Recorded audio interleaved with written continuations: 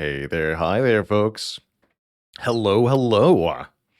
I'm feeling awfully mastered today. It's hard to believe the challenge is over, but so it is. Only took 9.5 months out of the year, which is actually a little bit less than I expected, quite frankly. Let me get our Slay the Spire up here.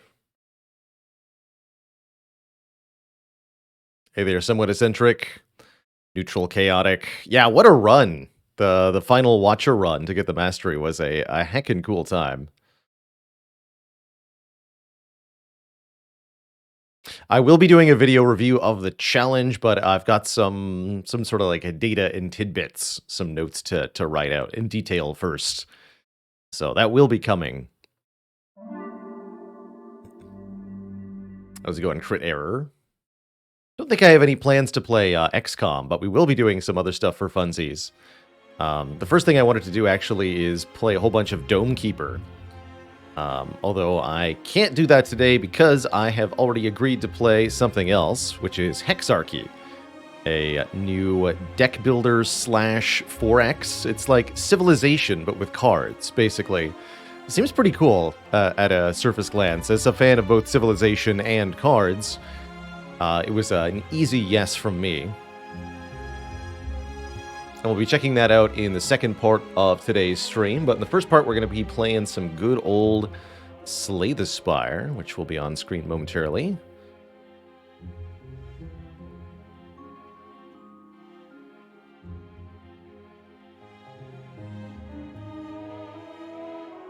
Right?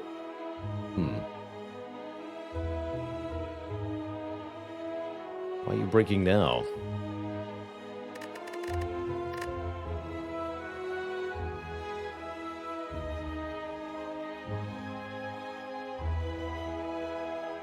There we go.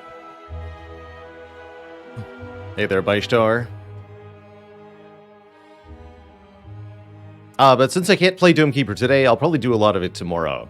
So I think that's probably the plan for tomorrow, is Domekeeper until I stop wanting to play Domekeeper. Which could be a while. Years even. No, probably not. At least a few hours, for sure.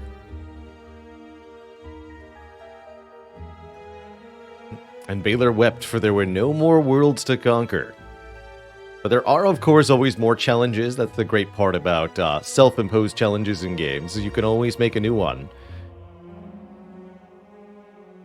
I'm looking forward to tackling the Spire in a serious manner soon. Plan to do some win streaking. See if we can't string some good old A20 victories together.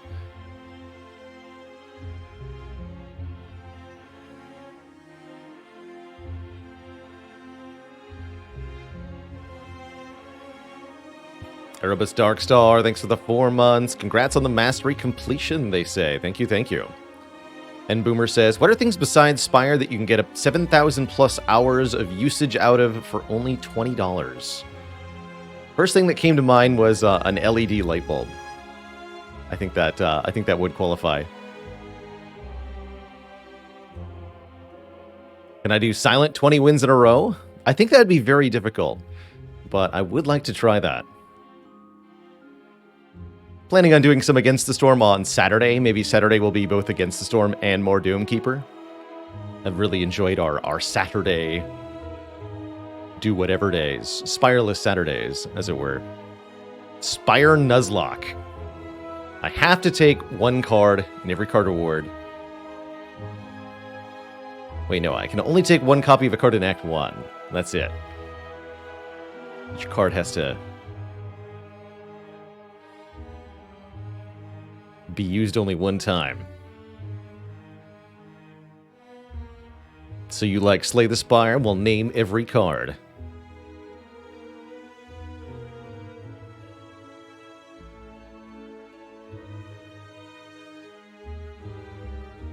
Can I say that I've improved significantly on the game compared to when I did the 20 win streak? I can't say that because I haven't played the game in a normal fashion since then, so I actually don't know. And that's part of let's just play some regular runs is, where are we at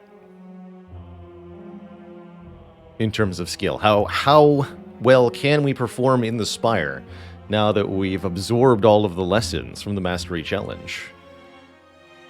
I feel like in some ways I started to get worse at Spire towards the very end of the challenge there. I don't think chasing down Clumsy necessarily made me a better Spire player. So I might have to shake some rust off, actually.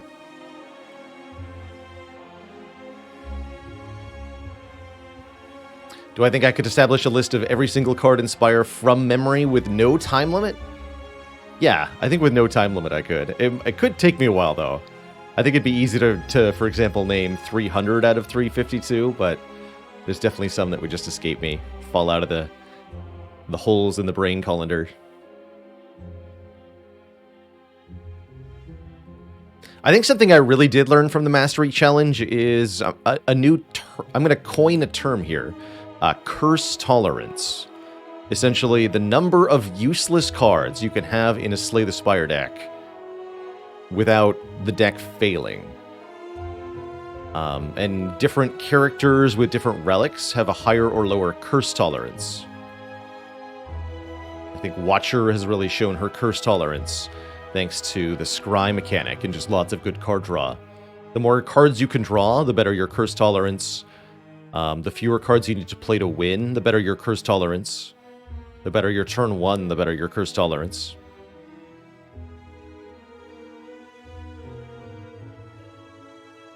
How's it going, Taoist Chuckle? We did indeed master life, the universe, and everything.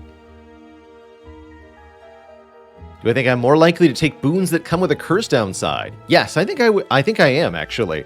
Because I think I've realized the situations where you can survive the curse easily. And so I can recognize the situations where it's worth it to gain the relic or whatever the upside is.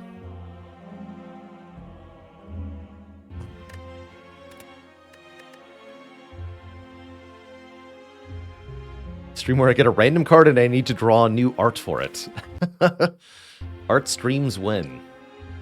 But yes, indeed, we finally did master Clumsy here on the Watcher. It was indeed the Cursed Key start that did it, so I'm justified in the boss swapping. And I think we got really lucky with Cursed Key into Pyramid, into Sacred Bark with 4 really good potions, into using all of this on the heart, and then destroying it. We only took 2 damage against the heart. It was a not just a win, but a decisive and comfortable victory. Excellent run. This run was in really good shape pretty much the whole time. We took almost no damage Act 3. Or Act 2, apparently. Yeah, we took almost no damage Act 2 either. So I guess the closest I came to dying was in the Guardian fight. Well, that's pretty telling.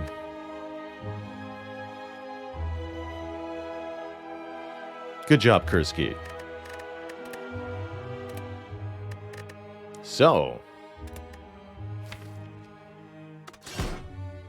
let's play some Ironclad.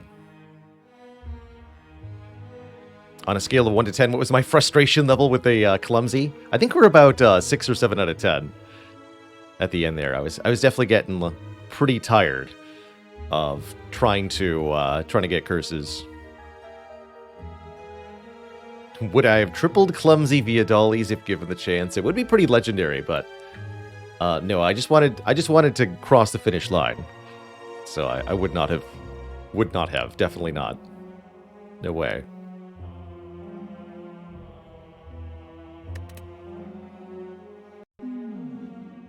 Good old time in the Spire. How's it doing, Ironclad? That is some elite dense pathing as we head into a Hexaghost Act. Looks pretty good, actually. I could easily be convinced to take either a common or a rare relic. I'm a big fan of rare relic on Clad because of how many of the rare relics are so transformative for this character. And I like rare relic going into Hexaghost, too. With the right rare relic, I could take 4 elites this act as well. That's technically true of the common relic, too. With the right common relic, I can take 4 elites. I'll go rare. That's one of the good ones. At the start of our 3rd turn, gain 18 block. That, to me, Twitch chat says we go 4 elites this act. 1, 2, 3, 4. Because so many of the elites in Act 1 hit hard on turn 3 specifically. This is 10 free block against Sentries, 18 free block against Lagavulin, 18 free block against Gremlin. It means we have 4 turns to kill Gremlin, too. The big boot thingy. And it's useful in some of the shorter fights also. Although not that useful. Beware, we're unchained. And unhinged. Boat thingy tier list. 2, 3, 1? No. Anchor's really good, though. They're all good. They're all S tier. Huh. And against 4 Act 1 elites and Hexaghost, I actually, unironically, think I take Rampage here. Over Perfected Strike. Perfected Strike's a perfectly cromulent early damage card. It works just fine. But in the very early game, Rampage actually does a great job here by dealing damage and scaling up. Get in here, Rampage. I guess I could also just take Bloodletting. Probably that's better, huh? This card is really good.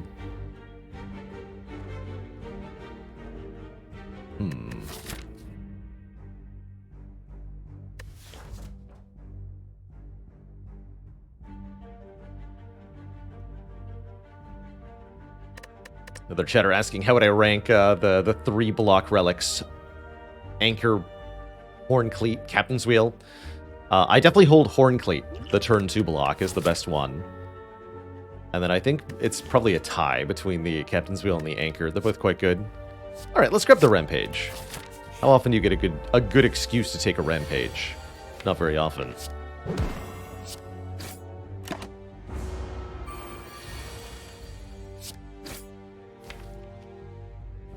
think I can double defend here. Read the 1 hit point, because we have the block on turn 3.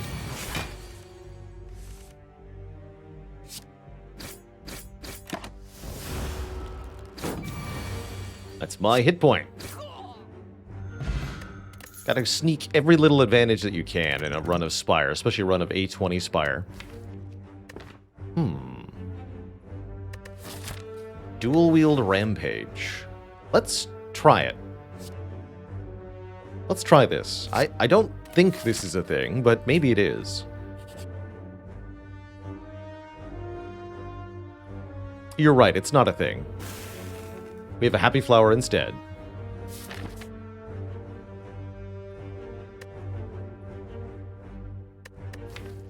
I'll take it.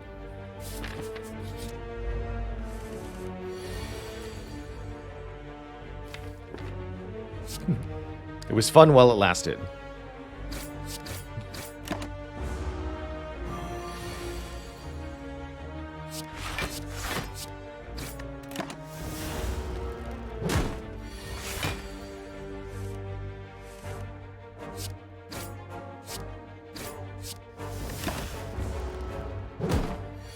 And now we should probably consider the Happy Flower.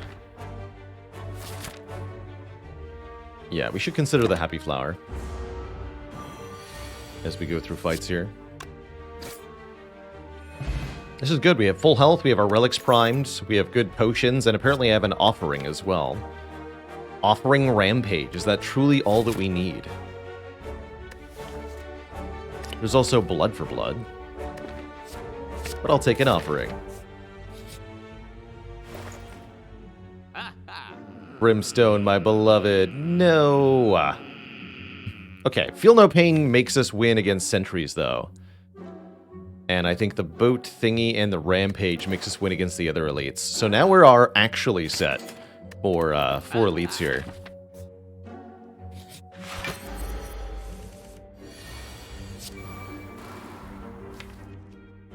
Alright, we need to wake this thing up next turn. Good. Probably Blessing of the Forge here. Upgrade this Rampage so that the damage scales better in this fight. With a side benefit of upgrading the strikes, too. Next turn I can play Bash and Strike, or we could Blessing of the Forge the Bash next turn. That's also pretty good. Let's do that. I want that extra vulnerable turn. Oh. My. Let's upgrade the offering, actually.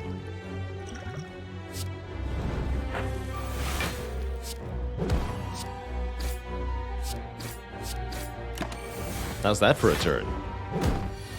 And then Happy Flowers on this turn. And replay the Bash.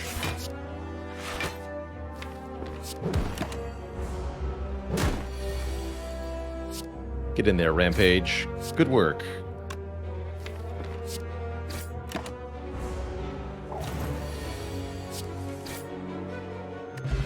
We get a Sundial. Sundial Rampage. Burning Pact? Dark Embrace? Oh my. Is this the legendary Rampage deck? Reflexes, thanks for the Prime sub. Welcome to the Cozy Sub Club. Yoink. This might actually be going somewhere. Somewhere crazy. I guess I upgrade the Rampage? It doesn't feel right. What is happening?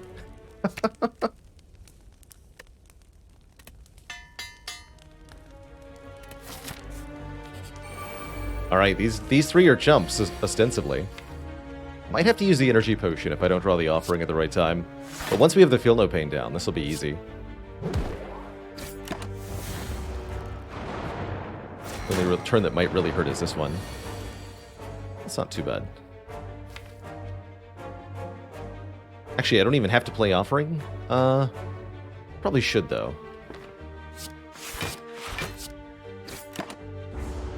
Probably should, though. He's drunk with power.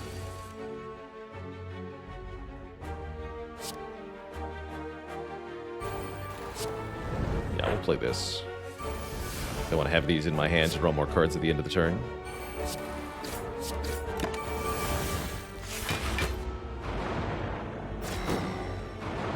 We shouldn't take any more damage now.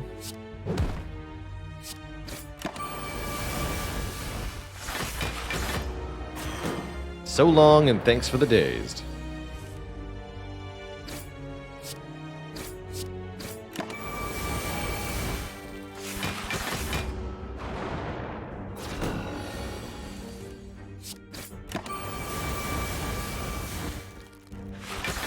Would Rampage be good on any other character? I think it'd be pretty good on Watcher.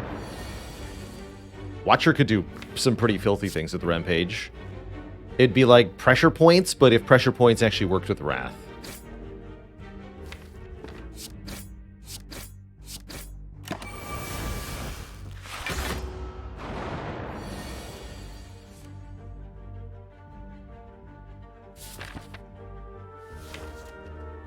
Trying to figure out how important it is to set up these other relics here. We can. Might as well.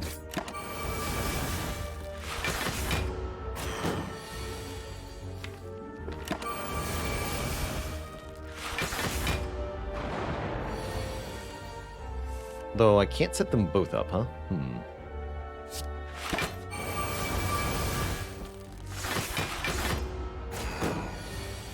Let's do it like this. Sundial on 2, Flower on 1. Get a Gremlin Horn. When an enemy dies, gain an energy and draw a card. That's going to help a lot. Come on, Burning Pact. Double Tap and Headbutt are actually both kind of nuts here. Double Tap lets us play the Rampage twice, which scales it faster. Sure. Get in here, Double Tap. How much more takeable would Rage be if it was a power instead of a skill? That would be Talk to the Hand, basically, and Talk to the Hand is really good. So I think Rage as a power would be really good. Definitely wouldn't be able to be free. Singing Bowl.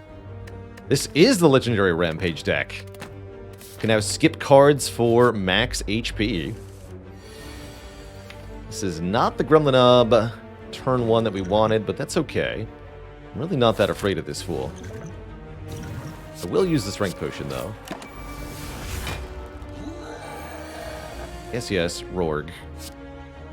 Have you considered a double tap Rampage to the face, though, sir? 15 plus 27. And then you're dead. Get a Champion Belt. That's my belt. When we apply Vulnerable, also apply Weakness. These aren't the cards I'm looking for. I want a True Grit. Does the rotating A20 win streak of 20 still stand? For now, yes. It's been more than a year.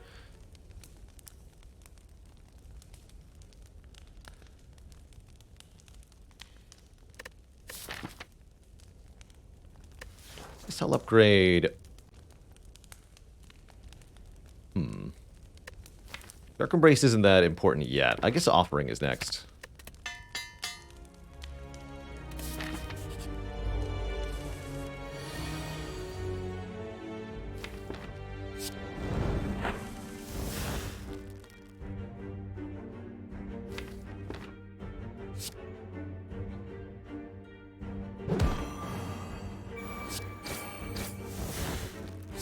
Akaw. Oops. Right, Gremlin Horn. My bad. Not much of a problem, though.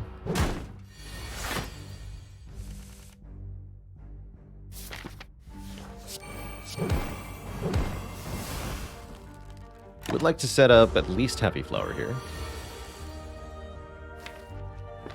I could try to set up Sundial. Doesn't seem that important.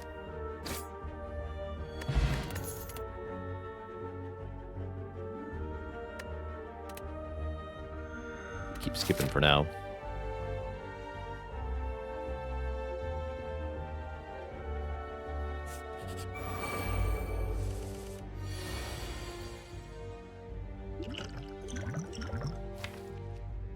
Let's Swift Potion this.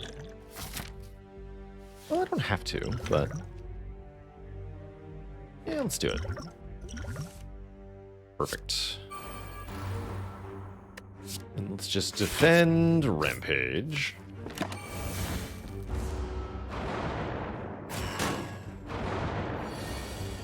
Once again, we just have to get the powers in play, and then this fight is well in hand.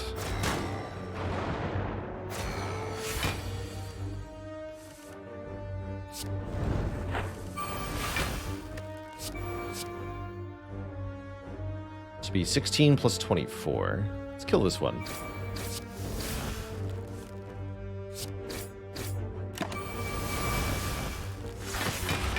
Does Bane with Envenom hit once or twice? Asks Striggle Muffin. Twice. It works as you'd want it to. Pretty sweet, actually.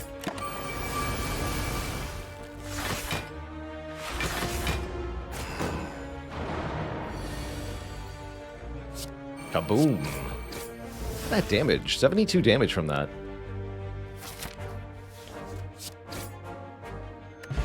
Toxic Egg. We add a skill to the deck. It is upgraded. That's a heck of a relic bar for Act 1 here. We did get through all 4 elites, no problem. Come on, Burning Pact or True Grit. Rage is here. That is a pretty good rage. Get in here.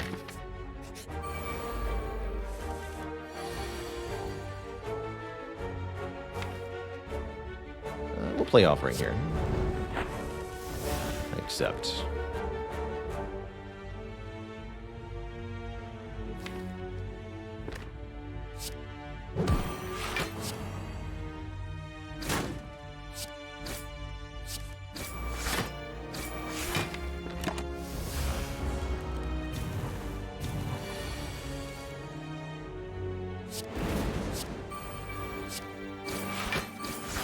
The blockification.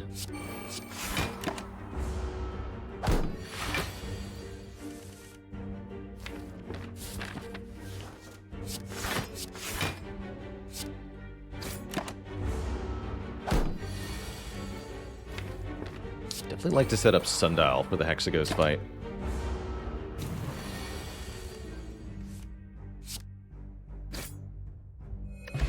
Got a fairy in a bottle. If we would die, heal instead. Or offered an upgraded dual wield. I'm not sure we want that, quite frankly. But we might need it to get through Hexaghost, is my current concern.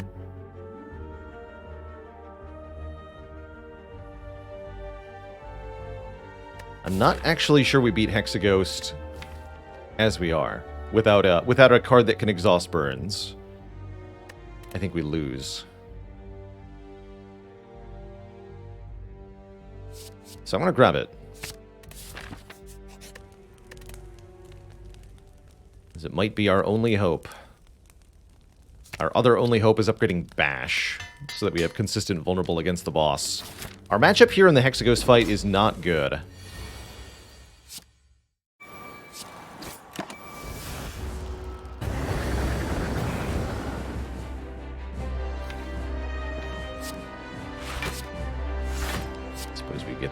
Need to put this in play. We're hoping Offering can draw us into the Rampage.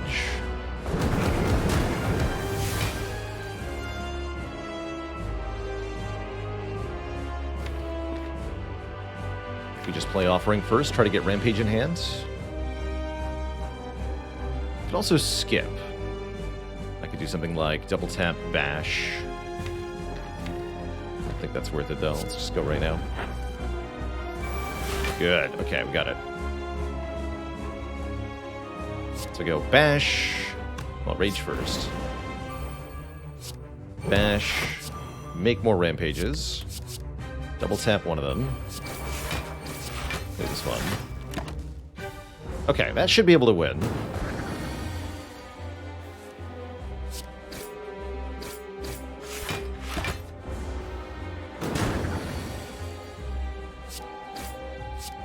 Boom.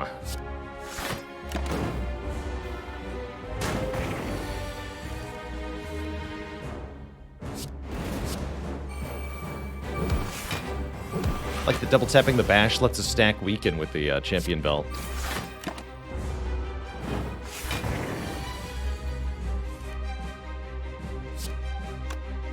Dual wield the Rampage. Note that Rampage copies its current damage, so these are all 32. And there you go, thanks to dual wield. I guess we could have just done Rampage Strike there. But thanks to dual wield, we do get through the Hexagos fight. I don't think that we would have successfully done that without the dual wield card. So good job, dual wield. The Fairy in a Bottle wouldn't have saved us because of the multi-attack nature of Inferno. Here's a card that can exhaust other cards, Fiendfire. Exhaust the whole hand, dealing damage for each card. The idea is you exhaust everything that isn't Rampage, and, well, things are good. Are we going to get something blessed like Pyramid? What's the boss relic pick here? Ooh, Cage could remove 2 cards. Removing 2 strikes will make the Rampage deck much more effective. Or we could take a Sozu, actually. That's not too bad here. Sozu. Give us more energy. And we get to keep the Fairy in a Bottle. You could also argue Crown, Singing Bowl, but there are a specific few cards we'd really like to find.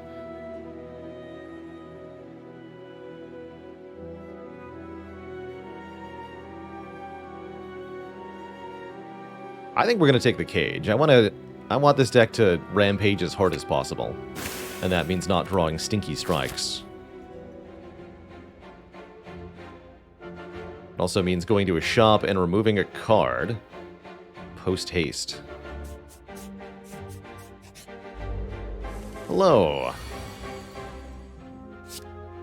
Goodbye.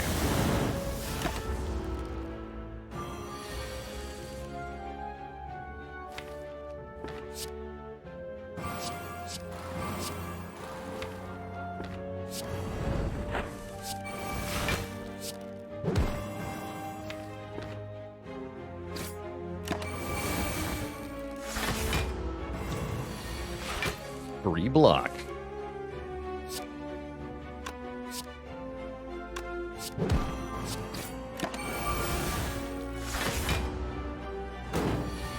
How's it going, Data? I guess there's some really well done coding under the hood of BailerBot that allows it to automatically read information from the game as I play it and helpfully dispense that information to everybody. Yoink.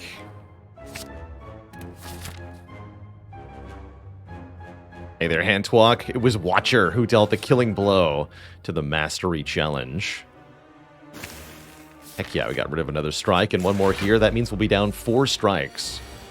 And a lot of health to the Shelled Parasite. Ow. With my face, though. But my face, though. Shockwave, double tap Rampage.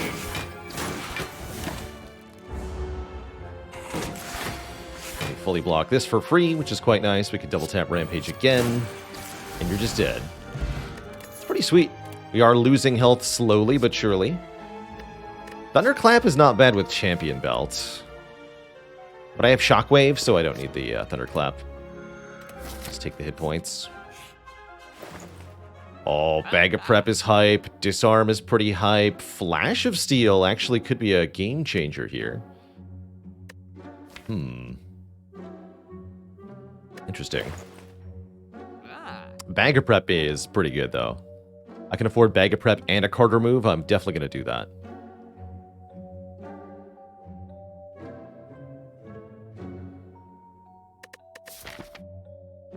Fighting Collector? Yeah, I don't need to disarm that much.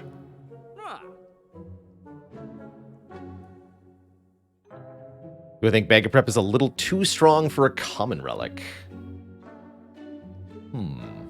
It is pretty good.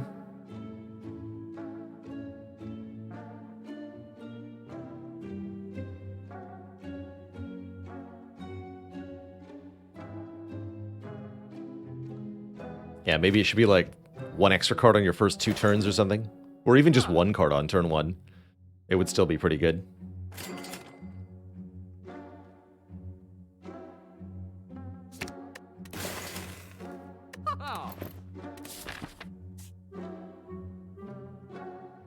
Alrighty then. Combats seem like they're costing us health currently. Any upgrades that seem essential? Yes, Dark Embrace is important now that we're in Act 2 and I don't have another energy per turn. Let's take an event here. Can take a Regret Curse with a lot of cash. Probably not worth it. Can have a lot of cards in our hand. I'll just take 50 gold, thank you. And let's upgrade that Dark Embrace right away.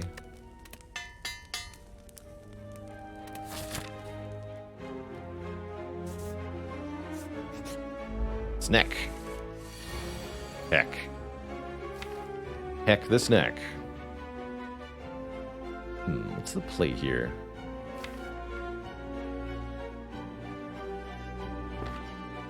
So Feel No Pain, Bash, Rampage. I think that is my choice.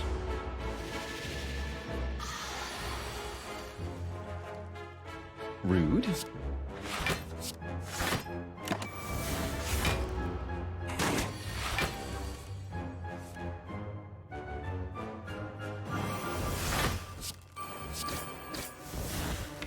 Could play Offering, but I don't feel the need to.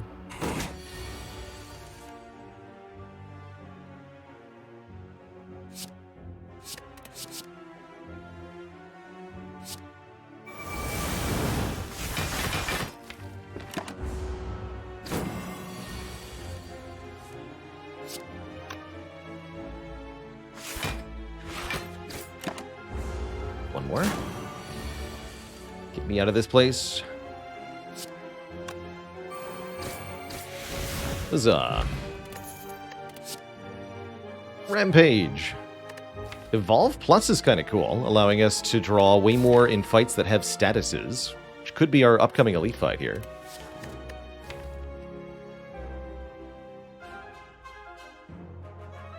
Mostly matters against the 3 slavers.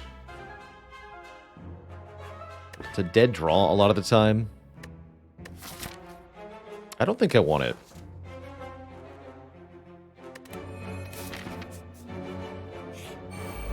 Book of Stabbing, not slavers.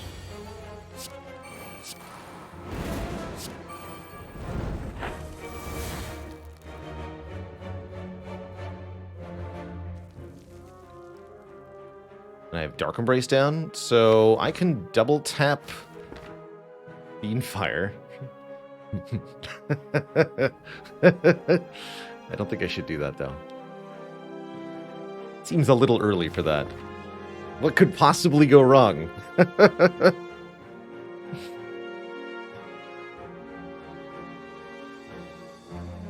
Yeah, what could possibly go wrong?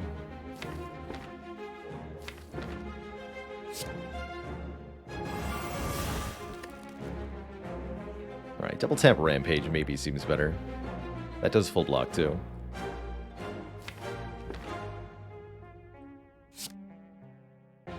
Cards were a mistake.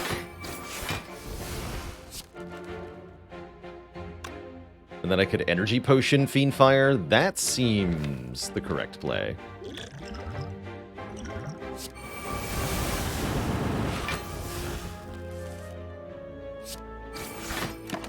Rampage deck, go.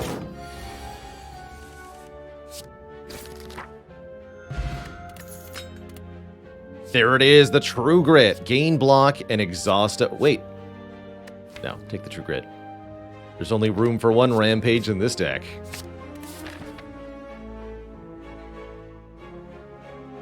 Zeknar, thanks for the 225 folk raid, bringing us to 1337. Total viewers, cool. Joining us for some fun A20 runs. You've stumbled upon just your average Rampage deck.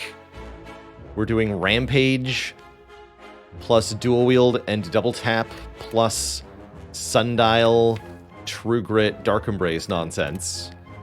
Like you do. And I'm hoping it works out really well.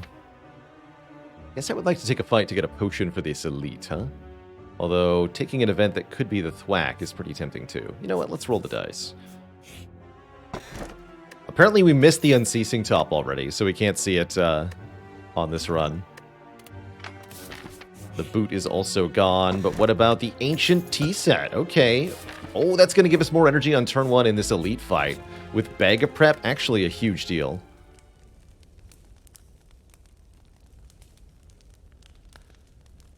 Feels like upgrading Fiendfire would help quite a bit. Hey, congrats on reaching A20, T-Pope. Well done.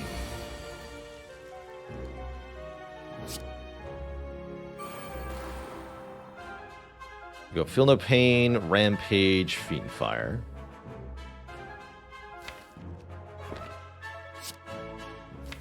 Or is it Strike, Rampage, Fiendfire? Yeah, it's probably Strike, Rampage, Fiendfire. Get rid of Bash? That's okay.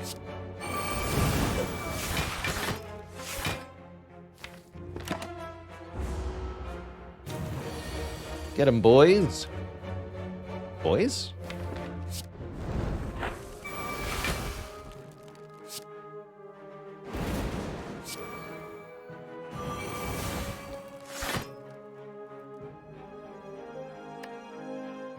We can go Rampage, True Grit.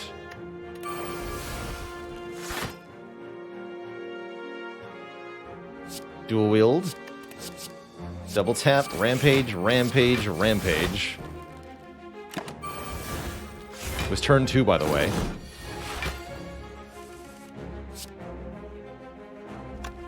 I guess we set these up a bit more for the Burning Elite.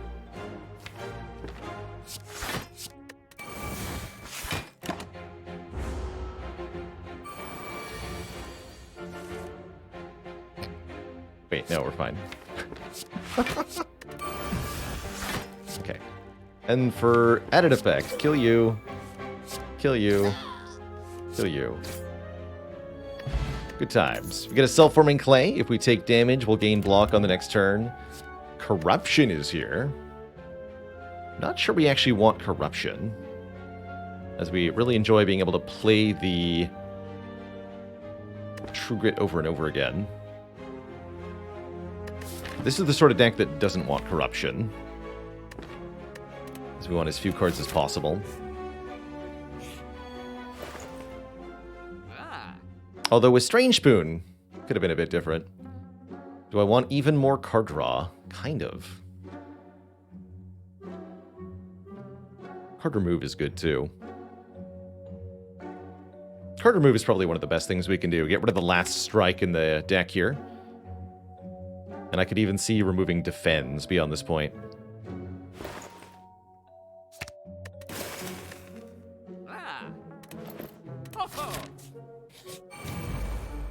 Plus Strength, Book of Stabbing.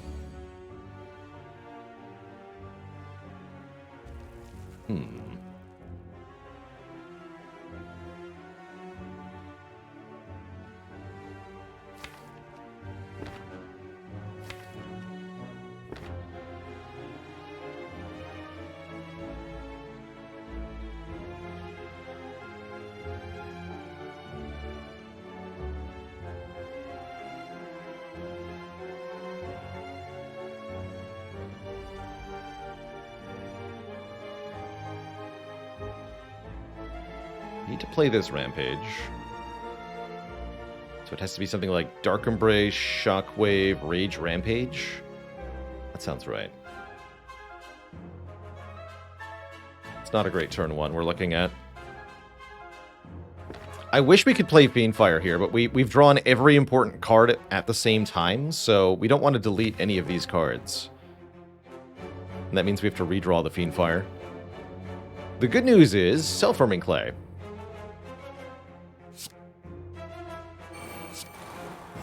Can't even play the Feel No Pain, is the really sad thing.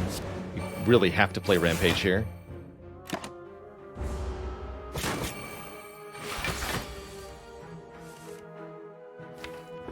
This is good. I think I want to be able to redraw the True Grit, actually.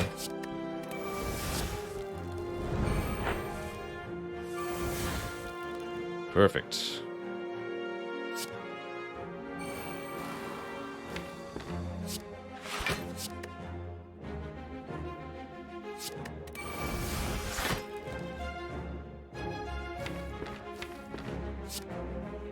Let's just go Rampage Fiendfire.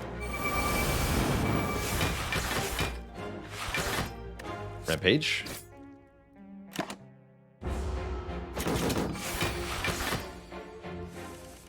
Rampage. This works really well. Really, really well. Letter opener's pretty cool. A little bit more AoE damage. Never hurt anybody. Or, wait. It's gonna hurt everybody. And Blessing of the Forge doesn't seem that good because everything's already upgraded. So, let's take a block pot. Wow. Even the double tap seems questionable as an upgrade. Let's just upgrade, Feel No Pain.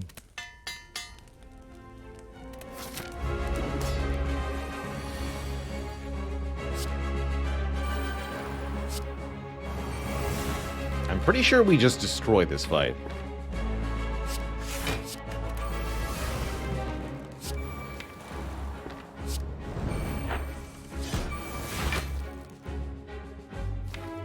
Where's in the bottom, huh?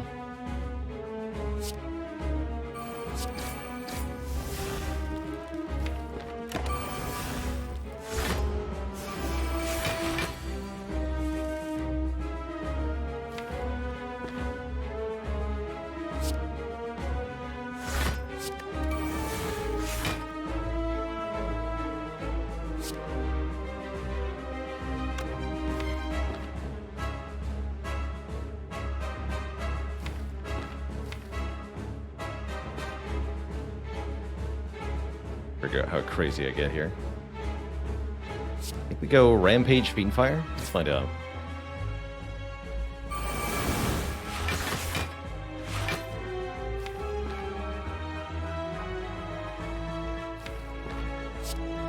Let me just wait. Losny, thank you so much for the 2 full years of support and the Prime sub. So now we can go Rampage Trigrit. But we only draw 1. Really need to dual wield that,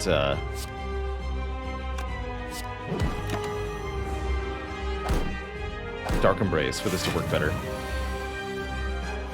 Looks like we're there, though.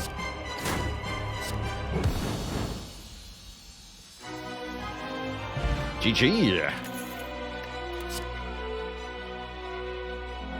Brutality self-forming clay is kind of a thing. Impervious just seems no-nonsense effective, though. Give me setup time. Take the setup time, thanks. Snecka Oil seems dangerous. I should have taken Brutality. I guess Coffee Dripper is fine. So is Slaver's Scholar. Coffee Dripper is better, though. I do want more energy here. And we have healing from Meal Ticket as well as a backup in a Farina bottle, so let's just take 1 more energy per turn. Quite curious to see how well we can scale this into the late game here. We still want to keep removing cards. The less cards we have, the faster this deck starts rampaging. And we'd also like to add more card draw sources, if possible. What the heck?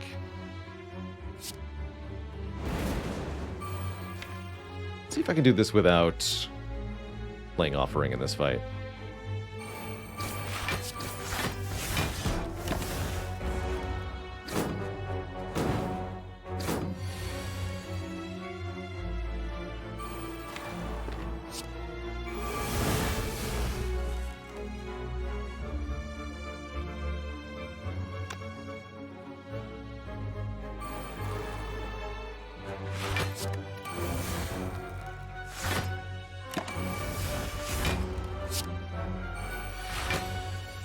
Obliterate the Exploder.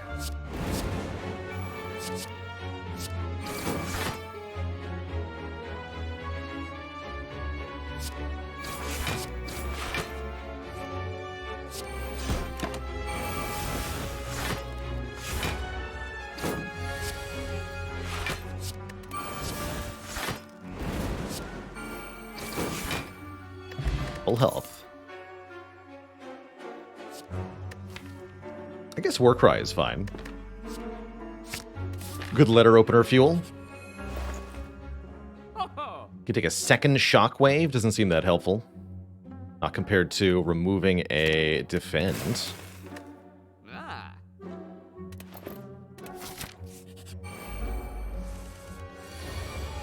Now we're talking.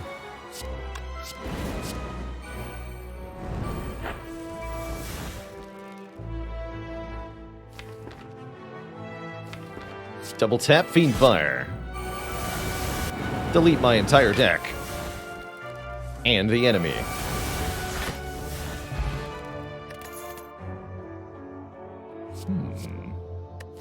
Havoc seems wildly dangerous here. Don't take that. Entrench could have been good with a barricade. Don't have a barricade, though. We don't need no deck. When do you generally want to pick Warcry? If it's upgraded, it's a free-ish card. I like it with Fire Breathing and with cards that are combo-y, like Flex. You could think of Warcry as letting you retain one card for next turn.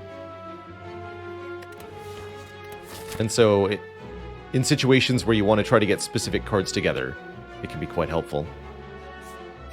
Or if you've got lots of exhaust synergies, it can also, of course, be quite helpful. Alright, this deck should be actually set up to kill the Transient, I believe. Pretty sure we just win.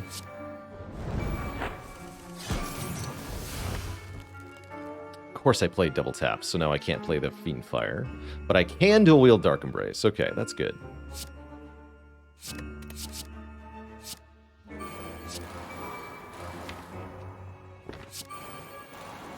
That'll do.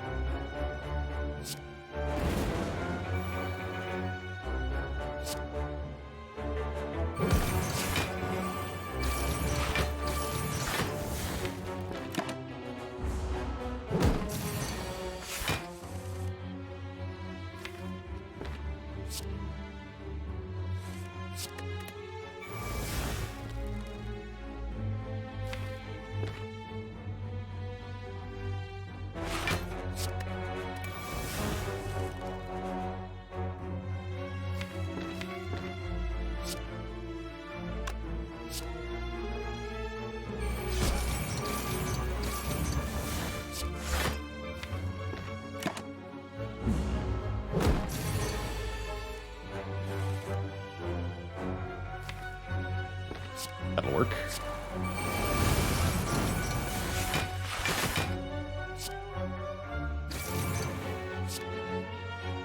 Question is, do I have enough cards? I'm clear.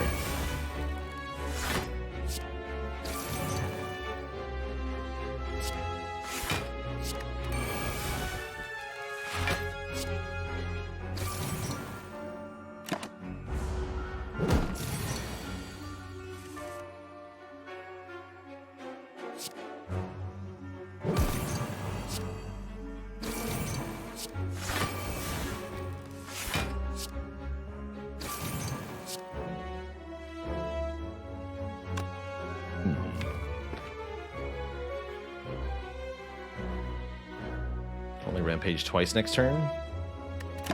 Don't think we quite get the kill.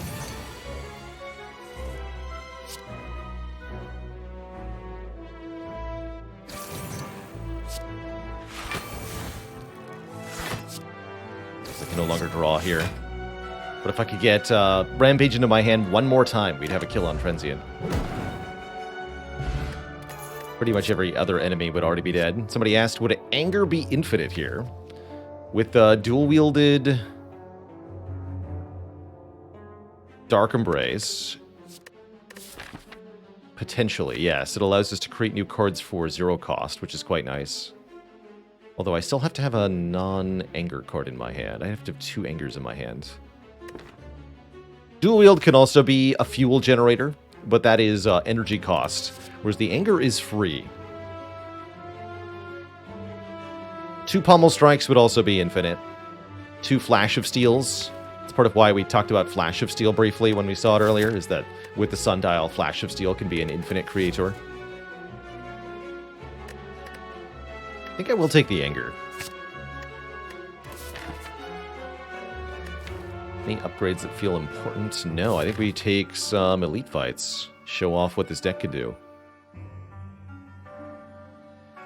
Fight. Uh-oh. Where's your Spiker God now? Terrifying.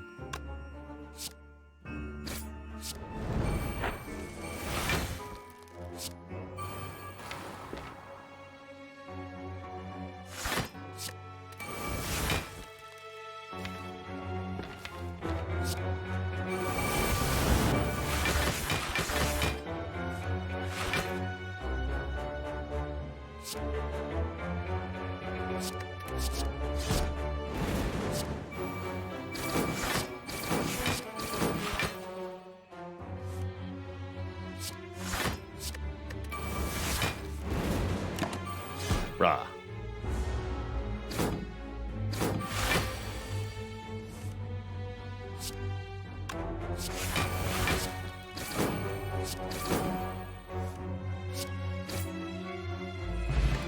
Elixir is pretty cool, allowing us to exhaust any number of cards from our hand. Body Slam could be a fun damage supplement, but this is a Rampage deck. Thank you very much. Take an Elixir. Seems like a good potion for dealing with statuses, should we encounter any that we don't like.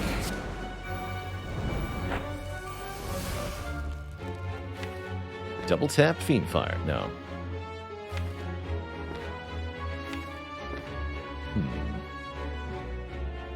Am I correct in assuming that I can just do a silly thing?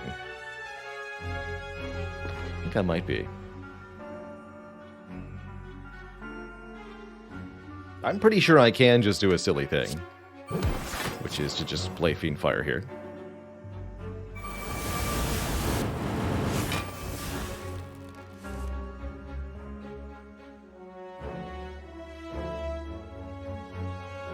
And then we can Rampage.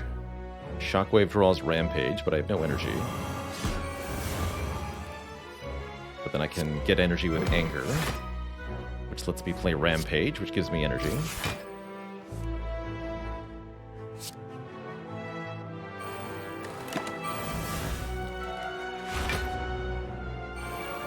All right, and now I can do the silly thing. So here's the really silly thing. Rampage on the dagger. Scales the Rampage, kills the dagger. Kremlin Horn draws one card. Guess what? It's Rampage. Rampage kills the dagger, draws a card. Guess what? It's Rampage. Rampage kills Reptomancer. And we win. I'll take another Warcry.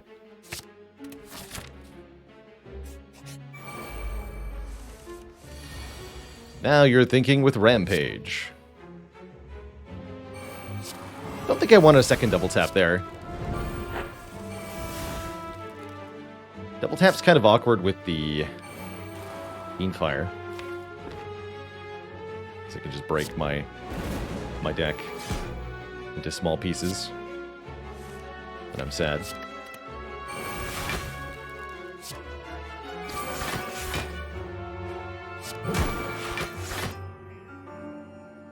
Right, that one's fine.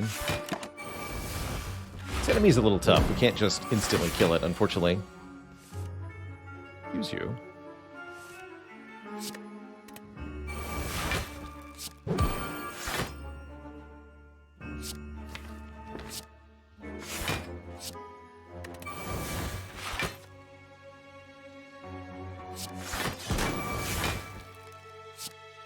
Might get cursed if I play a Rampage here. Let's not do that.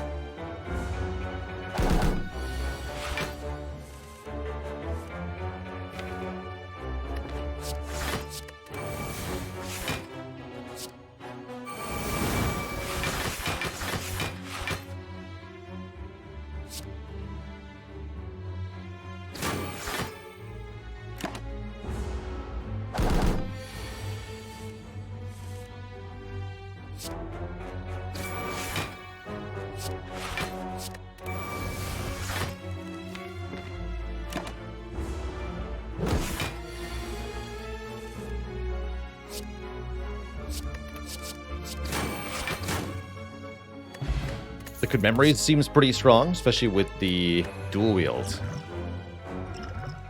I might lose the Fairy. I think I'm going to, because of how strong that is. Or one fight in particular. Fight some more elites here. And making Rampage work is usually considered a challenge. It's true. How afraid am I of the Maw? Not at all. Should not require a potion. Not even if you roar, get me.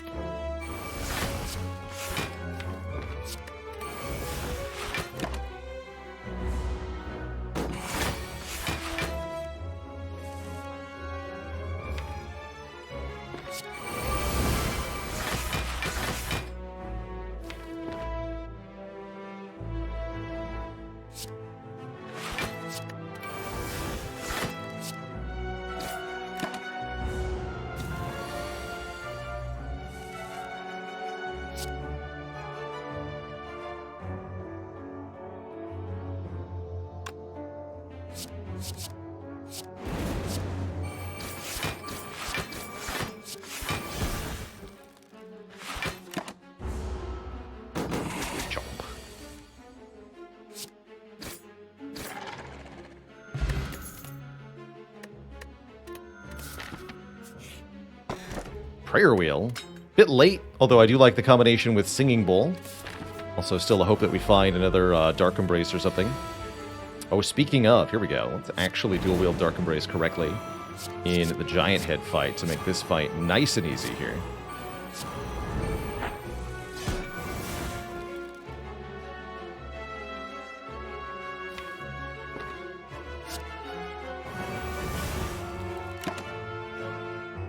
Hey there, Neck. It's good to be done with a challenge, that's for sure.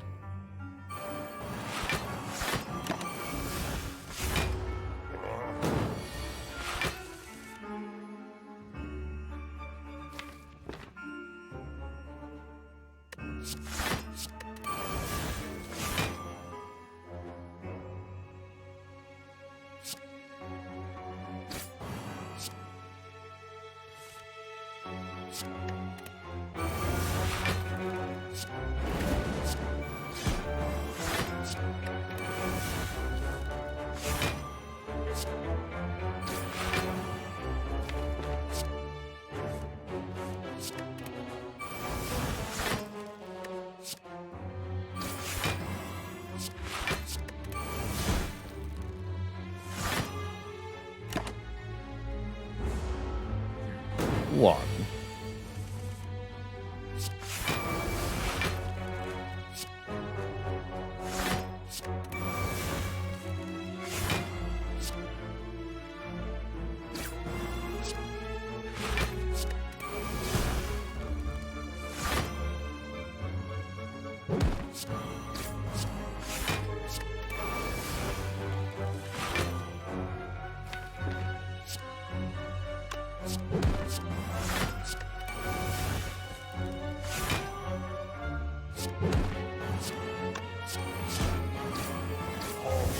GG, Mr. Giant Head.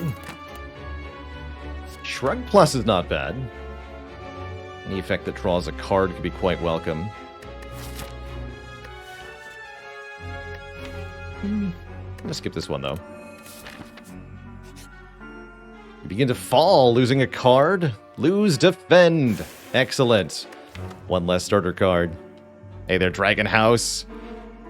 Thanks for the congrats. It's still crazy. It hasn't clicked to me that we're truly done with this challenge that we've spent so much time now working on. Hard to believe it's all over. Not the Defend. Anything but the Defend. You land with extreme grace. Not just ordinary grace. Extreme. Oh, Dolly's Mirror is here. Okay, we are going to use Dolly's Mirror. And I am going to duplicate, I think, Dark Embrace, so that I don't need to dual wield it in order to do the thing correctly. Yoink. Could also consider Pummel Strike here.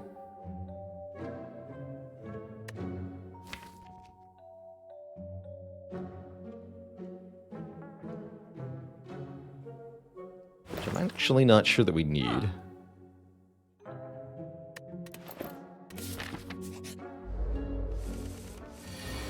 Yeah, imagine actually using a mirror to make the deck better. Just imagine. No True Grit, huh? It'll be fine.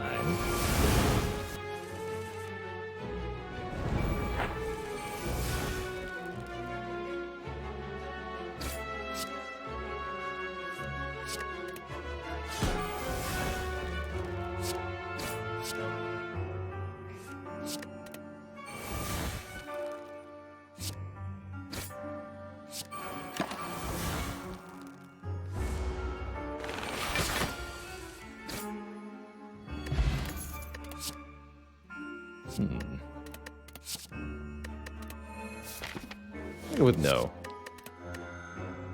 You have 101 hit points. That's pretty good.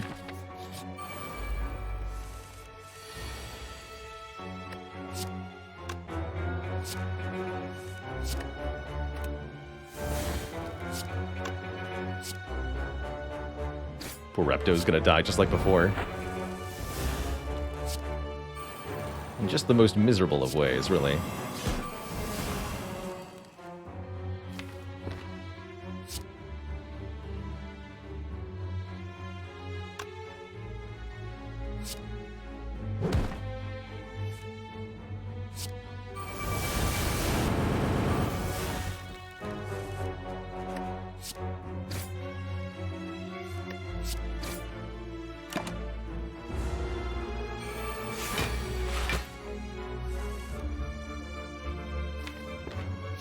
On a rampage.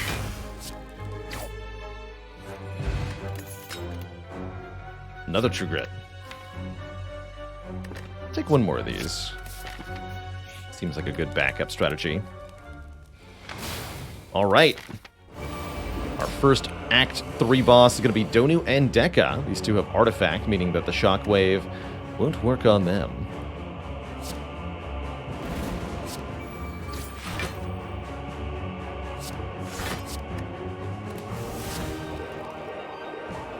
Not on the first try.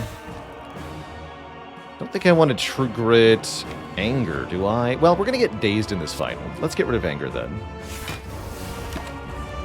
I don't need it. Since we have unlimited cards thanks to Deka. Although not unlimited hit points, notably. Ow, my face.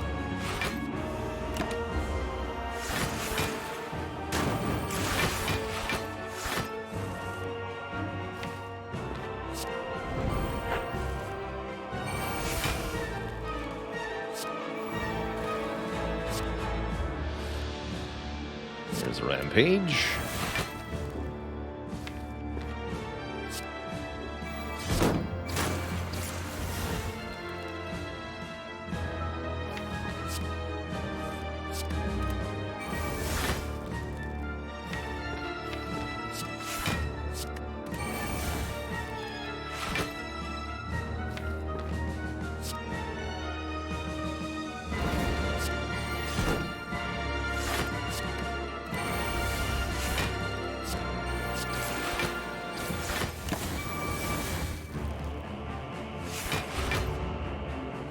Slight misplay, actually.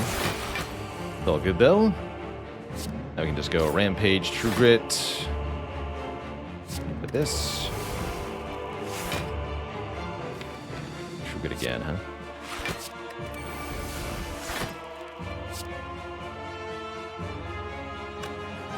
This is fine.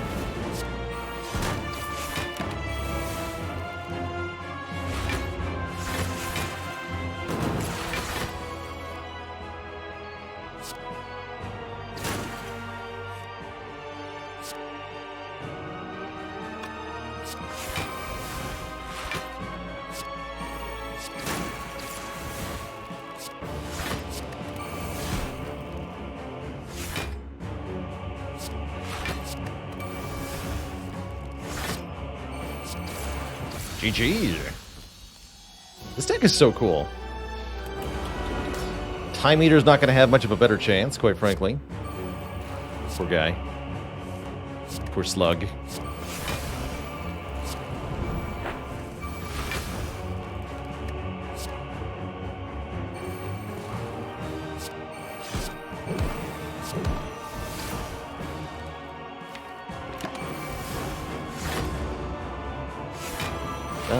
Company.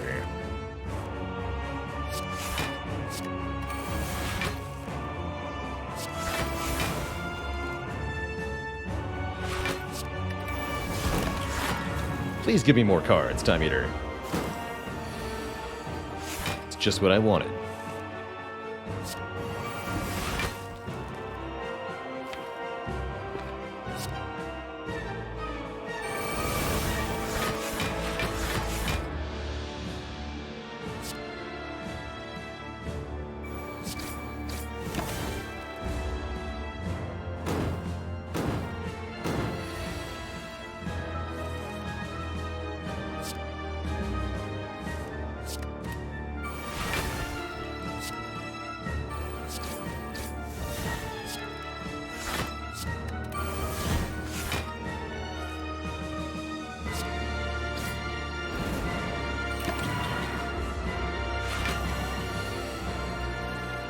GG, Timbo.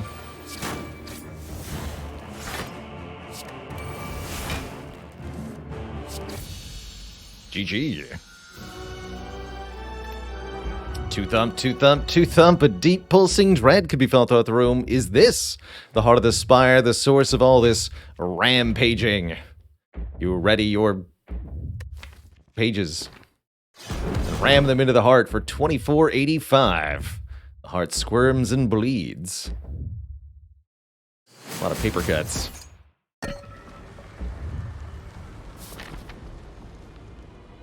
Some paper cuts. I guess I'll upgrade double tap. Just be very careful with Fiend Fire.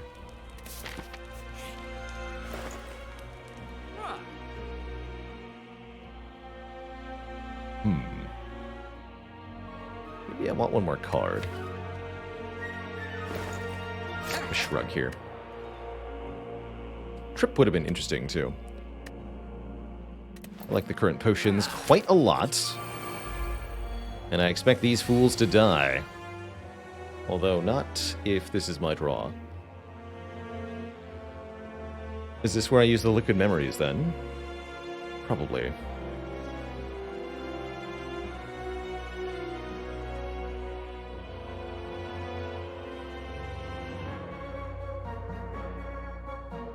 But then next turn...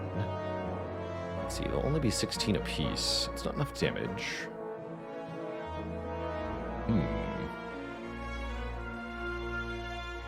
Very tricky.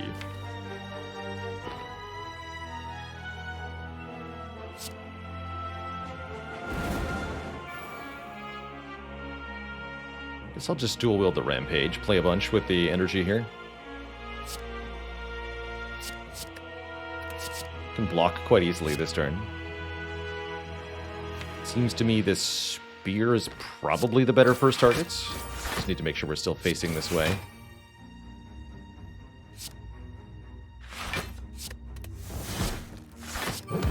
It's a full block. We only get 3 draws this turn, though. Depending on what they are, this may or may not be good. Good.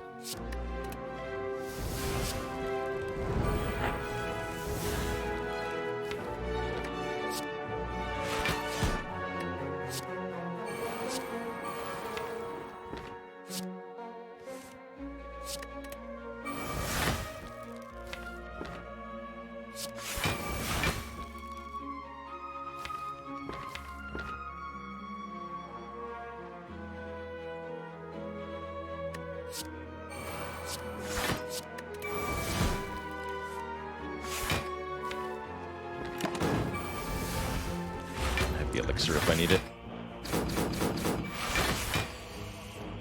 I think we're pretty good though.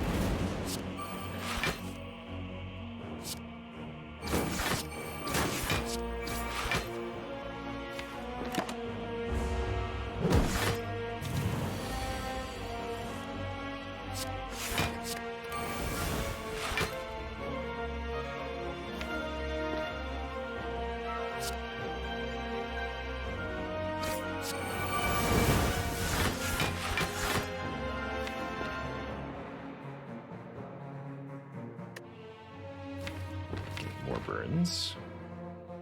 Guess I can just double tap this Rampage. We gotta finish this soon.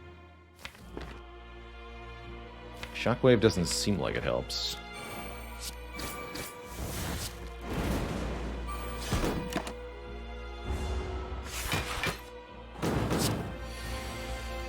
This turn could be really nasty, depending on what we draw here. Good.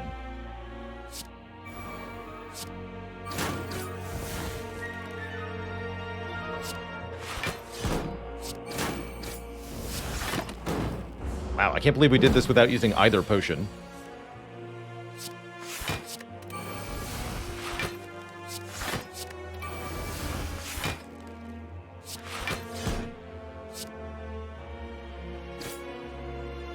Cool. Get a bag of marbles, which will also apply 1 week on turn 1, thanks to the champion belt. And finally, at the very end, we get a Burning Pact. Exhaust a card, draw 3. I'll take it. Gilladelic with the 18 months, the year and a half of sub-portage. Thank you, thank you. Butters Clam, thanks for the 100 bits and the congrats.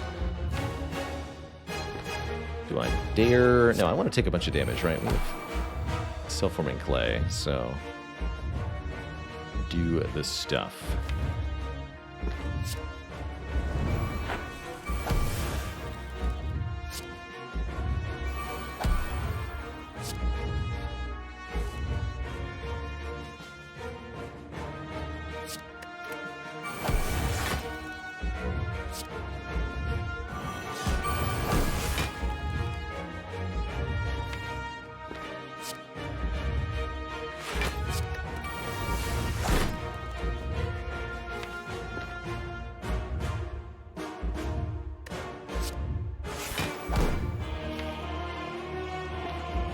This is fine.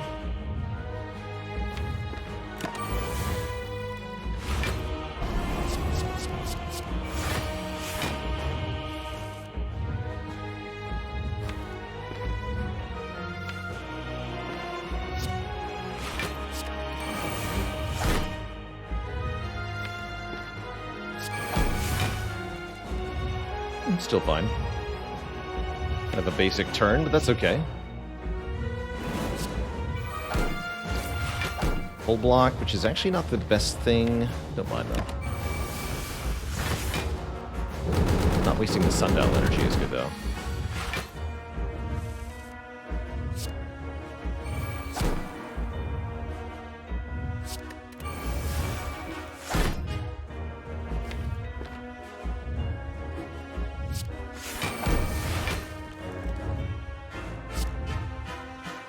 Let's just go rage, double tap. Rampage.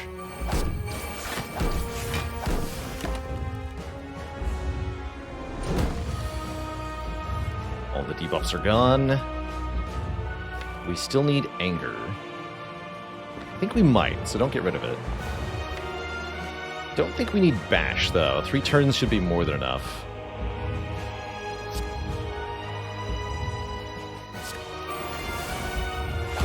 At least I'm hoping it will be.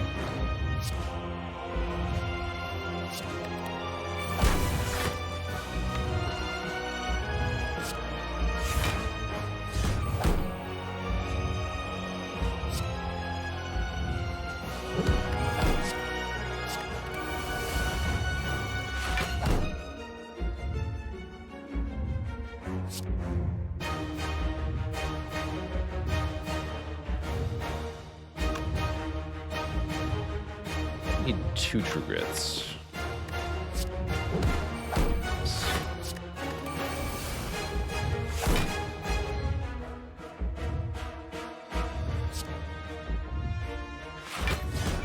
So that mistakes were made.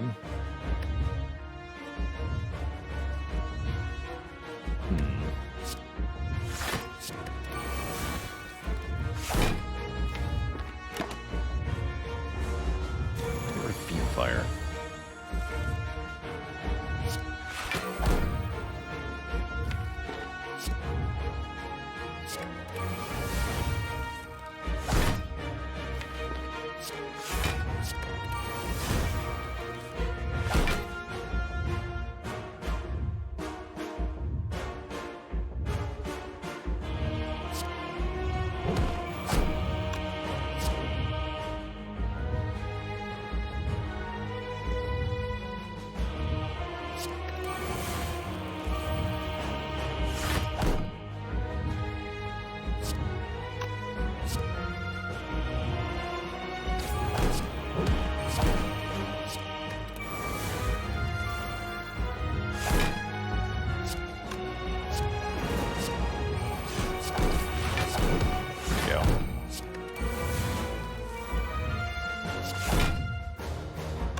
yeah, this is actually insane, right? Because we can just infinitely do this. Technically, we don't even need the Rampage. We could just do Anger Burning Pact over and over again, but it's way more interesting if the Rampage is here, right? Let's get rid of double tap then. Mad Rory, thanks so much for the incredibly generous 20, count 'em 20 gifted subs. Welcome one and all to the Cozy Sub Club. Still hard to believe the Mastery Challenge is at its end here. Let's just get this Rampage higher damage here for a minute.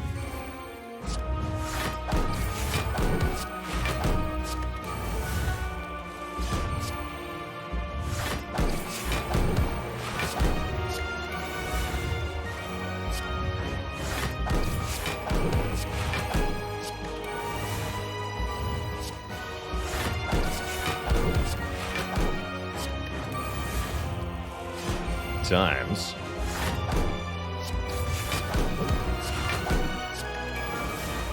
It's a fun little infinite.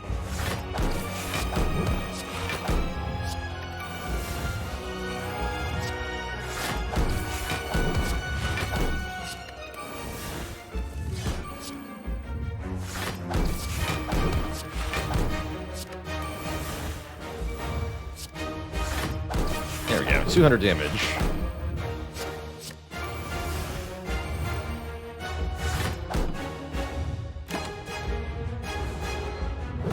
I didn't even need the potions for the hard fight either, actually. We have an exhausting number of cards in our hand effect available should we need it, which I don't think we will.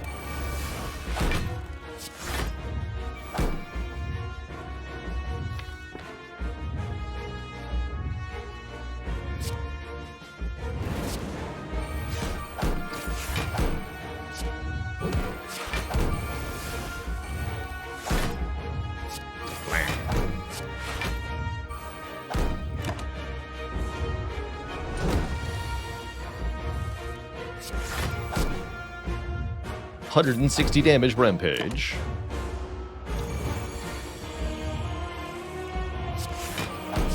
GG.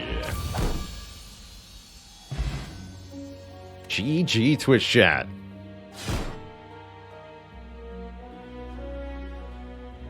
We've gone on a rampage and crushed that heart.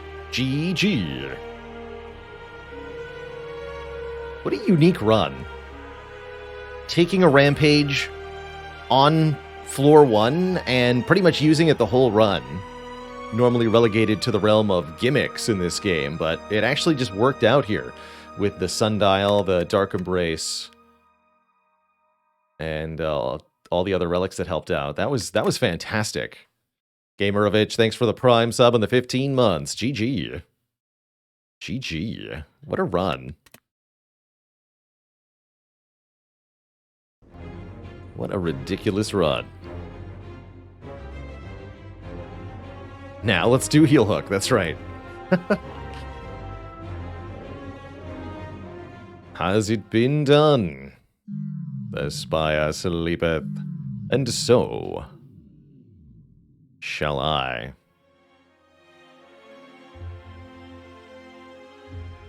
Yeah, it could have just as easily been Body Slam or Blood for Blood instead of the Rampage, but I'm glad it was Rampage on this run. Such a cool thing. Next up, we're going to do a little bit more Spire, probably one or two more runs before we switch over to our sponsored game today, which will be Hexarchy later on. Before that happens, I'm going to take a quick break, refill the leg, stretch the water. When I return, there'll be some more Spire.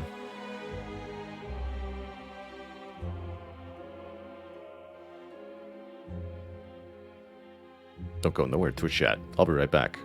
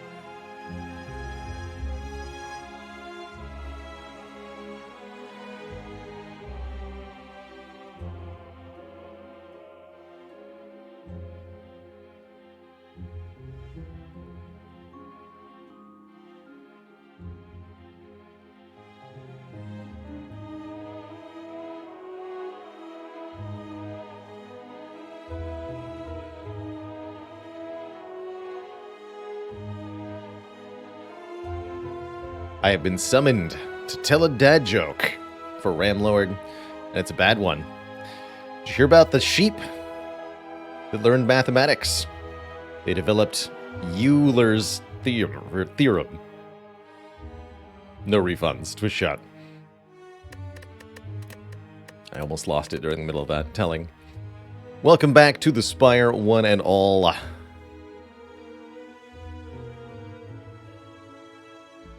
McLow, thanks for 25 months. It's good to be finished.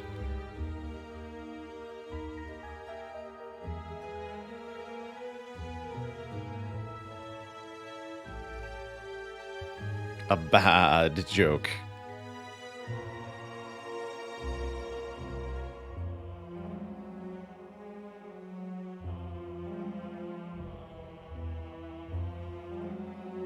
May as well have written our own eulogy.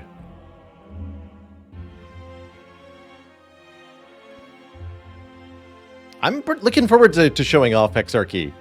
As somebody who is a fan of Civilization and a fan of deck building, it seems like an interesting merger of the two. So I'm curious to show off how it plays. Ostensibly, it's the experience of Civilization, but packed into only a single hour. So we should be able to complete an entire game.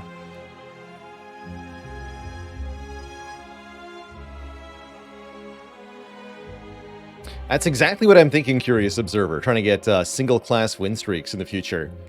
Not quite ready for that yet, though. I just want to do some rotating, sort of unshackled funsies runs and see what happens if we just play A20 like we're trying to win. We just had Rampage.deck occur, so I think this approach has already paid off big. Let's see what Silent can do. Greetings, Jews.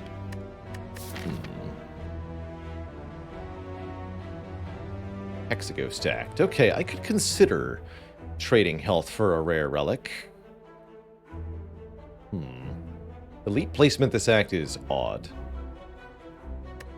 Other options are upgrade or snipe. Could I snipe?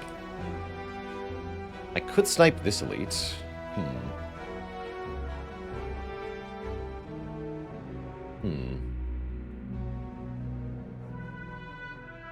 Pretty likely via this path.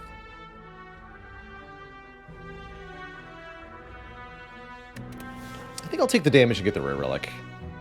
Gambling chip as a starting relic on Silent. I like it. That is definitely going to put us in a position of initial power. Let's see if we can add to it with a potion or two.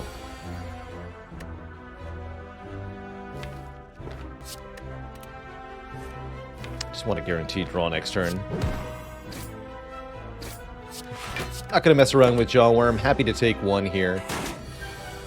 This fight can often go quite badly for Silent. So the idea is to use Gambling Chip to sort of optimize your initial draws.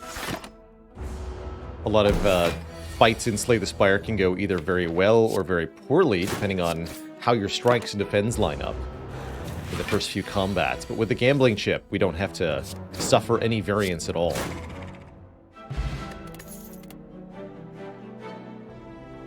Two thoroughly mediocre cards.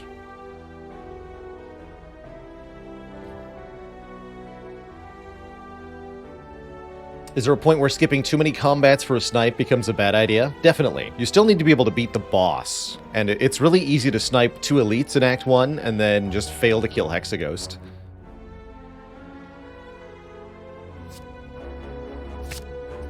Take the Cloak and Dagger over the Quick Slash. I think it's got more long-term potential. And I probably don't take the two upgrades, because then I won't have any hit points left. We could rest here, I guess. Two upgrades for the price of one is pretty good. Basically, all our upgrades are the same. You know what? I will take this deal. Two strikes is actually very good. It's the best damage upgrade we could have gotten, essentially. No complaints here.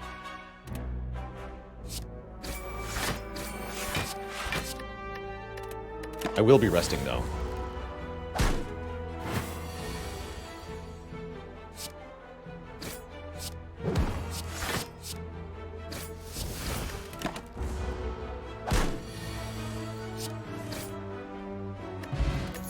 I'm not actually afraid of taking damage in most fights because of the gambling chip with the Ring of the Snake. Dagger spray. Fighting Hexaghost, right? That means we have to take a deadly poison. Well, maybe not have to, but we should take a deadly poison so that we don't get trounced by our act boss. Still no potion has manifested. That makes me want to... hit the shop, perhaps. Yeah, we need to invest right now to be able to beat an elite.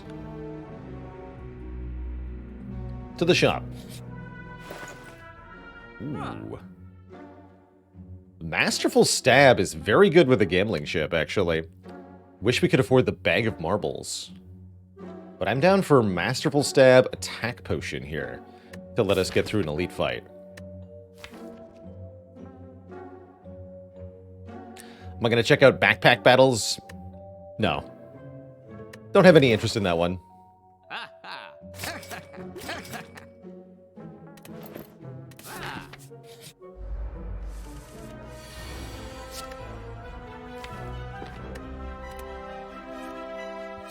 Endless Agony is also pretty good with gambling chip. That's true.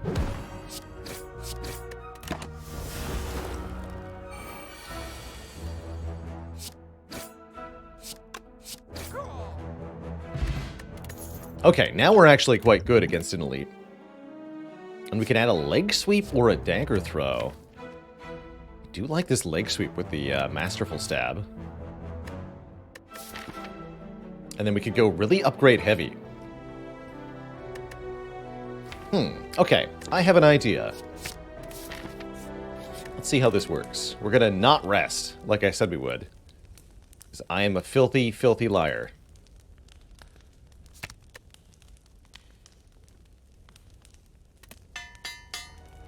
Masterful Stab seems like a bad card. What's the upside? The upside is efficiency. 0 cost, deal 12 damage. As long as you can play the card before you get hit. It's 0 cost, deal 12. And right now, with 7 cards drawn on turn 1 plus the gambling chip, we can almost always draw this on turn 1 for a guaranteed free damage. And that's going to allow us to get the edge on many different foes. In many different situations. Do I just gamble everything here? I think I do. Yeah, front load. Front load is the key here. Wow, we didn't actually get it.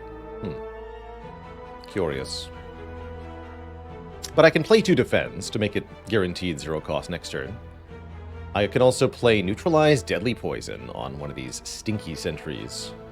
Goal is definitely to kill one of them ASAP here. I'm happy to use both potions in the pursuit of this, so I guess I'll use one of the attack potion right now, and then evaluate. We get all-out attack and Finisher. Finisher could hit 4 times this turn, so I can kill the middle one easily with Finisher. As that would be 24 damage.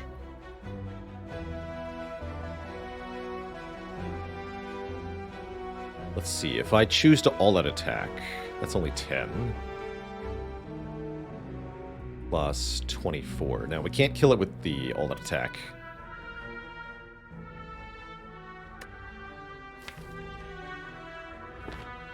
I think I'll take the Finisher, then.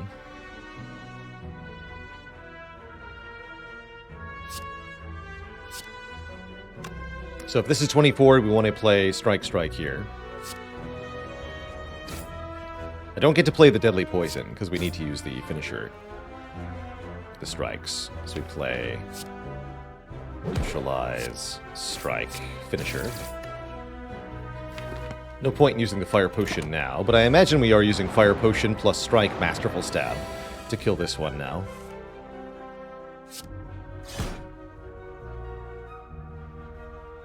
Yeah.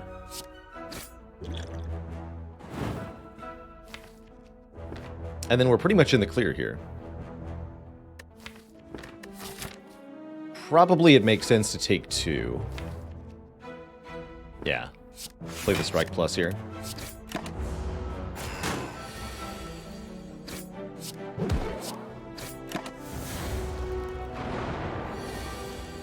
Okay, we do get dinged for 5 more. That's acceptable. Within acceptable parameters, as they say.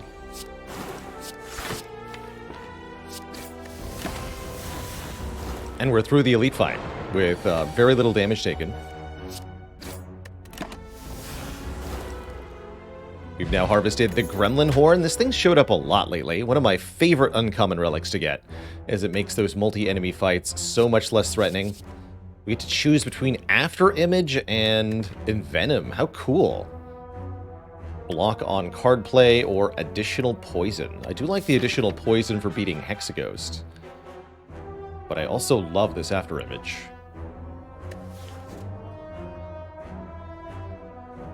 Take After Image. The mod that shows our potion chance is called Info Mod. Exclamation point, Info Mod.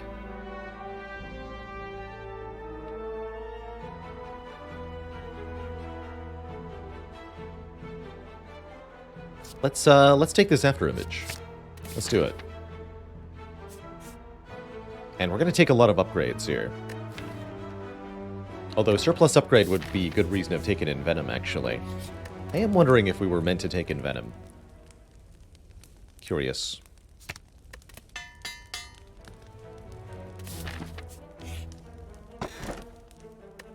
I don't need curses anymore. How fun. Let's actually take an Omamori and feel good about it.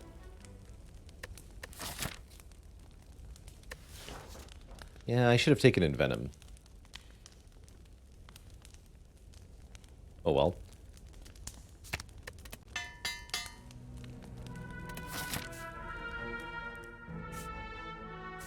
I guess I want more combats because I want more card rewards. Yes. Although Omamori does encourage taking an event here. I shan't.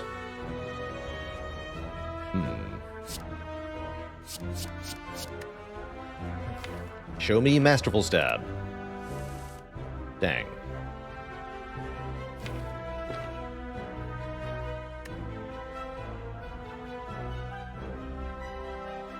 Alright, we can break block on all three of them, though. Easy peasy.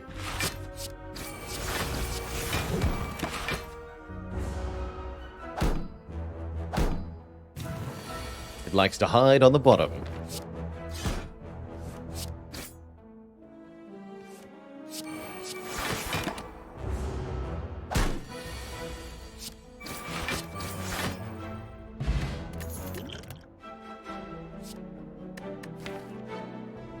In a pinch, a Poison Stab will do here. Don't love it, but I will take it. And upgrade it. And that's good enough to kill Hexaghost. One deadly poison and one Poison Stab. Ought to be enough, anyway. Yikes. Terrifying. Profoundly terrifying.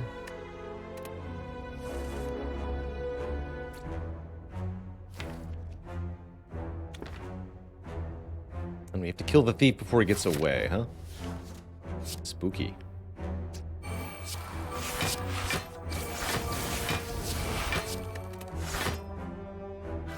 Very spooky.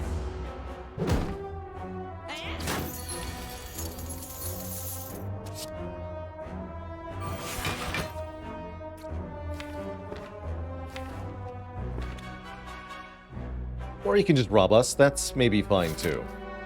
Just don't kill me.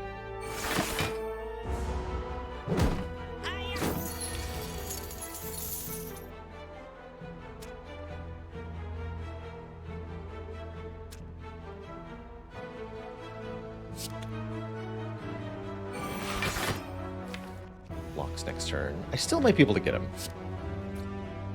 Playing without using the Fear Potion. Let's see. If we can apply poison, we might be able to do it here.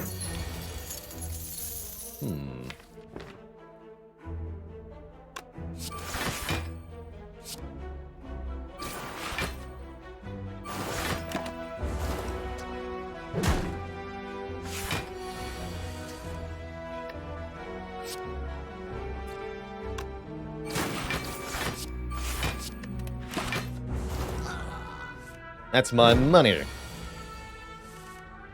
And I want it now.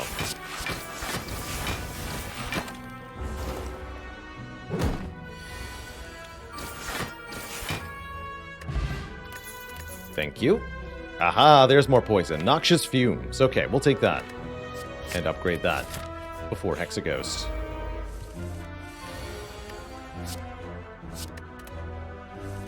Finally get the early Masterful Stab. Good.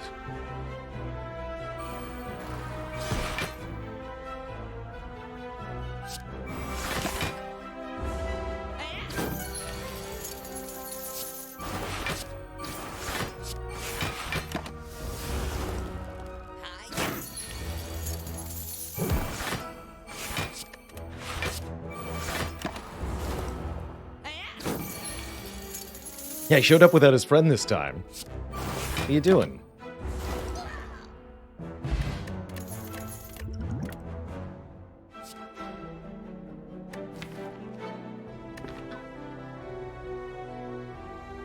I think Die Die Die really helps in multi-enemy fights for this deck. Big improvement here. As we go into Act 2. Great with the gambling chip as well. Might be worth an upgrade, but let's upgrade Fumes first.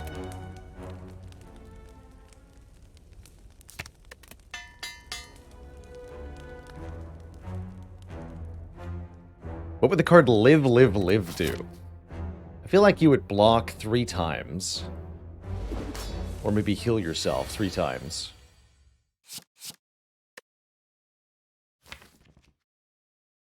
You don't need Hexaghost to be weak next turn. I want the poison. There we go.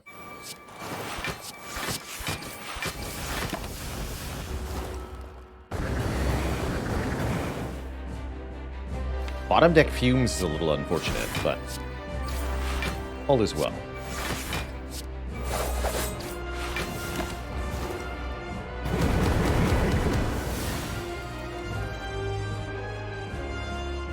What about the card Live, Laugh, Love?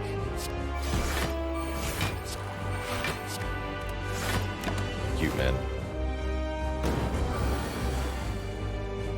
Alright, the poison must flow. Are we going to kill in time here? I'm actually not 100% sure. We do have these potions as an emergency damage measure. Bottom deck Deadly Poison's pretty bad here. Let's take 1 to deal 6. Does feel like we're in a damage race, but we might not be winning.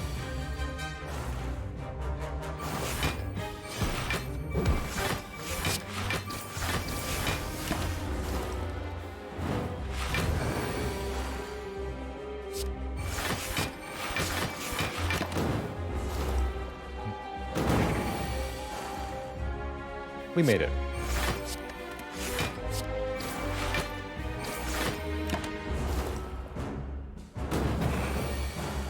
GG. Both potions preserved. We're looking pretty good into Act 2 here. Give me the money. Do I want a Tools of the Trade? Not a whole lot. None of these are spectacular rare cards. I'm perfectly happy to skip. The deck as it is just fine. Would have loved a Corpse Explosion or something, but that's okay.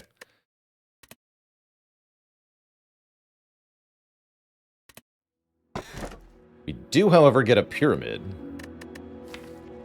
which I'm going to click on.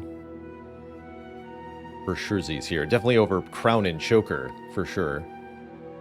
Yeah, these are both awful, and Pyramid is excellent as usual. Pyramid allowing us to retain all of our cards makes it more efficient block-wise. We also get to cultivate our opening hand with Gambling Chip, which is pretty cool. Would I take another Die Die Die here? I think so, again, because of Gremlin Horn. Then we just have a quick and easy solution to stuff like Reptomancer and Gremlin Leader. I'm also a lot less afraid of Pyramid's downside of not providing energy when you've got Gremlin Horn to make, again, those multi-enemy fights less threatening, less terrifyingly horrible and threatening. This actually looks like it might be a pretty easy act overall. We can snag some more upgrades. I'll probably upgrade Die Die Die going into the Elites here. Fear Potion Die Die Die will deal 25 damage. We also have enough money to buy a Relic at this shop, or a card remove. Not both, though. Is there any late act shop that I can go to? Not really. I guess this one's okay. No, it isn't. Yeah, never mind. Yeah, early shop. Early shop.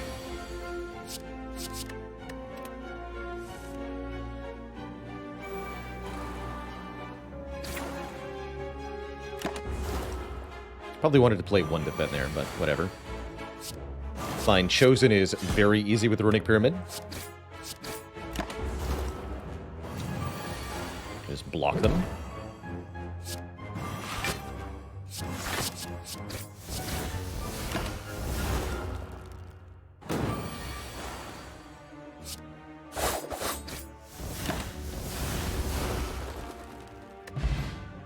Alright. Outmaneuver with Pyramid can be a thing.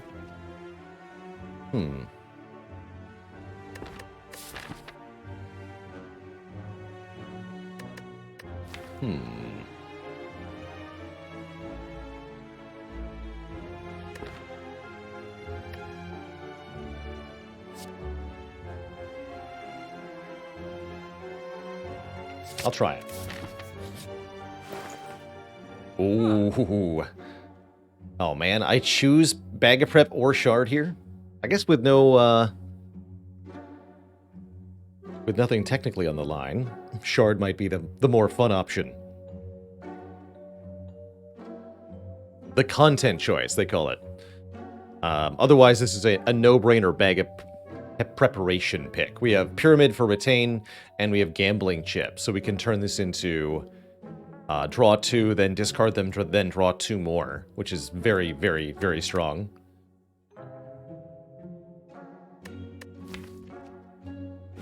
Let's take the Shard, see what happens. We're already in a very strong position here. I think we can survive it, at least for a little while. Let's see what kind of weird run entails from here.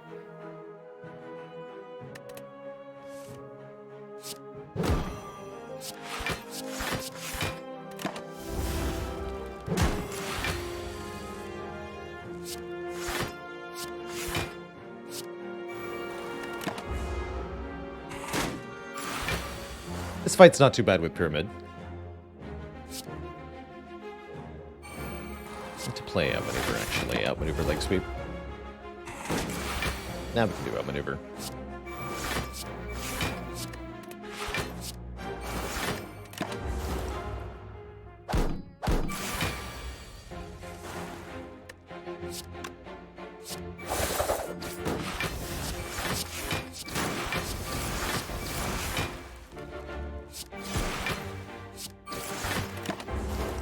Now perish. That wasn't too bad. We took some damage, but not too much, considering it's the dreaded avocado. Entrench. Very interesting with Pyramid. I think I'll take a Discovery, though, which can let us choose one of 3 random cards of any cost to add to our hand. A very powerful card. And I love this regen potion, too. So I'll drop the Fear Pot. We'll use that in the next fight we get into. We could lose an attack potion, 51 gold, or leg sweep for a relic here. I actually really want this attack potion, as I expect we're fighting an Act 2 elite pretty soon. So I will pay Ranwood 51 gold, pretty low price, to get an Art of War, which is spectacular with Runic Pyramid. Excellent. That's certainly the sort of thing we wanted to see.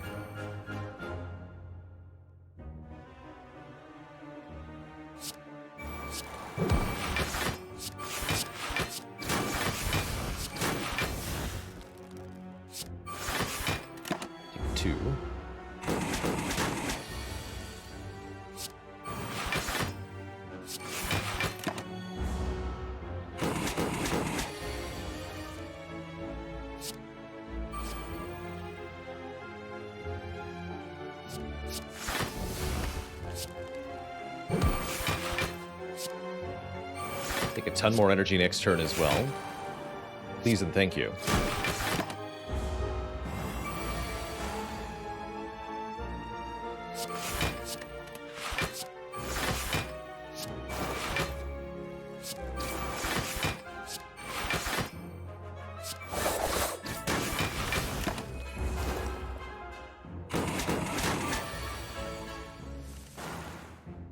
A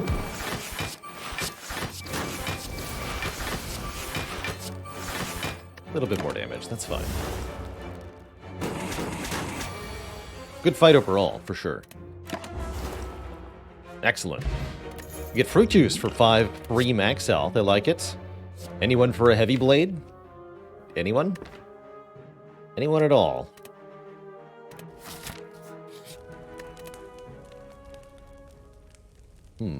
We said we wanted this upgraded. Alright, can we beat an elite? If it's Grumble Leader. And they're attacking turn 1. That's a good sign, usually. In my humble opinion.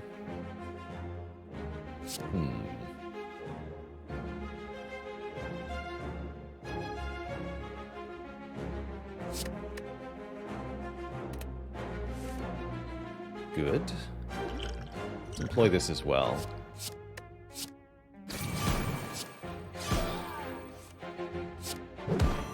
Here we go.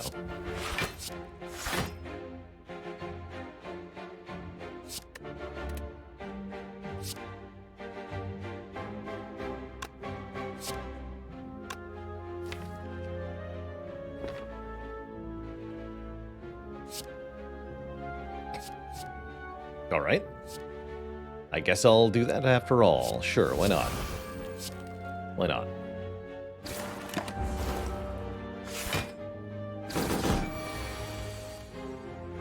We have die. Just kill you now.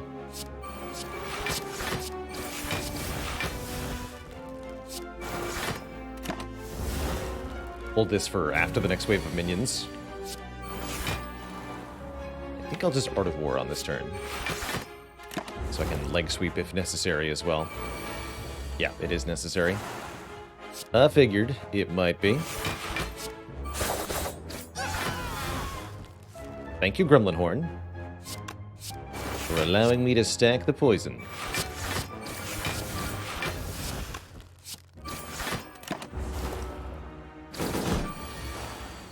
Then we get a hella basic turn this turn.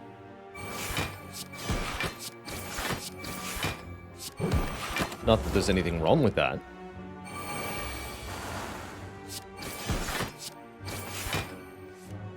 Very clean elite fight. Very happy with that. We get Vajra for +1 strength. That's also quite good. That will make all of our little attacks hit just a bit harder, letting us get through the act a bit better. And I see a Body Slam Plus, which is definitely going in this deck. Oh yeah. Spicy. Now do I regret not taking Heavy Blade? No. No, I don't. Maybe let's upgrade Discovery. Let's do it. Discovery becomes reusable. And Frozen Egg will upgrade any powers we take. I'm hoping for Demon Form, personally. Not Infinite Blades, Demon Form. Not Magnetism either. I will, however, remove a strike. Wait, is there a Bouncing Flask here? There is. Is that still important? No, we have Body Slam now.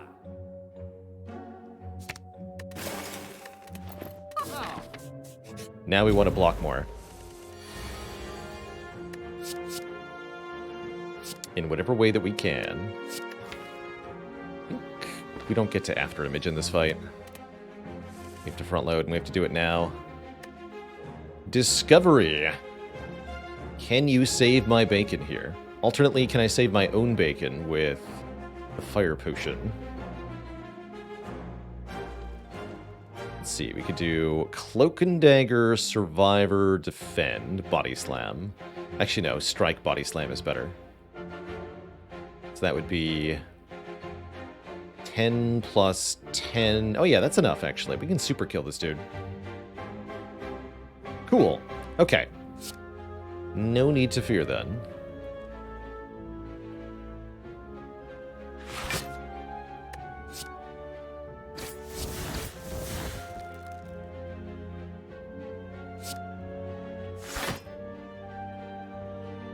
Guess I'll discard the defend.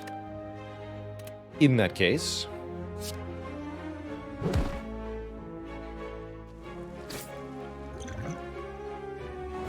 Could have used one Shiv on the front guy. My bad.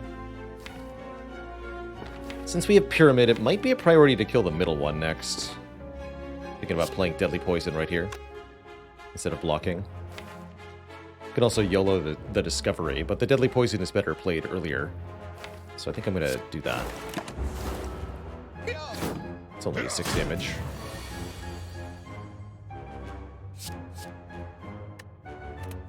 Yeah.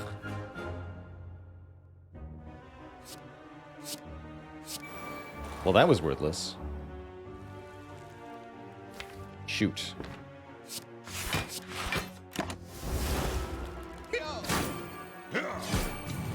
Take the Art of War here.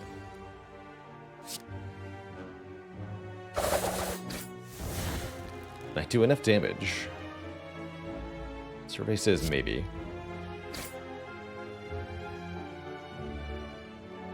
Nine plus 15, yes. Or 9 plus 7. Gets there. Can't play the leg sweep, sadly, but otherwise we are good.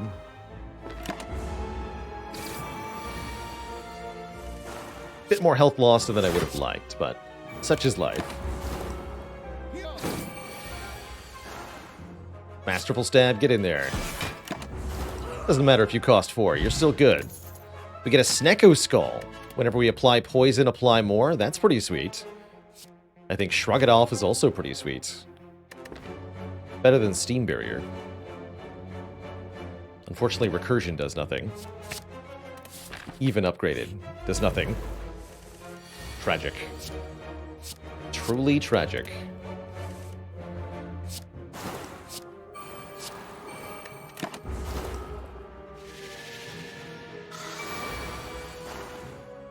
Alright, Body Slam. Let's show him how it's done.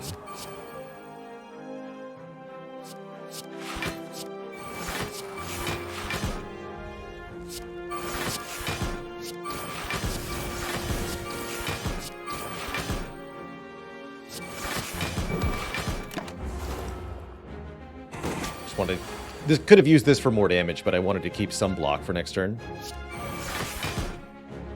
Just in case we end up with a really bad hand of cards.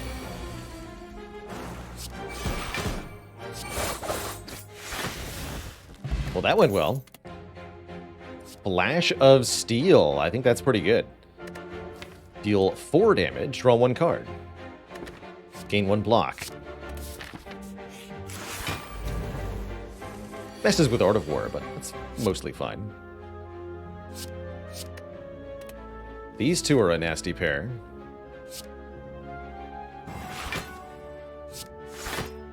We're shockingly able to full block here.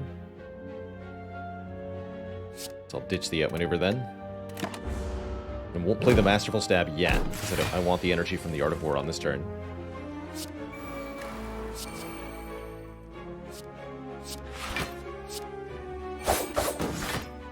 Alright, just kill the little one now, I suppose.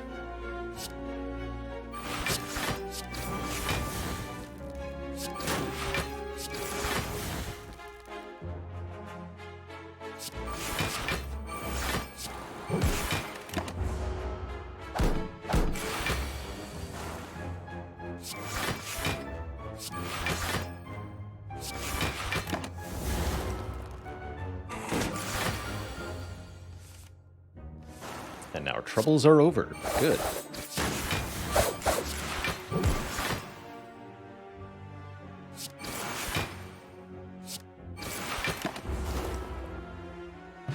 Deck does pretty good damage when it wants. Oh, Cut Through Fate Plus.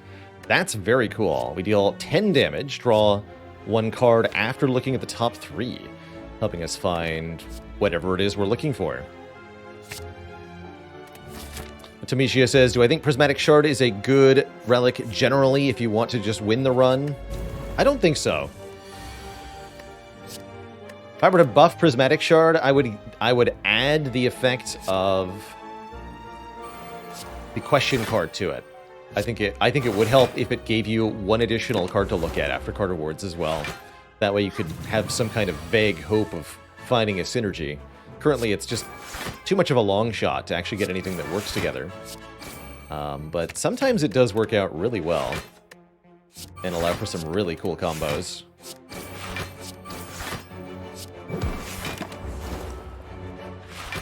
Yeah, it dilutes your card pool, exactly. Exactly.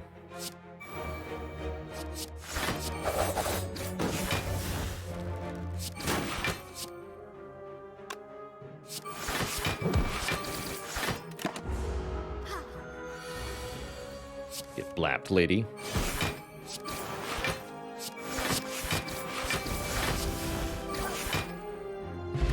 Strength pot's pretty good, especially for the boss. How about adrenaline? Gain an energy and draw 2. Backflip ain't bad either, but I like the free energy quite a lot with Pyramid. And I see we are fighting the Bronze Automaton. We're definitely going to want to upgrade something that is reusable during this fight, because we need some help for the boss. We might even want to consider resting, actually.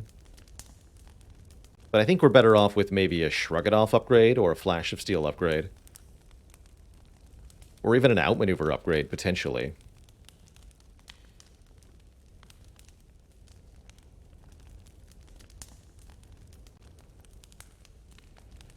We don't need to upgrade Neutralize because we have an upgraded Leg Sweep in the deck.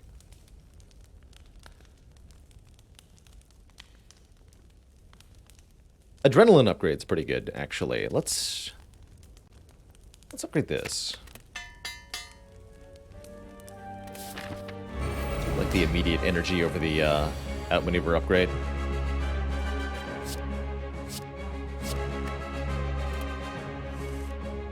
And we're definitely going to use the Strength Potion in this fight.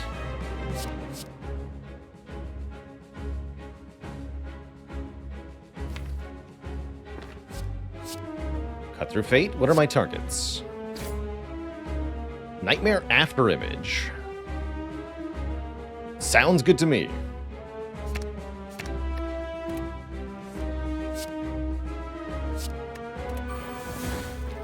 Good job, Discovery. Guess we'll play this for hand space. You're going to want to stick around, though, Body Slam.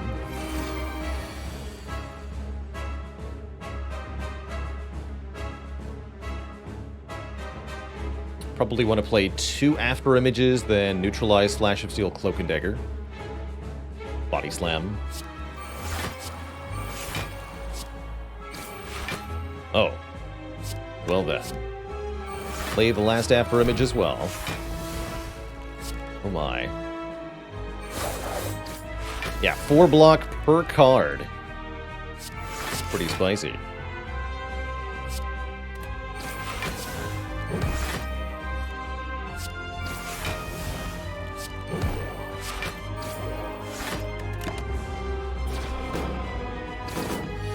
Looks like this fight is well in hand, that's for sure.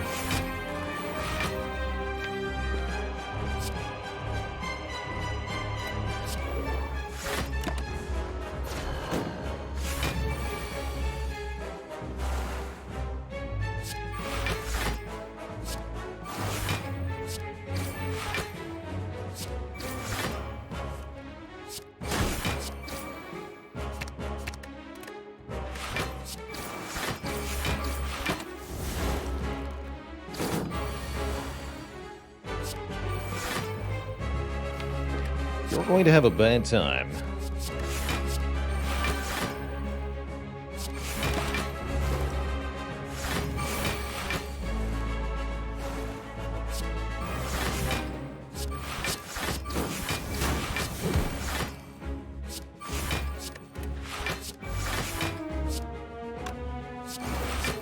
Bonk.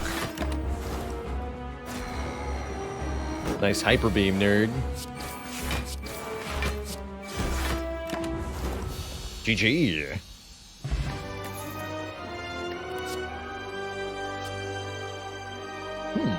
Now there's a way to get some AoE damage. Well, actually 2 ways. Both the Bomb and Alpha are different, interesting ways to turn some energy and turn investment into damage. I almost like Alpha more than I like the Bomb here. Let's give it a shot. Yeah, let's take an alpha.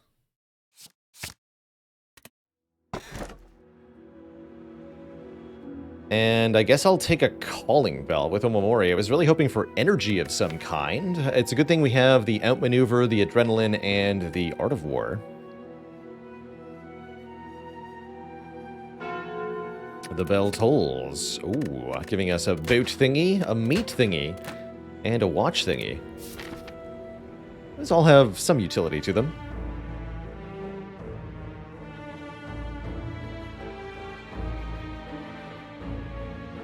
Wow. I am forced to do 4 elites. Cool.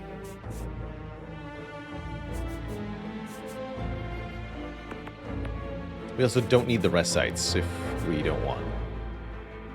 Below average bell? I would say with Runic Pyramid, or, you know, for this run in particular, this is not the best calling bell, but taken in isolation, you know, if you gave me a calling bell with these 3 relics, 95 times out of 100, I'm going to be really, really happy about it. These are very good relics on average, especially the pocket watch. It's just not that exciting right now. I do like the anchor a lot, though.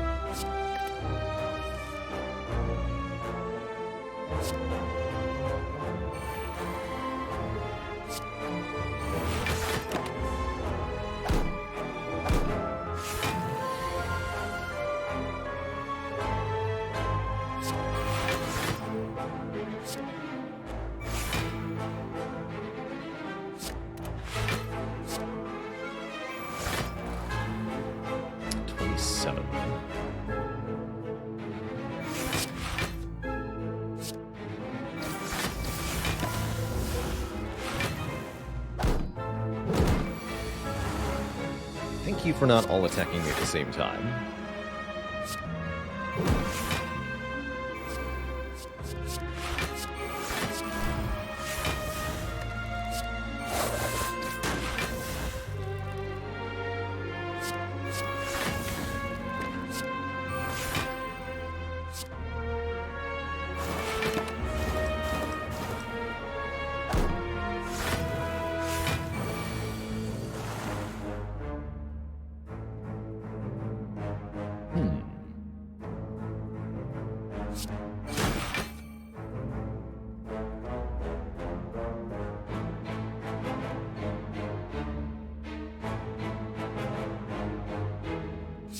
Fun ways to handle this. This is the easiest way, actually.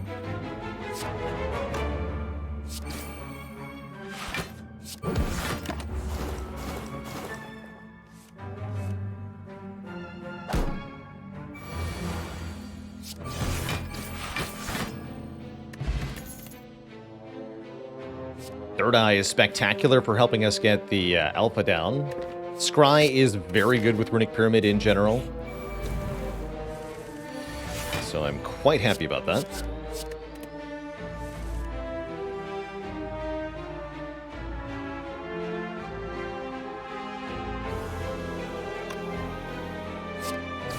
Okay. Let's just do damage.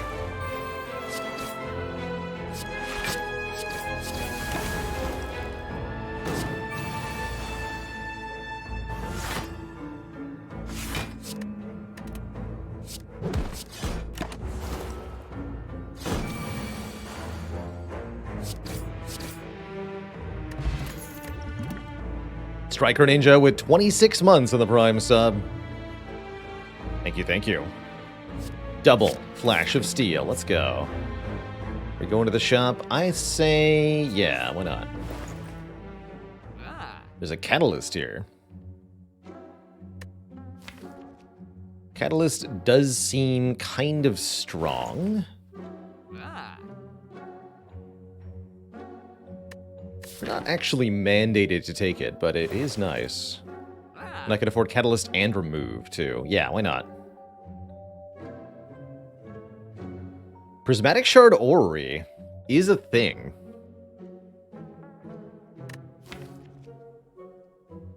But they will be multicolored, huh? Alright, I'll do that. Build your own Runic Pyramid. Hand of Greed.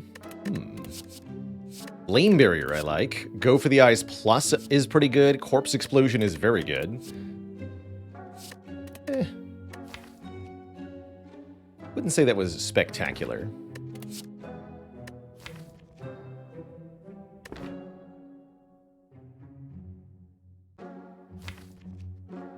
Corpse Explosion helps with a couple specific fights. This one in particular.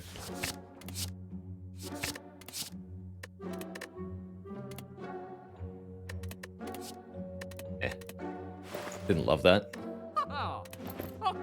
Oh ho.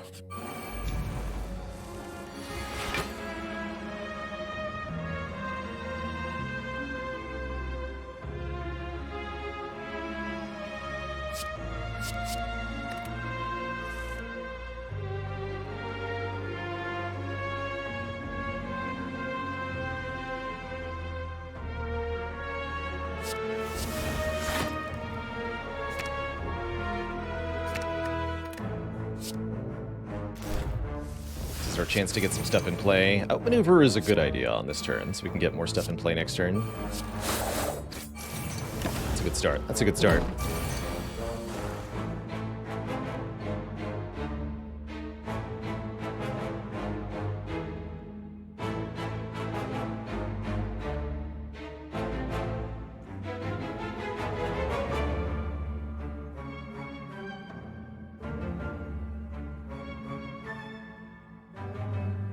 And a dad joke for the crowd, courtesy of Cartana. A ghost walks into a bar. Bartender says, "I'm sorry, we don't serve spirits." No refunds, twist shot.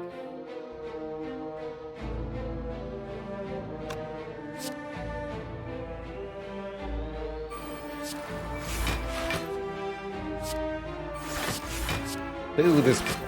Nah. 12, we do have a full block.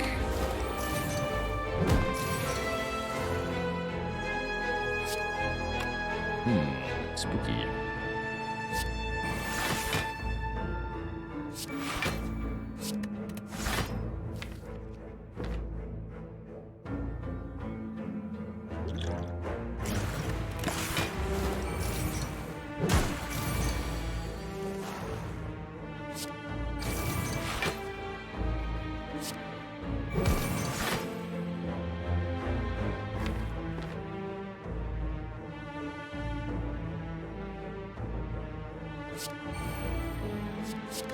Dash helps a lot.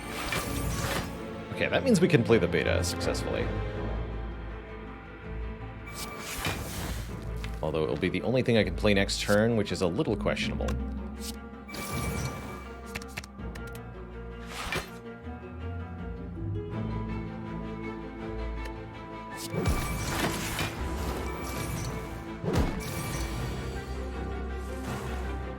We'll do 70 damage.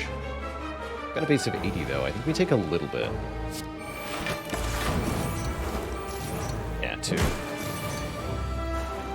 Seems fine.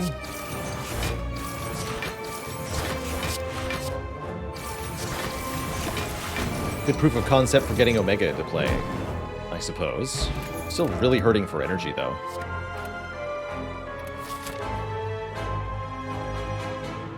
Good time. Thanks for the Prime sub and the 3 months. Keep on keeping on. Looks like a really good Corpse Explosion draw. Get the one with the most health.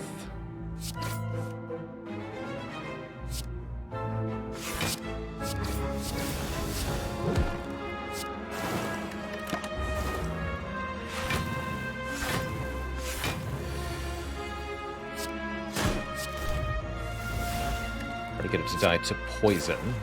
If I just attack and kill the Darkling, it won't kill the others because their block will prevent the damage. However, if I hit end turn, their block decays first and then the enemy dies to poison, so they all die to the Corpse Explosion. I'll take that. That should be the last piece of offense we need for the late game.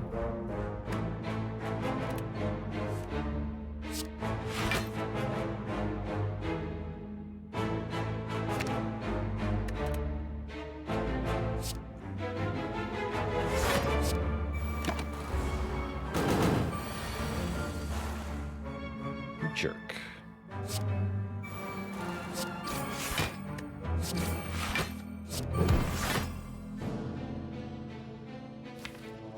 You gonna save me, Discovery? Or should I just Flame Barrier Cloak and Dagger? I should probably just Flame Barrier Cloak and Dagger. Take 8. That's not too bad.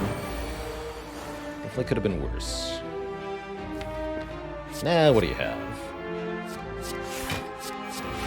A leg sweep. Perfect. Thank you.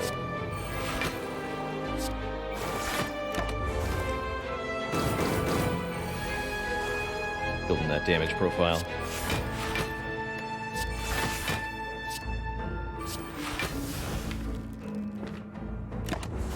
You can add burns anytime you want, Nemesis. Thank you.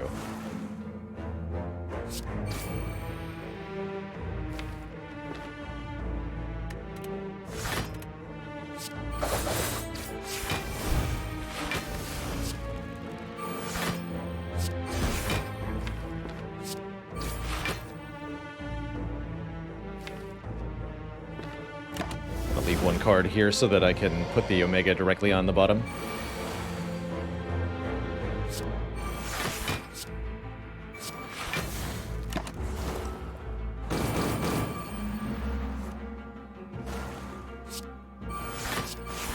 Prepare for kablam. Get Tori, reducing unblocked damage to us. Could take Static Discharge or Mental Fortress. These are kind of cute, but not helpful.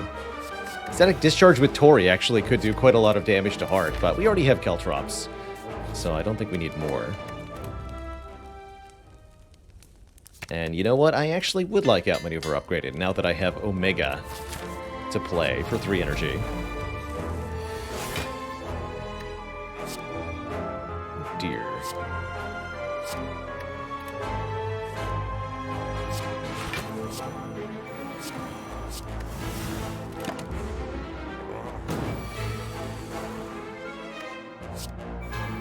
His head is very angry.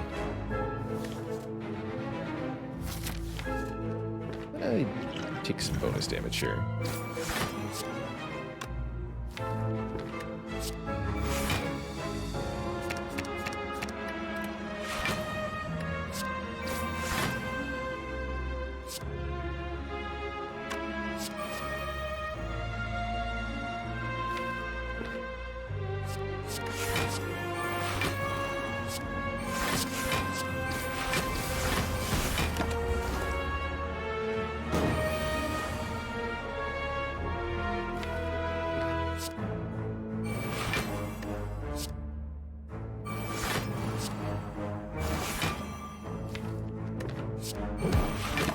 Hands.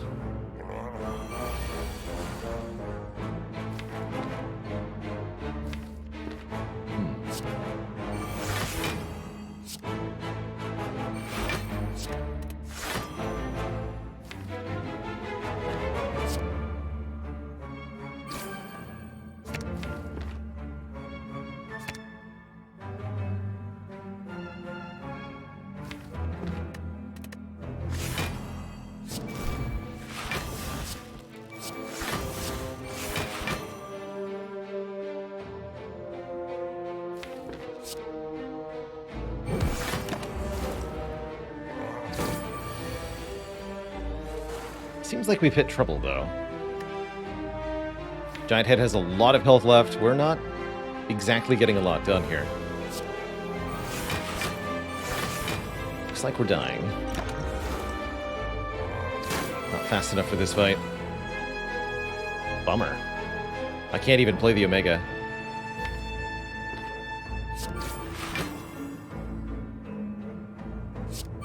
Can with like great desperation. I think we die next turn for doing that though.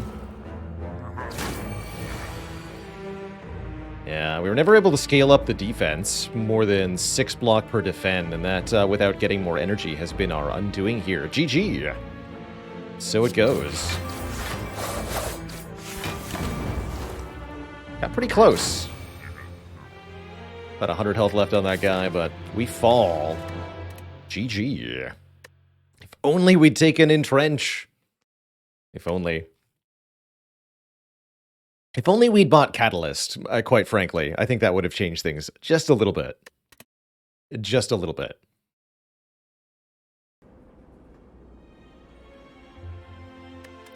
More than just a little bit. Okay, let's do a one run as the Defect.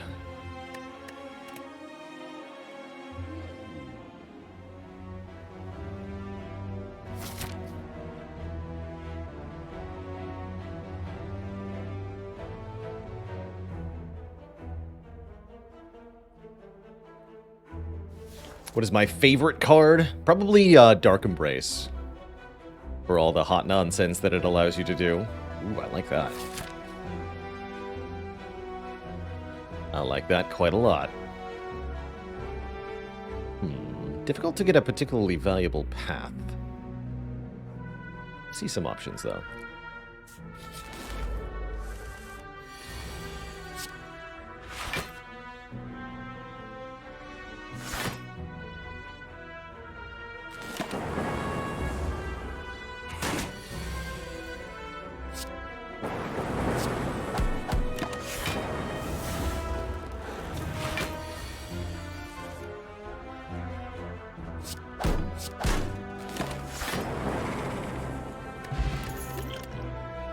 Yoink. Sunder is a nice opener. Actually, so is Darkness. I think Slime Boss. I think I prefer the Sunder here. It's actually kind of a tough call. Gonna go the triple upgrade, double elite line? Yeah. Looks good to me.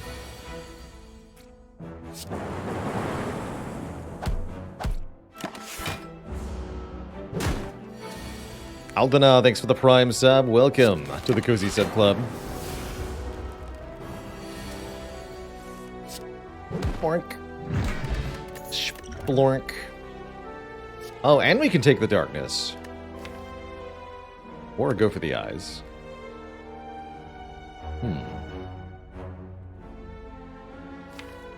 Let's go with the Darkness card.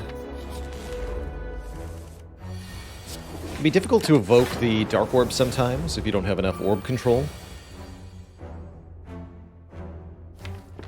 That's okay.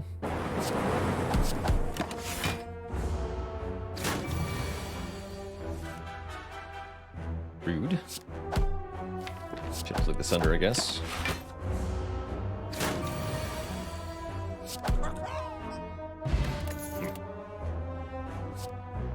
Hologram gives us orb control in a much-needed way.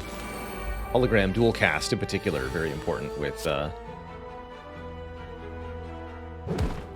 stuff like Darkness. Don't play that.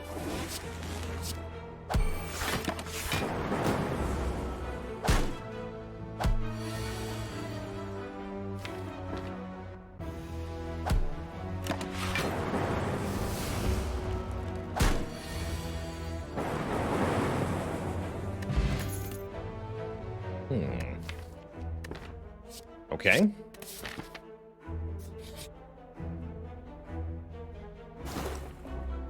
Okay. Excellent. We start with the Dark Orb as well. In that case, definitely upgrade the Darkness to trigger the passive ability of all Dark Orbs. Oh my.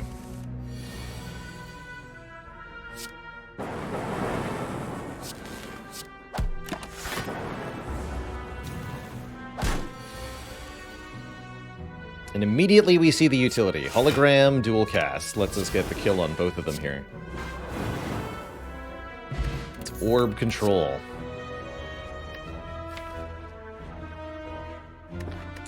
Since we start with two different orbs, I guess a compile driver is just fine.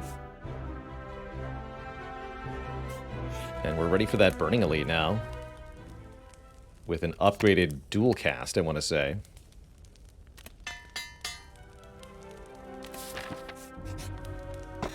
And a bear. 10 more max health. Probably going to be a good Defect run. One of those 100 plus max health Defect runs. That's how I'm feeling here.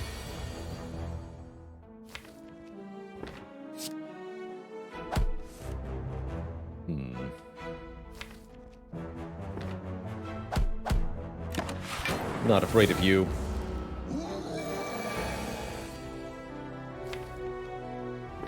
Though I very clearly ought to be. This is a disastrous draw order.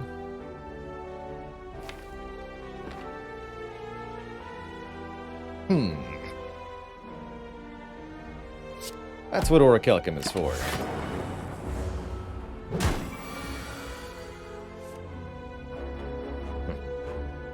Of course, we redrew the dual cast. Damn it.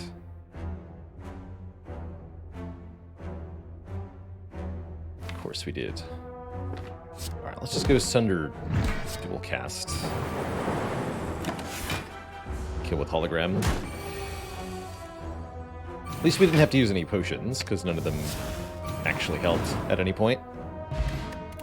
So we score an ink bottle and the green key, and I'm like in a loop when we've got dark orbs. Although beam cell with Sunder is also a thing. I'm somewhat hoping we can find a recursion or similar.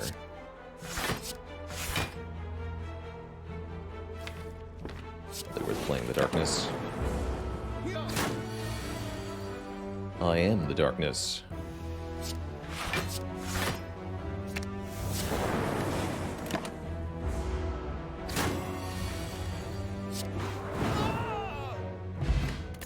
Power pot could be good. I don't need 3 holograms.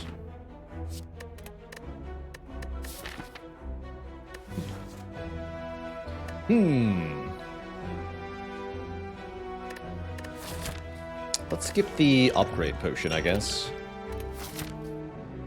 And let's head to the fire for an upgrade on loop. Go with loop. Maybe that's putting the cards in the wrong order, but I think we're okay. Interesting. So if we hollow dual cast, I kill you and then you. Take 3.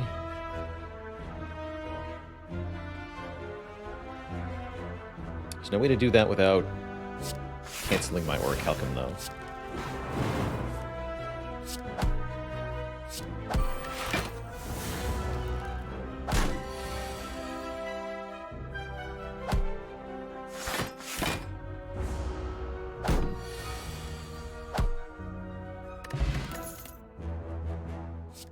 FTL seems fine.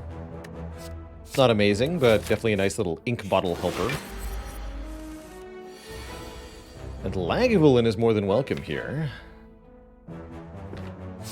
This is an enemy against which our starting Dark Orb will be immensely powerful. And I should be able to get the loop in play for relatively little investment. This is a good fight for the power potion. I'm not going to use it, though. Use it on Slime Boss.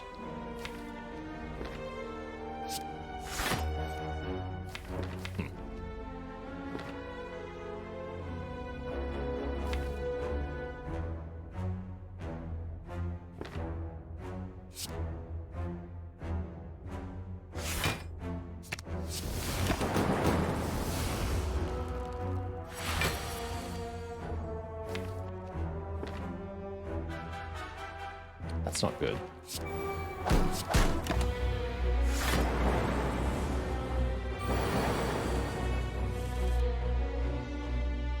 As long as we draw a dual cast next turn, all is well, though, I think.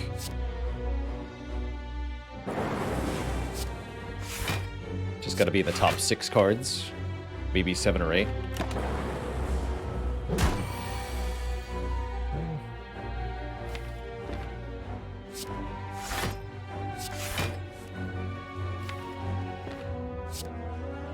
Get there. No. Ow. Well, we don't die. That's the good news. We go to 3, which is actually the optimal amount of health for Slime Boss, basically.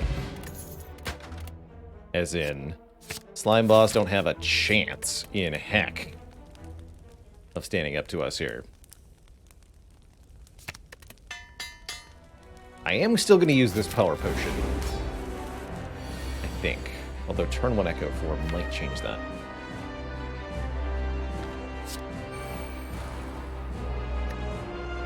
Use it next turn. In a class, thanks for the Prime sub and the 10 months. Oh yeah, let's use this.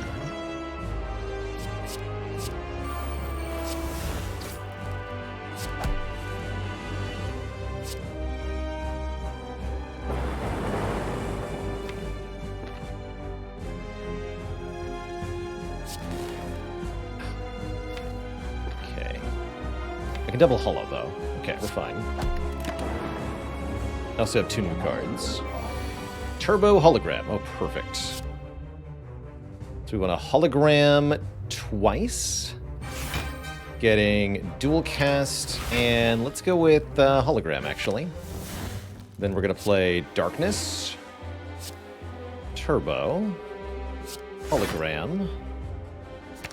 Turbo. Hologram. Dual cast, sunder.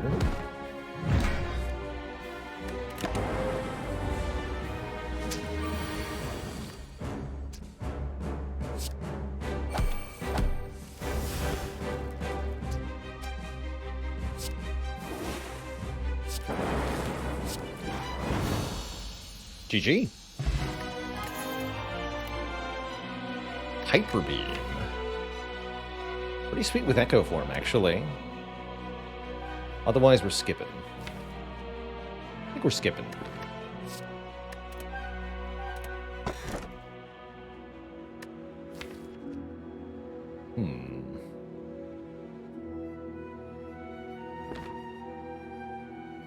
Cursed Key or Astrolabe?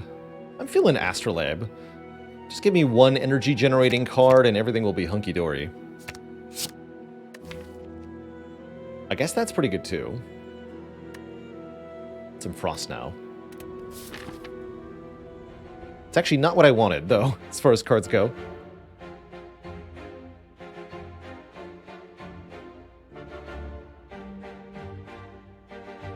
Okay, well, that's suicide. That's too many elites. That's way too many elites. Okay, this shop then. Let's see how we do. Poorly, looks like. Orichalcum, go!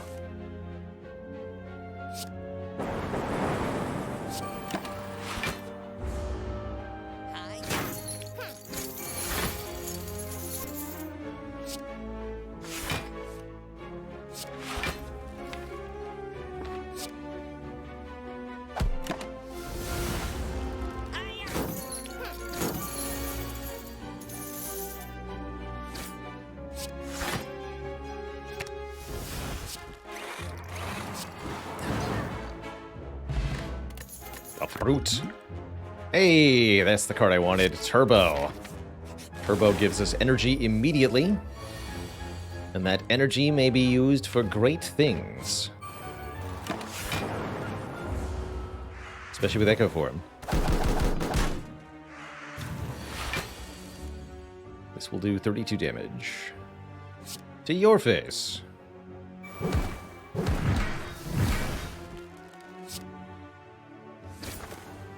No.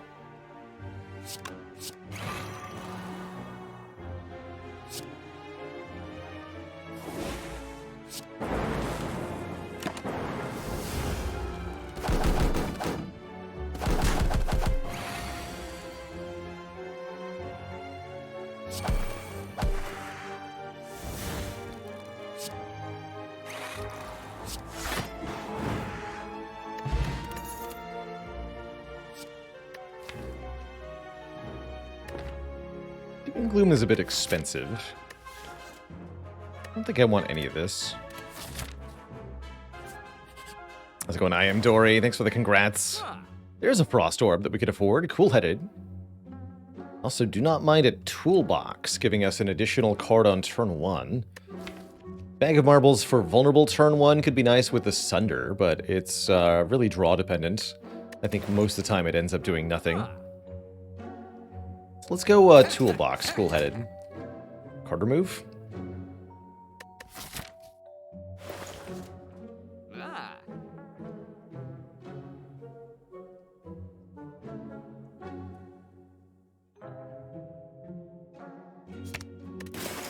Get rid of a Defend.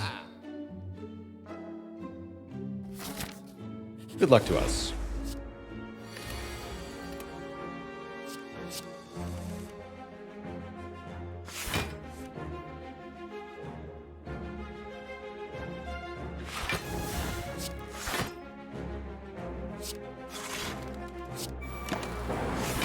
Probably should have hit this guy for more damage. That worked out.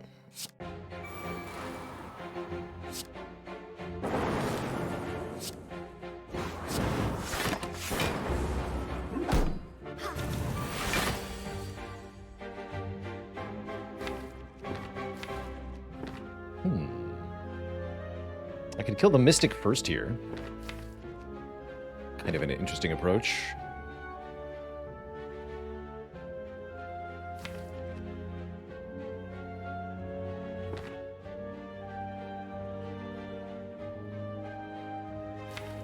I like it.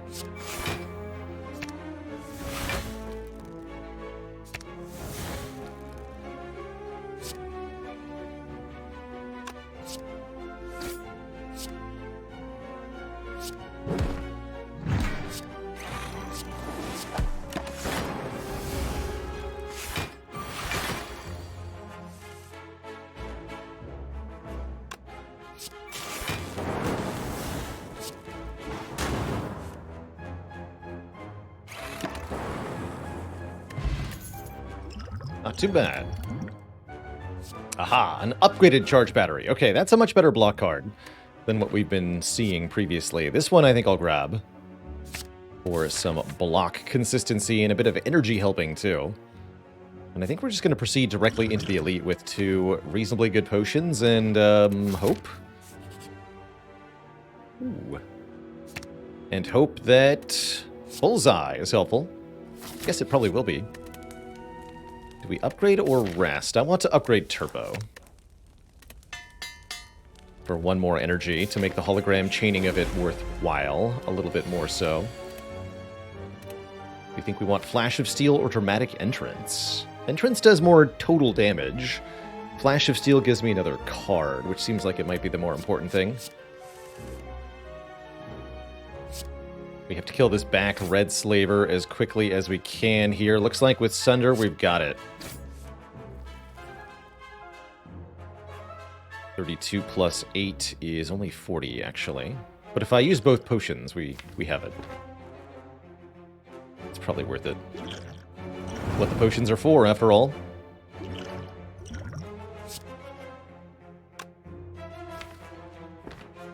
Hologram Flash of Steel, or use the Bullseye. I guess Hollow Flash of Steel is better here.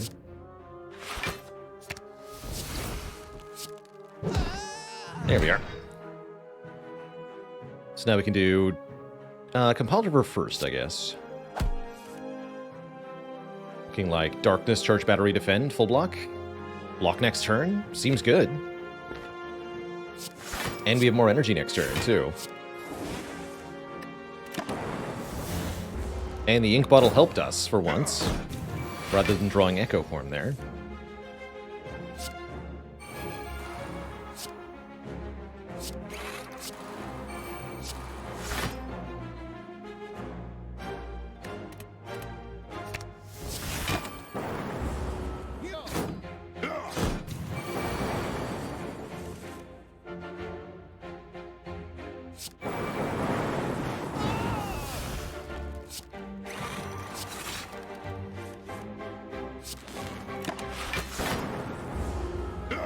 Really excellent fight.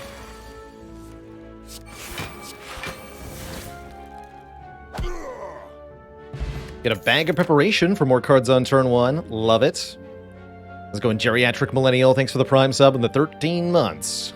Life's good. Just got back from driving 7 hours each way to Pennsylvania.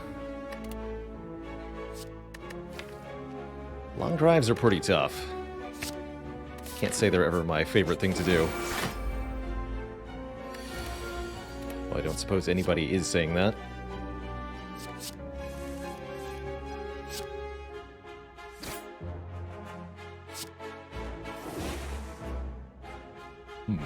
Transmute for 2 or Hollow Darkness? Hollow Darkness.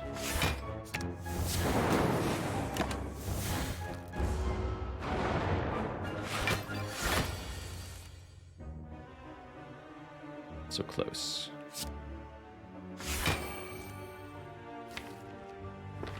Now we can hologram loop. Or just play darkness. Probably actually better.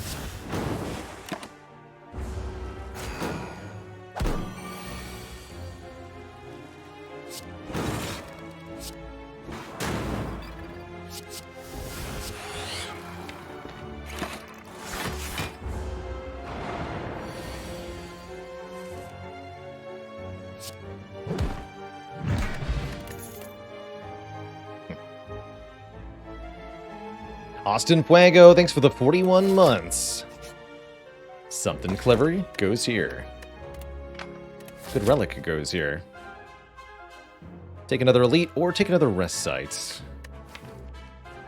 We're playing, as Zeknar would put it, the upgrade character. So I do actually think the rest site might be better.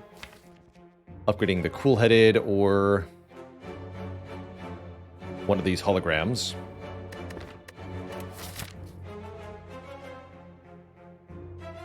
Let's upgrade one of the holograms.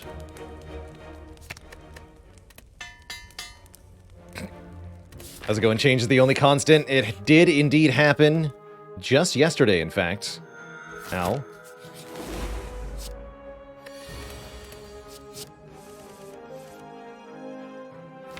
And it was a heck of a time.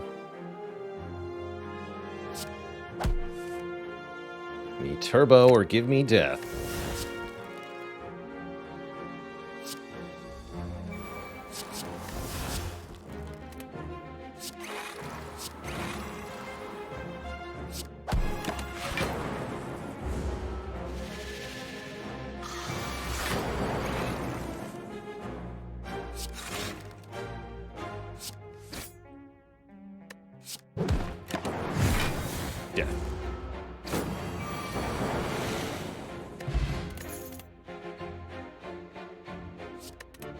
One turbo is plenty.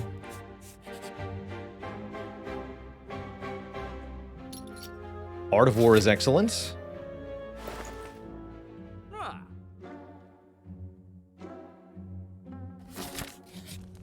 Don't need that stuff. Can I beat Champ on 22 hit points?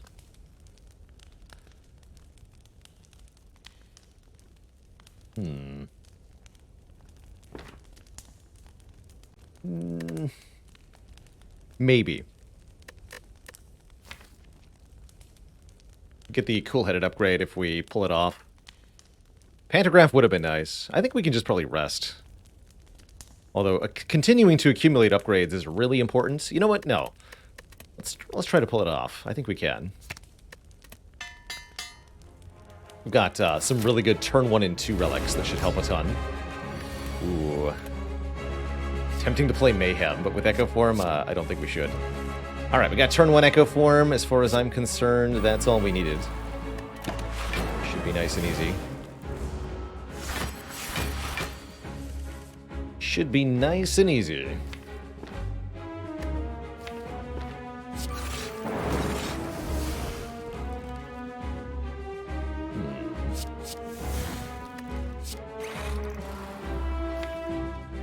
Double loop or double defrag? Probably double defrag.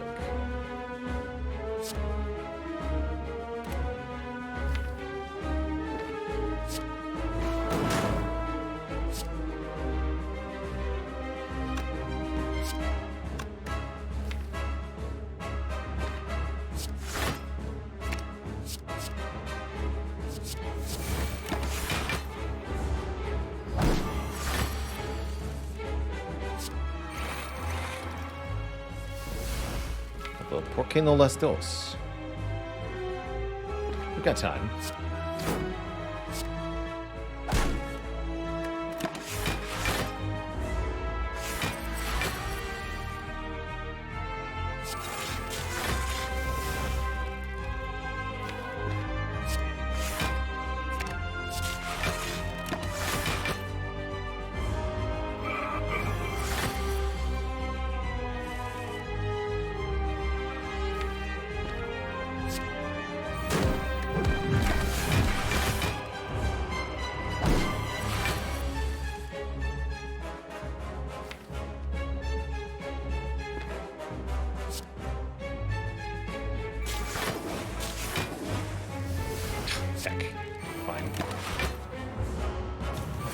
Traitor Bottle Man.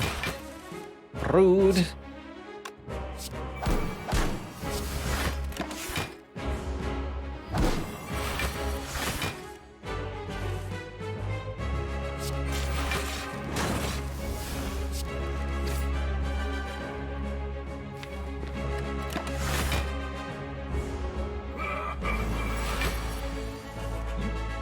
Call that a weapon?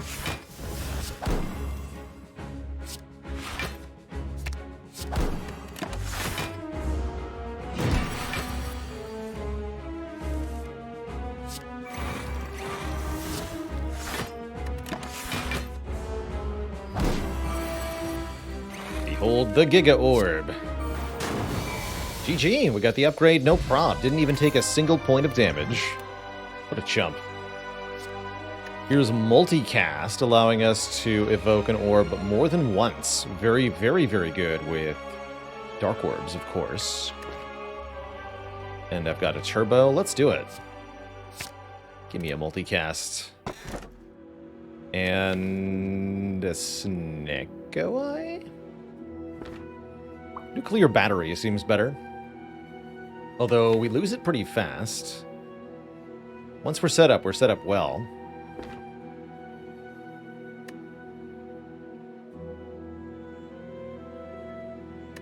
I do like Snecko Eye with Echo form, but I don't love it with the other stuff in this deck. Actually, it's also good with Force Field and Sunder and Hologram.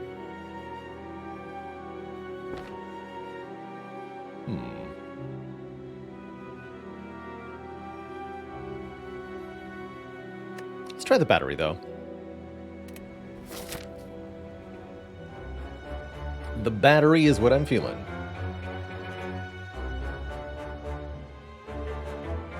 Still playing the upgrade character. We'd like to upgrade Hologram. We'd like to upgrade maybe the other White Noise.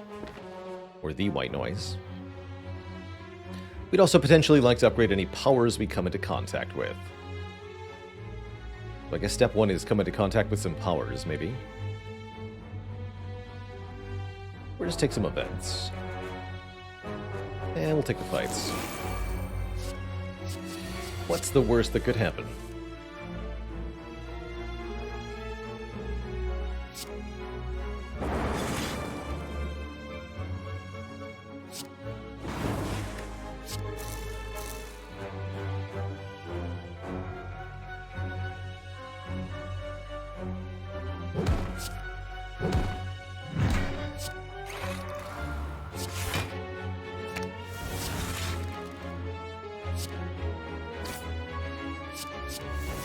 Cool.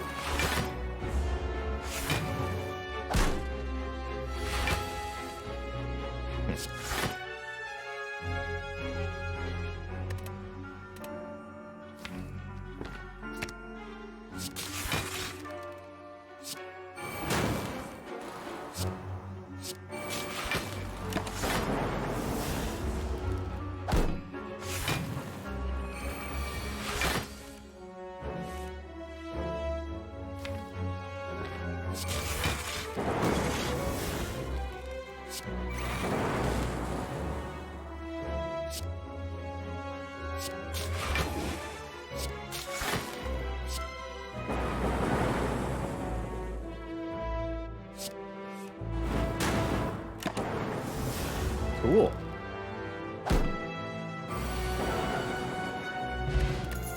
Very cool.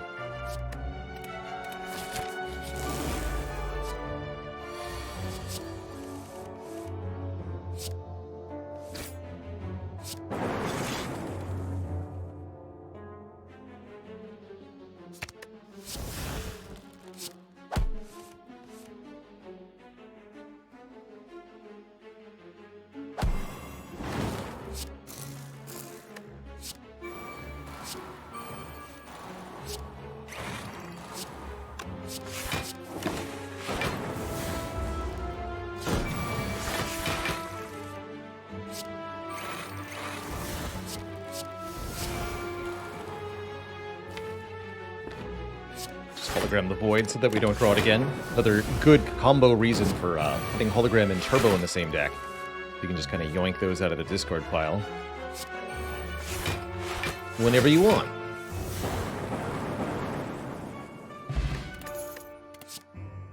Wow, Chill Plus. Some very easy access to Frost Orbs, just what this deck is asking for, really.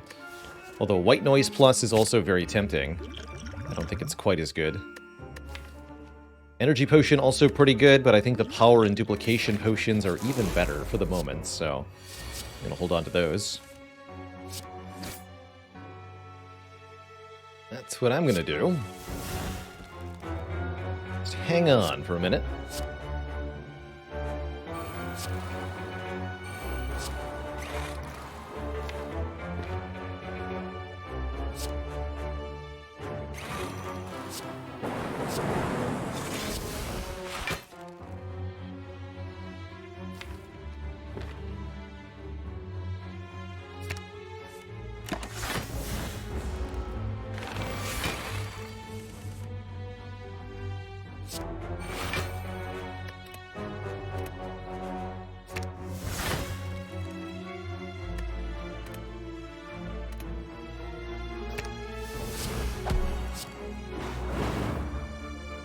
For blam.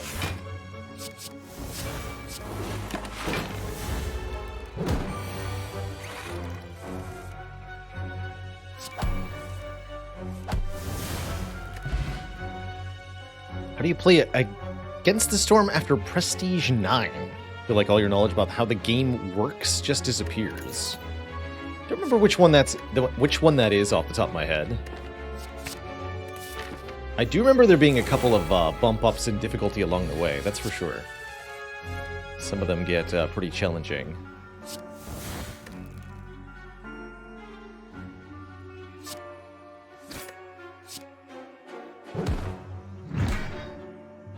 That's when goods start costing less. So trading becomes far, far less valuable on Prestige 9. And it forces you to no longer just mass-produce basic goods and trade that to the trader. You have to become more efficient in your money acquisition. And the best way to do that is with trade routes or by mass-producing packs. Pack of building materials or pack of luxury goods or pack of trade goods will be a much better use than just selling raw materials. But ideally, you want to get up a bit of a food surplus and then start creating pack of provisions and then use those with the trading posts to do trade routes, which will give you lots of amber, as well as counting double for any perk that scales as you sell stuff. So all of that can help quite a bit.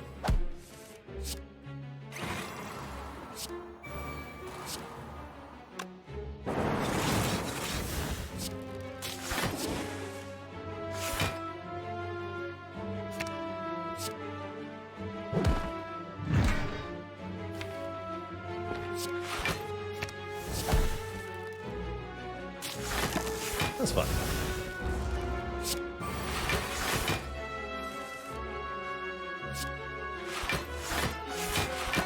Oops.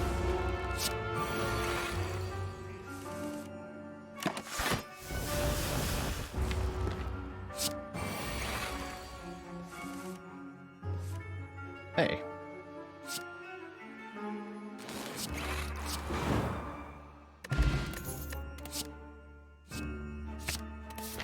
I'll take that.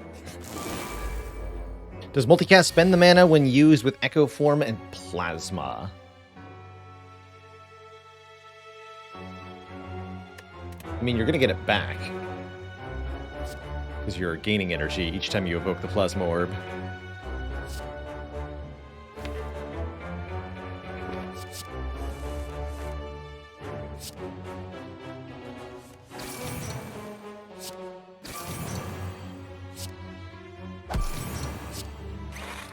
Hold off on Biased for the moment.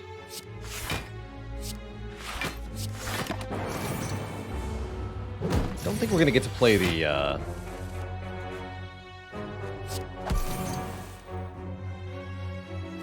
Echo Form unless I can draw it quickly here.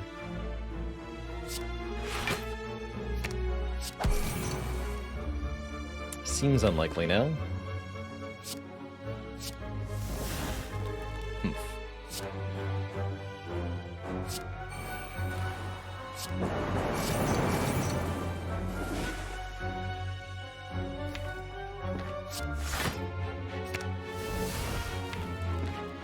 Oh, crap. Oh, no. I didn't think that through. At least I can play the fusion to do some damage. That's not as bad as I thought. Okay, we should play the bias, though. Or I'll take too much damage.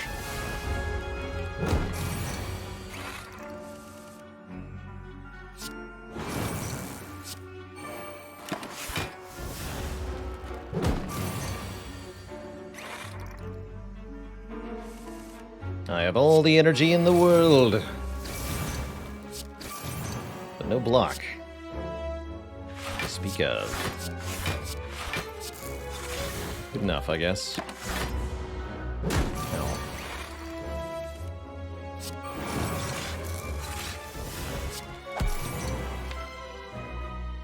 Okay, we can do a lot of good stuff with that next turn. Do want more energy, though.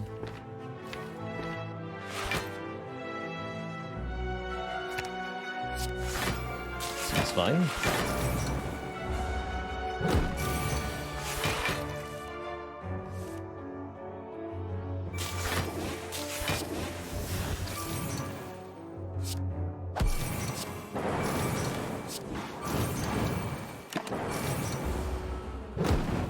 Weird transient fight, but we're through it. We are through it. Do we ever take an amplify? Seems a little awkward, especially with Echo Form. I don't think we do. I think what we do is upgrade this multicast or the white noise. Let's go multicast for X+1.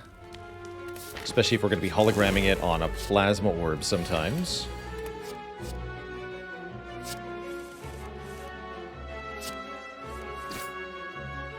Cool, I can play the Echo Form for cheap, but it doesn't do me any good, though. Oh well.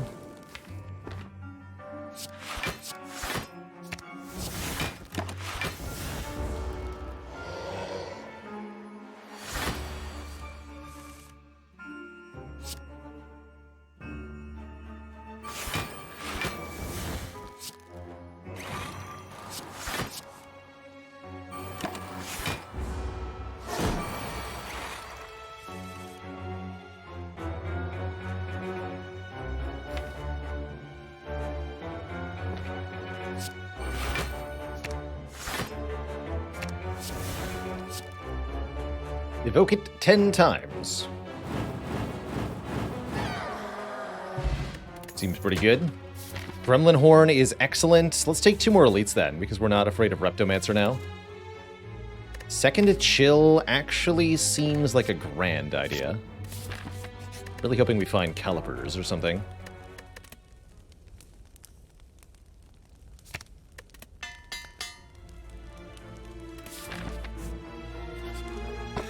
Kunai. That could be good, actually, especially with 2 holograms. I have the recall now. But I think we're going to be upgrading hologram. Troll Hat with the 15 months, 1.5 metric years, and Sleepy Luna with 19 months. Caw is law. Or something.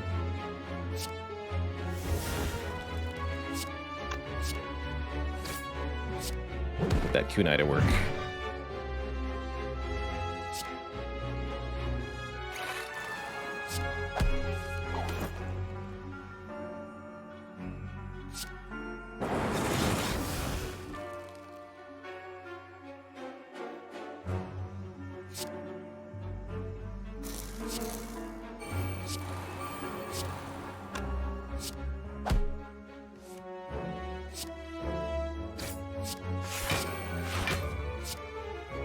Chill. Yeah, just keep the chill.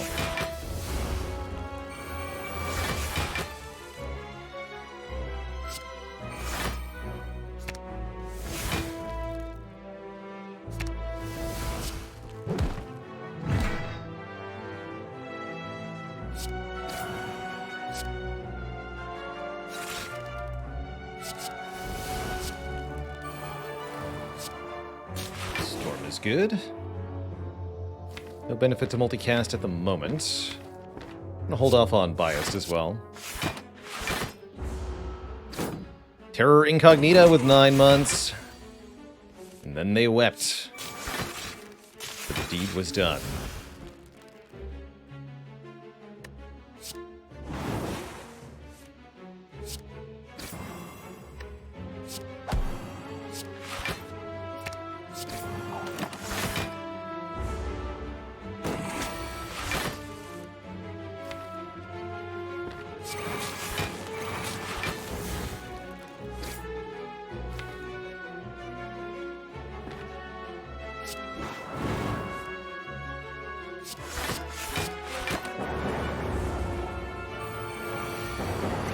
Ooh, double direct hit. I like it.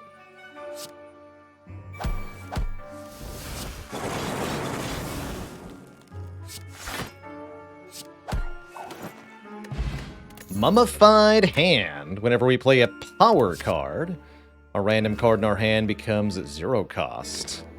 And there's also one of my favorites, Equilibrium, allowing us to retain our hand. Return. That's good stuff. Let's take another dupe pot. Double dupe pot. Creative AI, come back.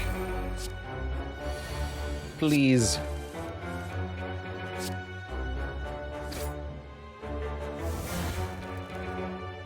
But thou must.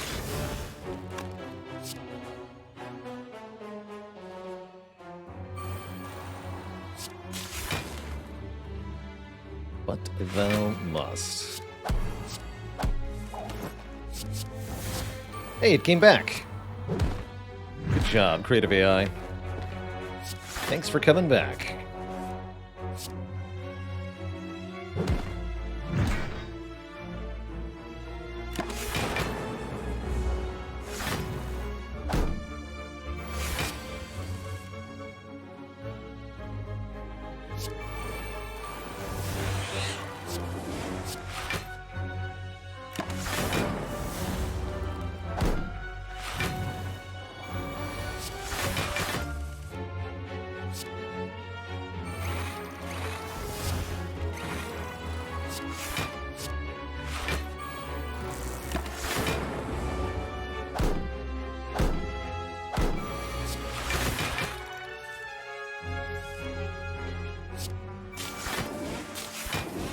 Orbtacular.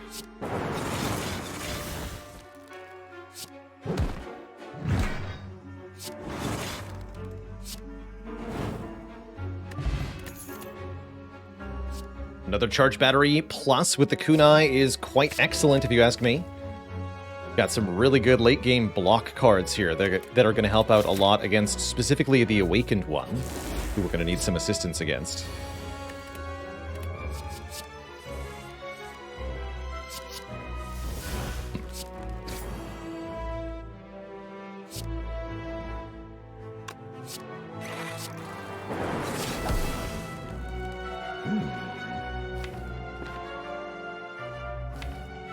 Put free Echo Form on the bottom, or we can just YOLO the Echo Form.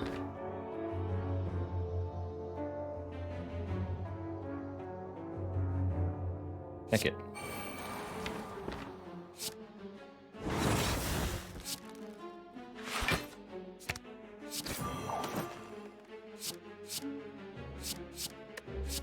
That one down.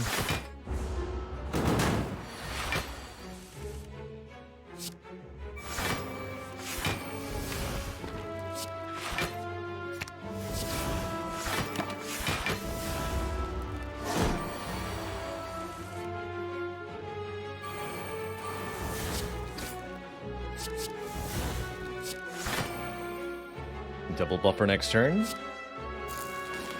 Seems pretty okay.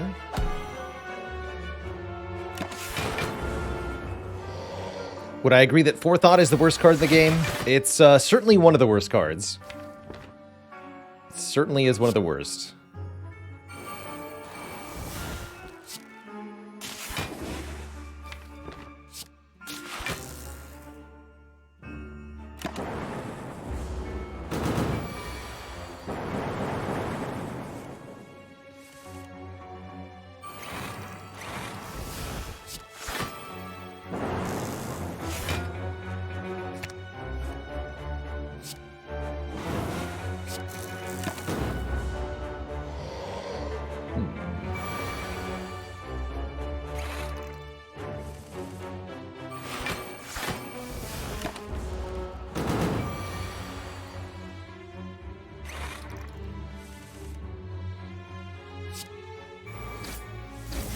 There we are.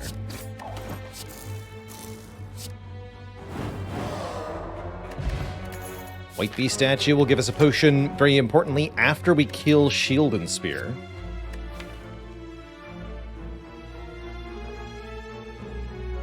I'm going to take a compiled rubber. Like compiled rubber here. And yeah, we're going to upgrade, I guess, the other hologram so that we can do kunai things. Swift Strike is also for kunai things. Rather take a magnetism with the mummy hand, I guess.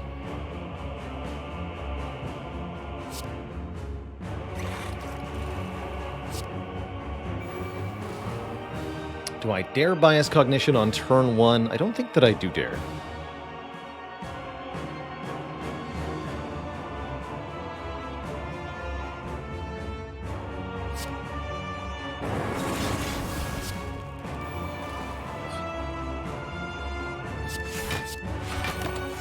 Take 1, that's fine.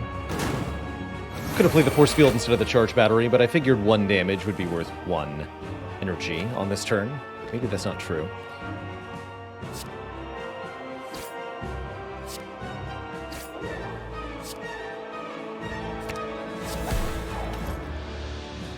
Maybe that's not true.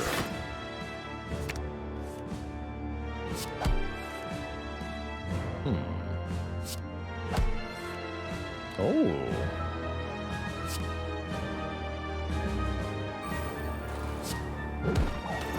Well, that went well. I like it.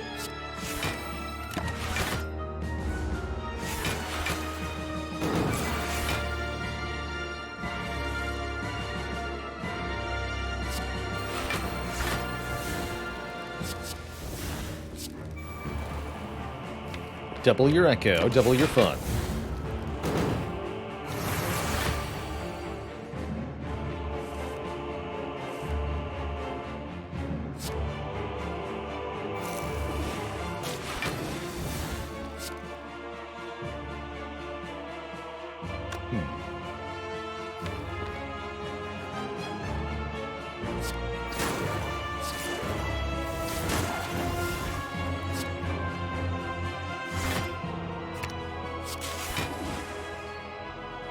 Times 7 is 210.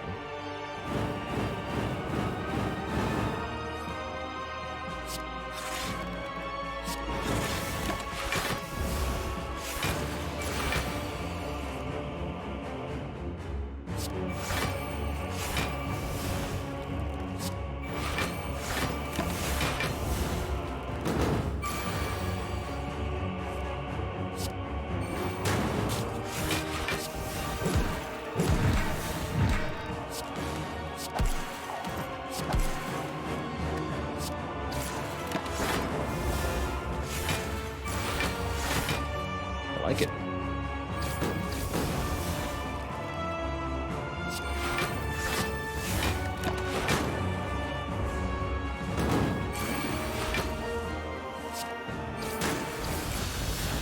GG.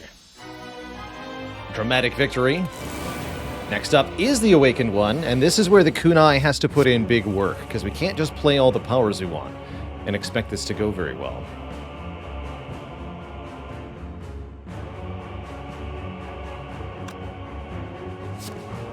Just want to hold on to this hand initially.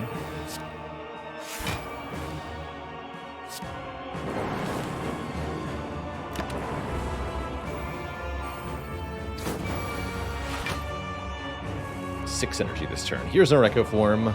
Here, of course, is also the Awakened One attacking us for a ton, but that's acceptable. I have some stuff I can do here. For sure.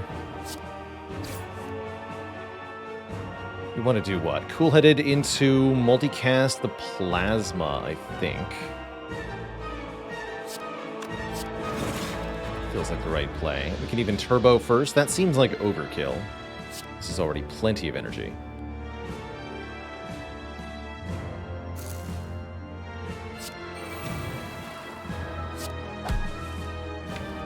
Cinder is not in the discard pile yet.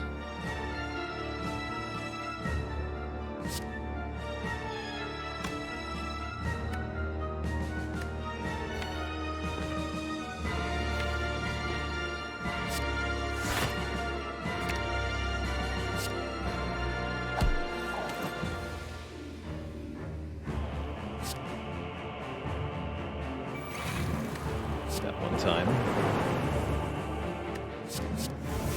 Not gonna play that one.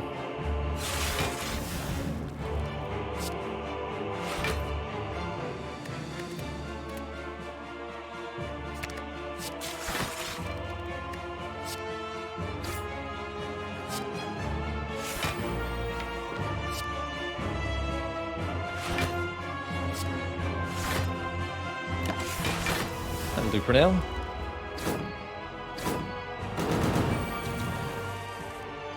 Was a full block after all.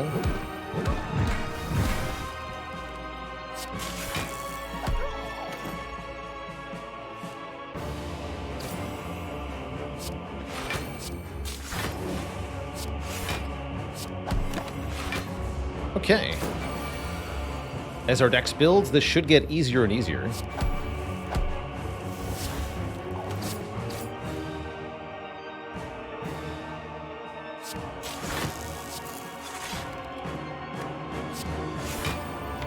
Point where we can multicast against the bird pretty decisively, very shortly.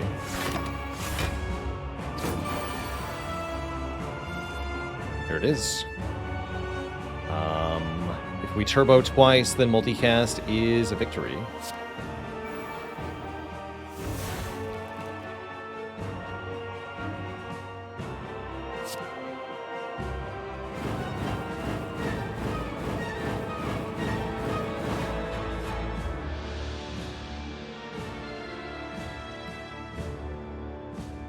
I sort of hear about your tough time there, Bashar, at the ages, but thank you for the congratulations. Feels good to be done with the challenge.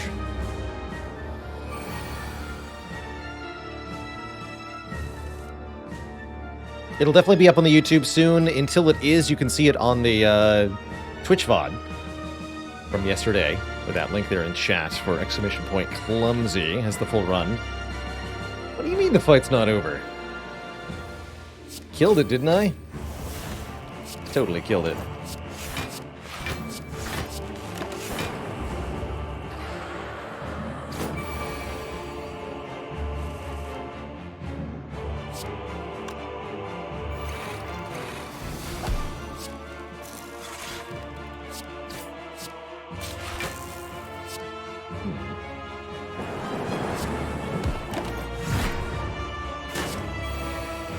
Take that 3, but it's fine. Pretty much done here.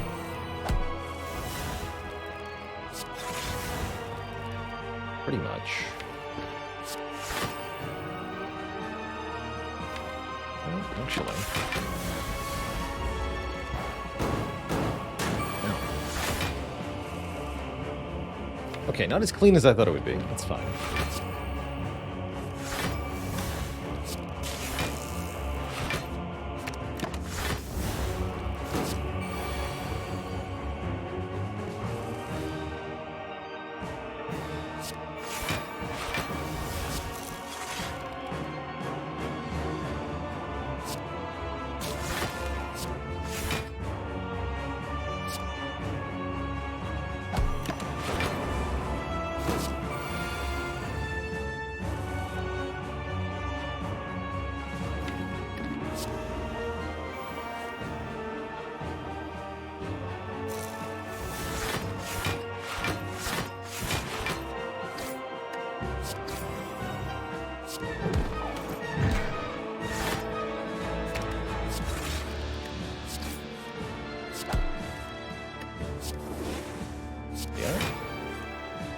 So retaining cards, I think, too.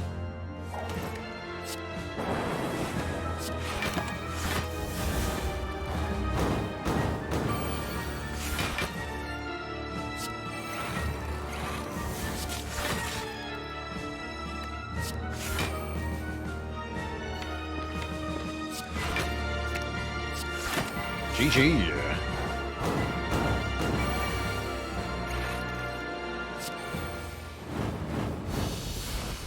Wolena with the 19 months. Over 1.5 years now. No shame in being a lurker. Lurkers, I think, are the heart and soul of any Twitch community. This one in particular. The silent, approving majority that are just chilling out and having a really good time with nothing necessarily to say. Have I been here before? A few minutes ago, Frowl, thanks for the $3 tip. Does the game feel easier not adding all of the curses that we come across? It does, oddly enough, feel quite a bit easier. Almost suspiciously so.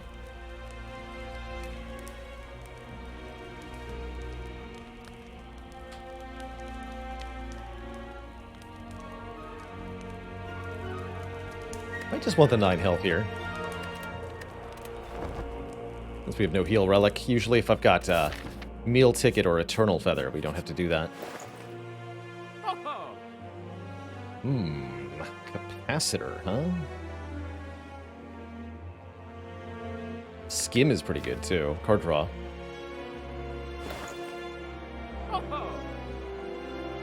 I like the block on turn 1.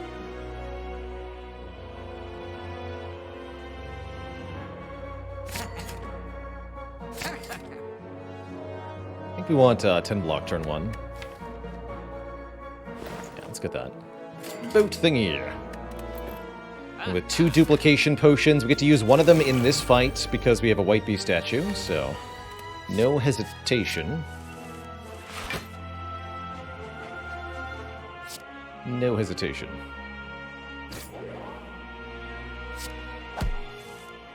Perfect. I'm just going to dupe the Echo Form. Seems like the smart play.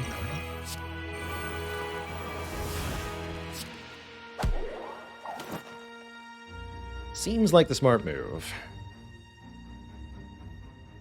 Let's see, we can go chill, then multicast. To what end? To no end.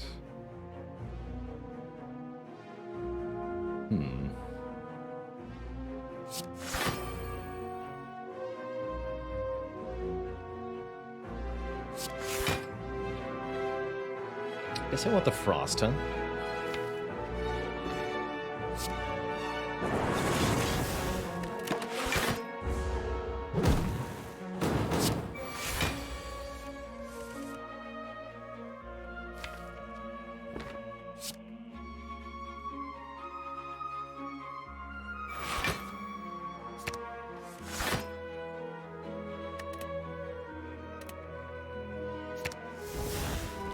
Double loop.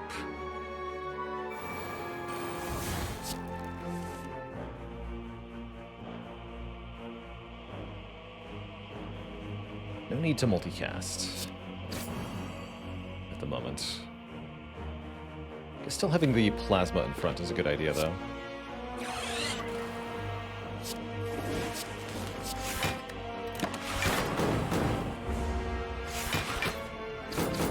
Seven Hawk with the 5 months of the Prime sub.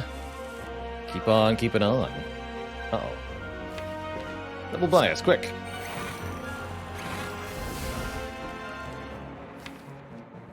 This would draw 2. Seems kind of important. Or just 1, actually. Still important.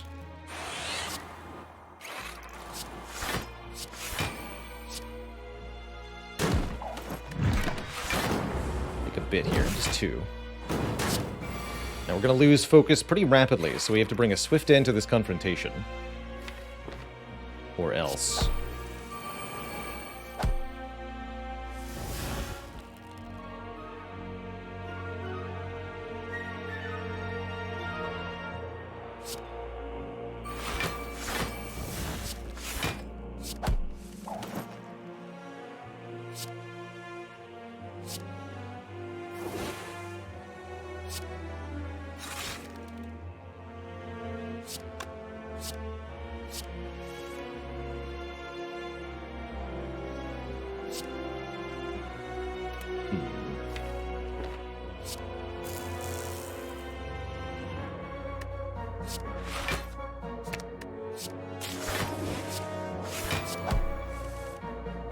There's multicast.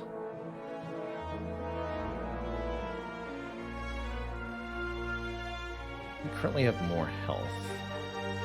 Actually quite bad then. Guess we don't want to multicast yet then.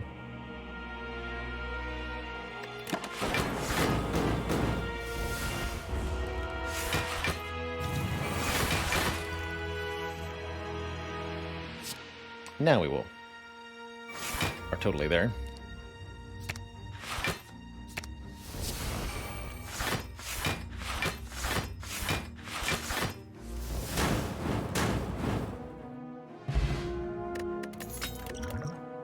I'll take it. I will take it. Ooh, Apotheosis versus Magnetism. I choose Magnetism. You heard me. Do I duplicate Magnetism? Probably not. No.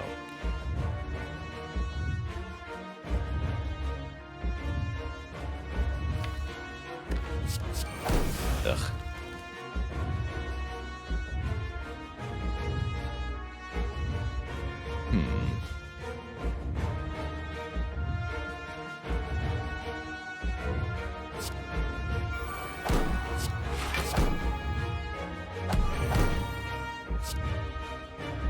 Might as well do some damage.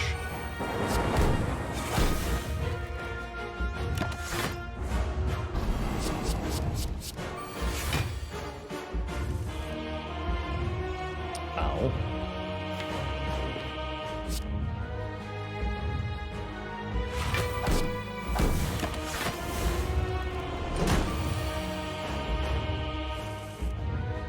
Okay, salvation arrives.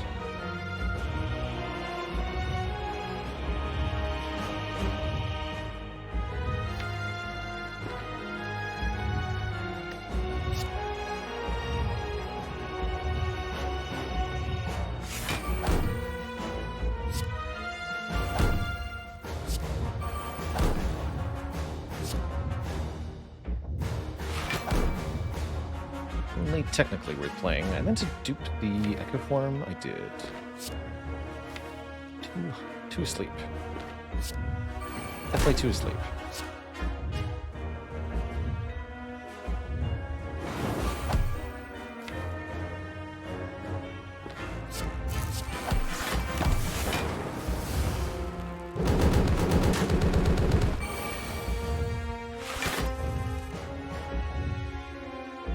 We can triple defrag. That might be worth it.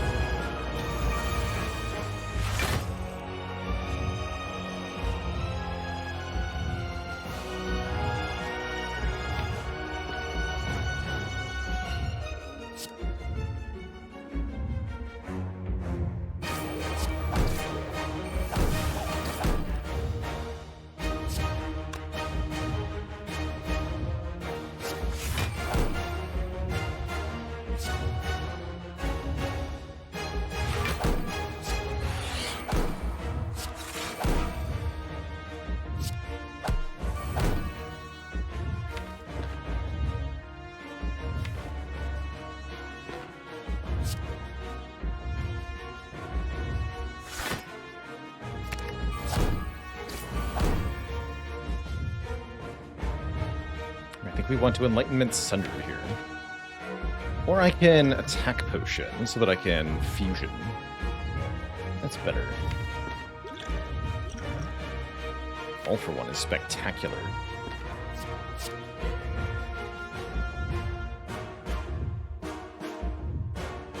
All for One is spectacular.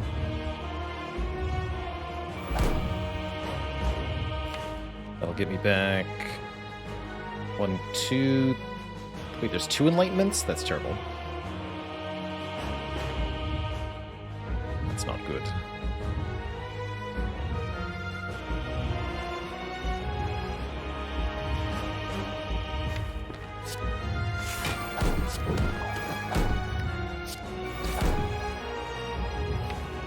It's more worth it, though.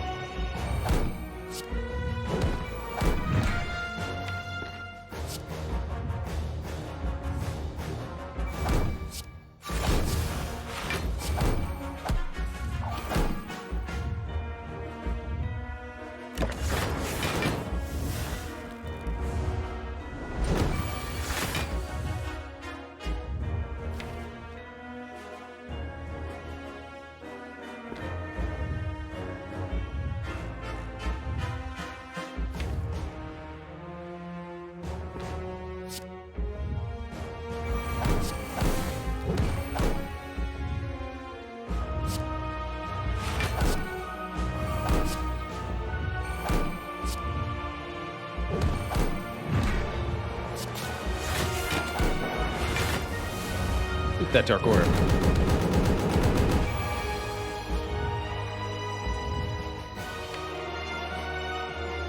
Okay, we need to hologram some stuff. Dual cast is in the Discord pile, so let's just hologram All for One then. All for One and what? Something that makes frost. Pretty have cool-headed.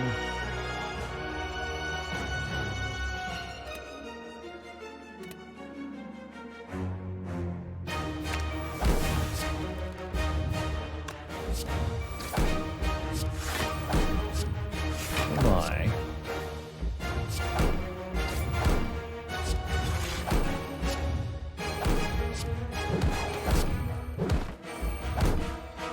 I like it. Okay, cap damage. And get a Frost Orb in front for next turn. Also, Kunai, the ever-loving heck out of everything. Also, Enlightenment, Equilibrium.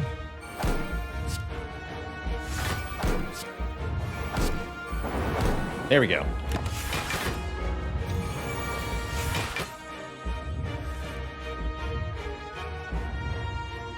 Now we can double bias Cog.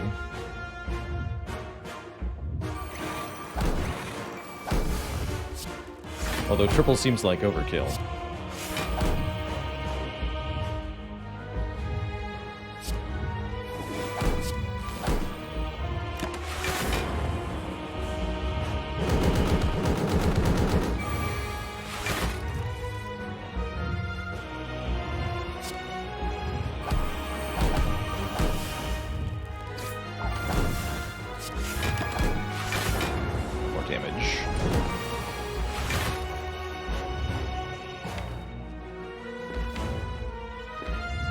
One zap is so much of my damage, apparently.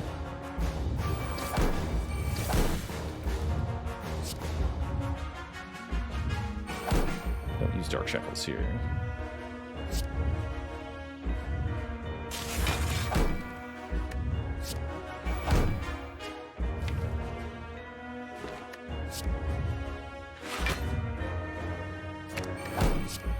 Somewhat wishing we had upgraded Zap.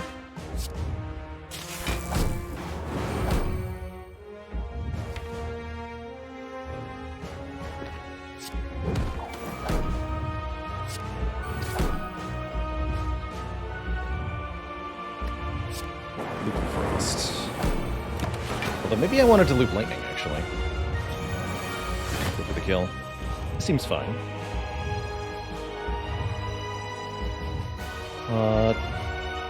27 times 5 should be enough.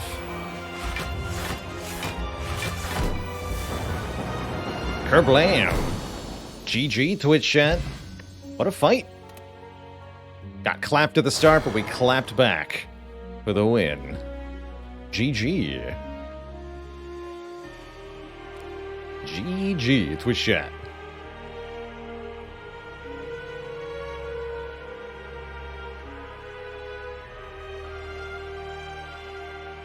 What is the sound of one defect clapping?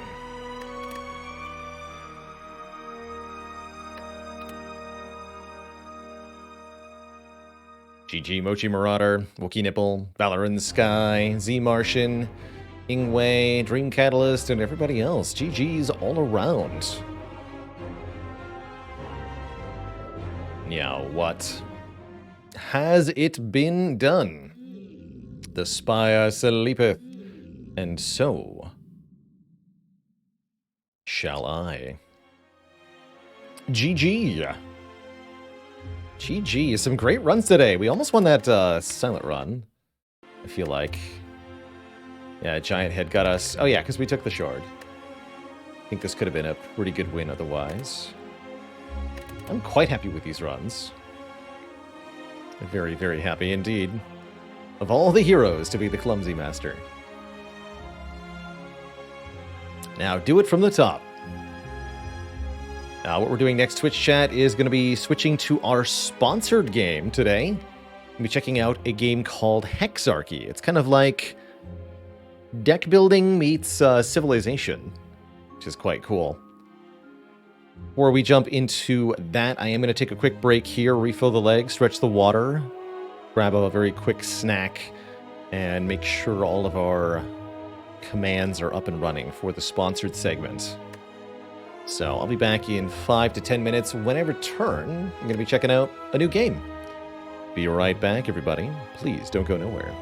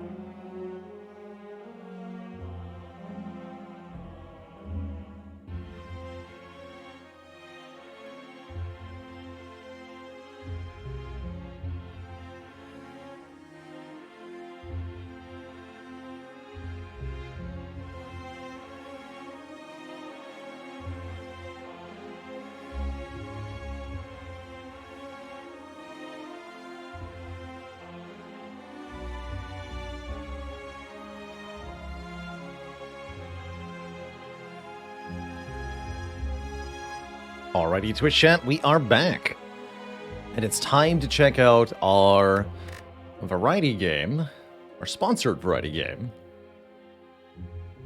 today.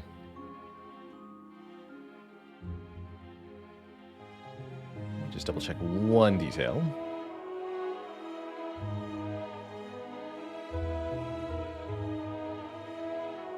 That's right. Okay, cool.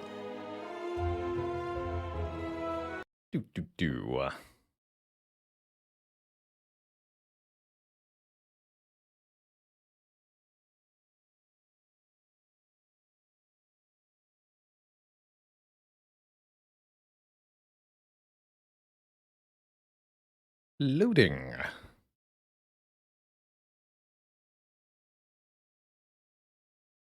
All right, welcome one and all to Hexarchy. Hexarchy just came out today, or maybe yesterday on October 18th. Hexarchy is one part deck builder, one part 4X. You expand, explore, exploit, and exterminate your foes in a very civilization-like game format. I think probably the quickest way to summarize Hexarchy is Civilization, but with cards, and it does have the benefit of featuring multiplayer. You can play with other players if you wish. I'm not sure what platforms... Let me double check. I did have an info sheet on Hexarchy here.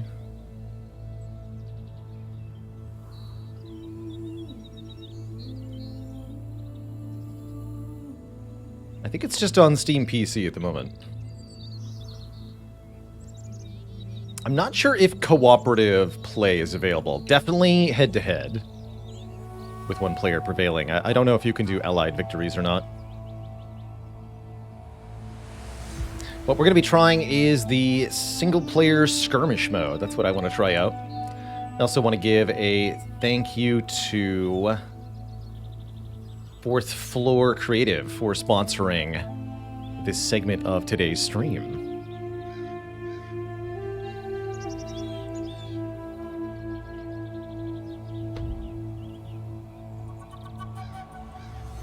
There's also a hegemony mode where I think you're trying to get ranking for the civilizations overall. Not 100% sure how this works. But I want to just try the basic skirmish mode here.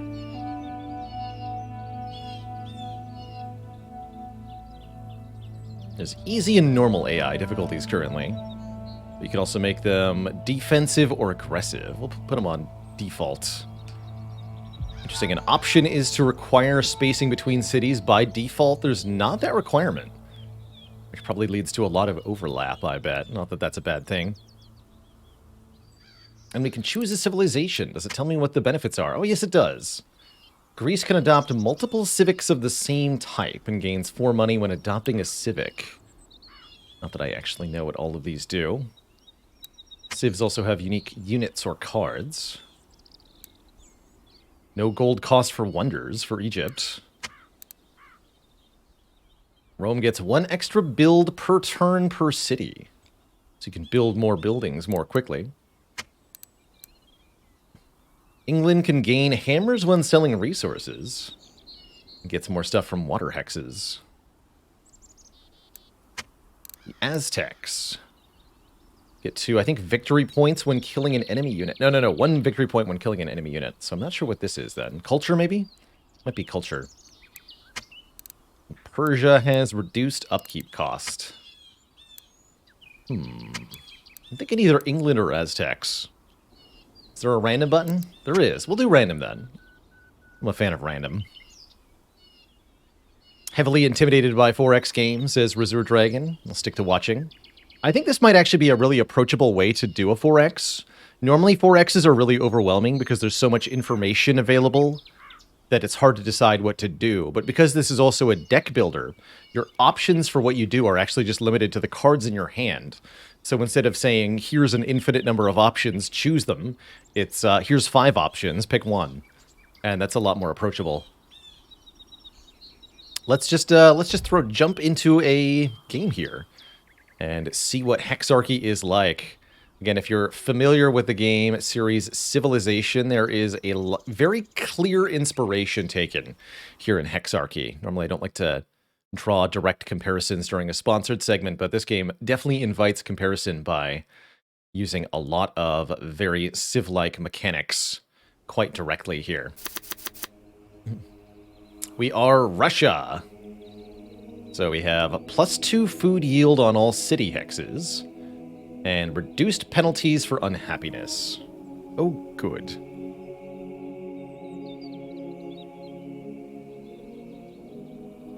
And our starting hand here, including the found capital city card. So is there a way to see the whole deck?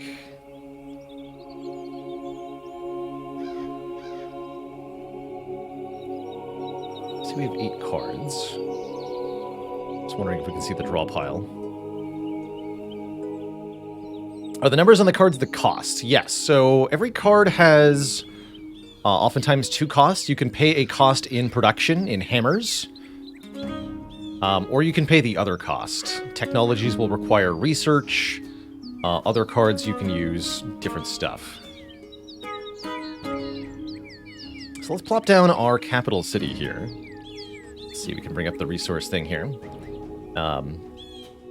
True to 4X style, we've got a whole bunch of tiles that each have different yields, different resources you get for having a worker work on that tile. Yeah, let me adjust the face cam real quick. I see that there is a spot right here. That looks a bit better. And I'm not actively blocking necessarily anything.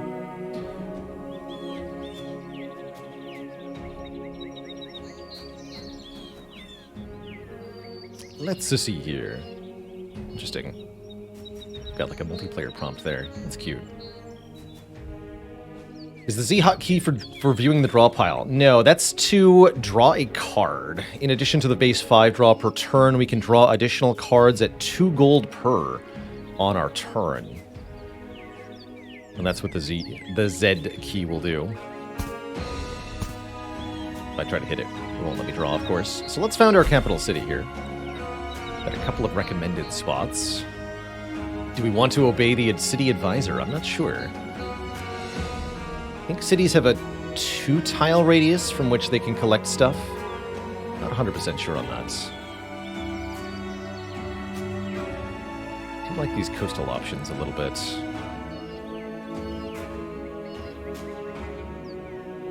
Let's try this one. Don't trust the AI, it is our enemy after all. Fair enough. And our capital starts at immediately 2 population, it seems. Currently we're gaining lots of population per turn. Let's see, music's a little loud. Let's tune that down a bit.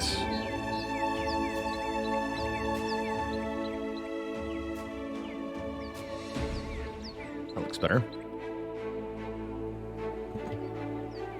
So we have 4 hammers with which we can produce things. I guess we could make a settler right away, huh?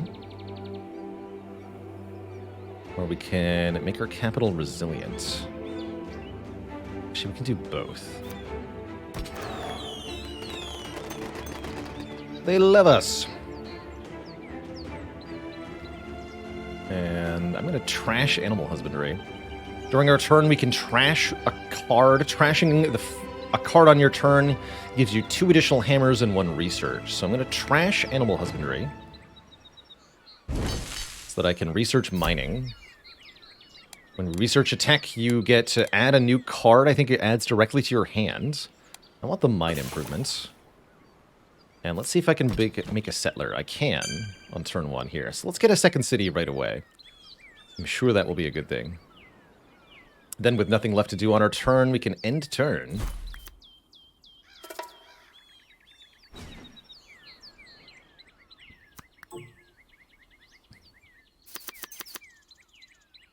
Draw a new hand. Writing technology. Either write something worth reading or do something worth writing. Just like the text from the Civ games, there are quotes attributed to historical or fictional figures that are appropriate to the technology, and some of them are great. Give me 6 hours to chop down a tree, and I will spend the first 4 sharpening the axe. So currently our base hammer income is 4. We might want to change that by improving this tile. Currently getting 4 gold per turn off Moscow. Cool. Will we ever get animal husbandry back? I'm not sure. There is a whole technology tree.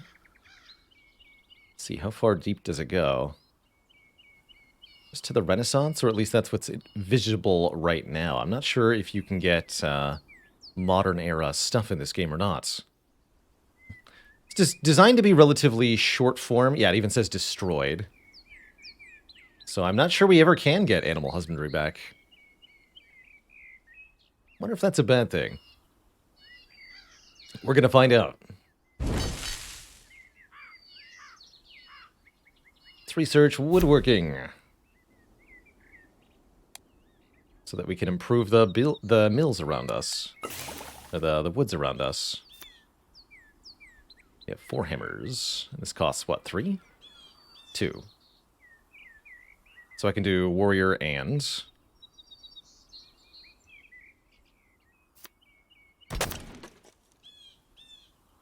that made a firewood, which I could trash for 1 production if I wished.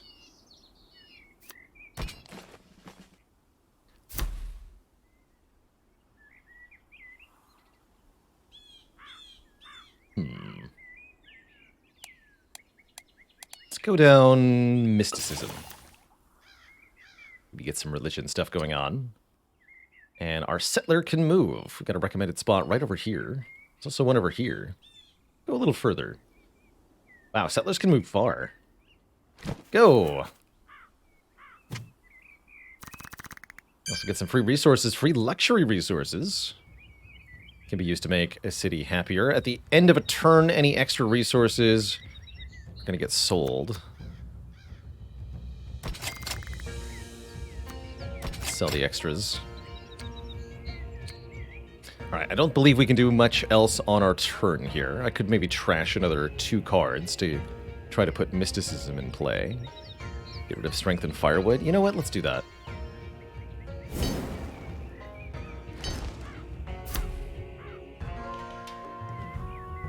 Philosophy. It is the mark of an educated mind to be able to entertain a thought without accepting it. Paganism is a religion civic. So it adds cards by adding a civic. Is there a civics screen? Culture overlay. Trade routes. Produce the culture required for border growth in all cities. Very neat. So game ends after 30 turns or when one player reaches 100 points. Okay, so the whole game from start to finish is only ever 30 turns. That is pretty condensed. A Honda Civic. This is also worth 4 victory points. 6 hammers and 4 gold, or 2 hammers, 2 stone. Let's take Diana's Temple. And then end the turn.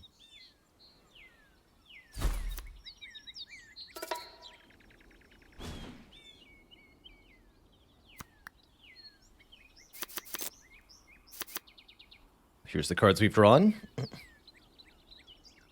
Got a new settler card. I might make another city off of Moscow here.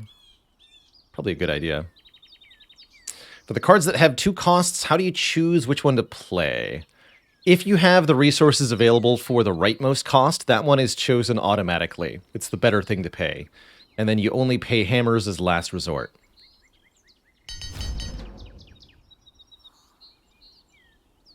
I only got 4, huh? Because it wasn't working that tile at the start of the turn? Is that what's going on? That must be what's going on. So, found Novgorod. I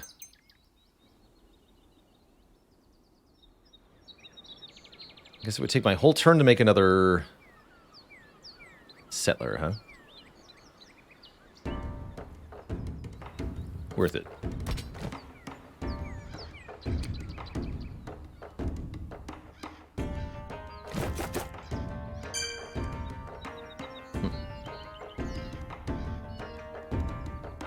Okay.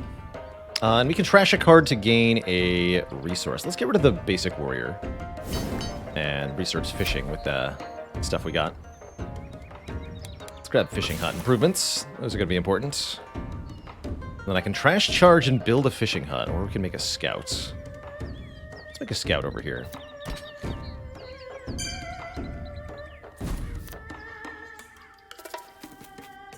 So we get more cards added to the deck essentially as we research stuff and find things.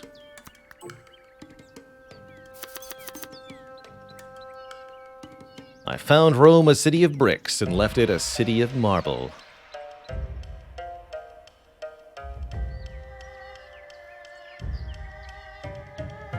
Unhappiness per holy site. Curious. Alright, we'll actually have more production next turn. So Moscow will be correctly working this tile for real, for real. Imagine we should trash one of these cards. I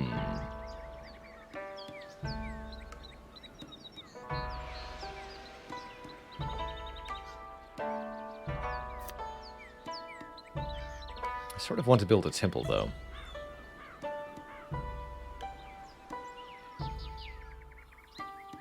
We have a settler over here. Can I see who you belong to? Must obviously belong to Persia.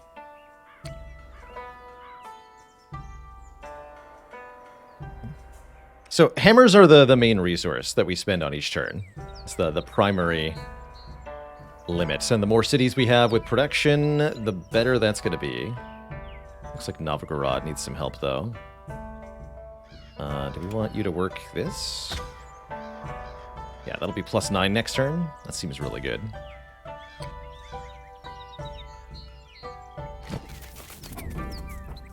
There's Persepolis. Persepolis. Looks like we probably want our settler to go over here. Settlers do a pretty enormous movement. That's good.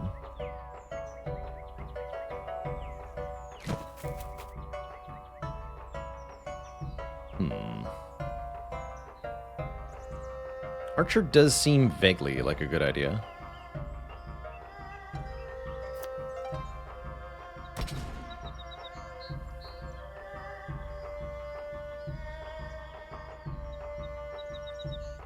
I made the library, not the temple? I think I did. It's fine. So we should trash something so I can play construction. Guess I'll trash tactics? Surely that's not a bad idea.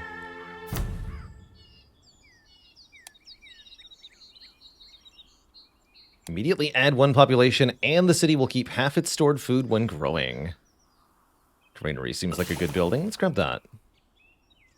Still have 2 hammers here. Don't want to trash anything else, though.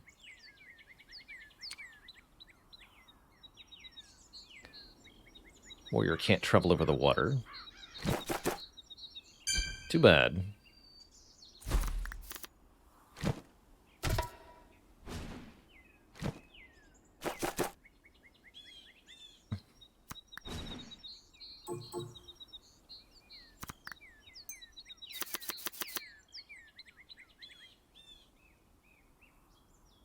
I don't think there's any direct connection to the Civilization game series, just a heavy influence in the game mechanics, which, as a reminder, are not a thing you can copyright. So you're fully allowed to duplicate mechanically other games for any purpose. As for most of the visual flavoring, that's all based in real-world history, which is also fair game for anyone to use.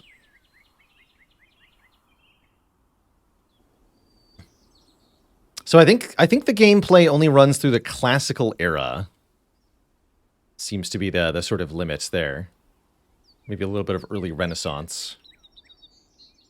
So these are all the cards we got. Cool. Look at all those hammers. Glorious. Glorious hammers.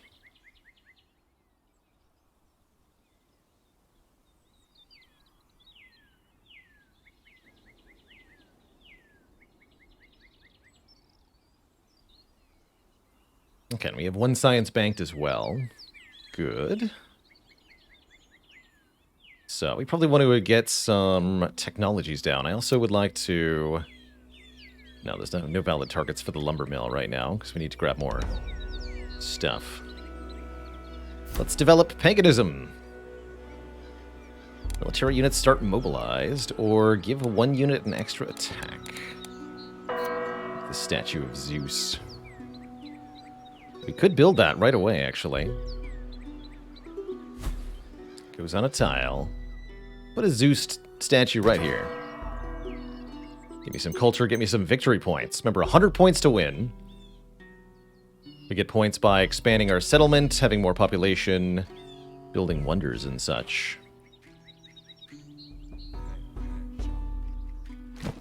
Let me go over here. That looks like a passable location. Moscow is losing happiness.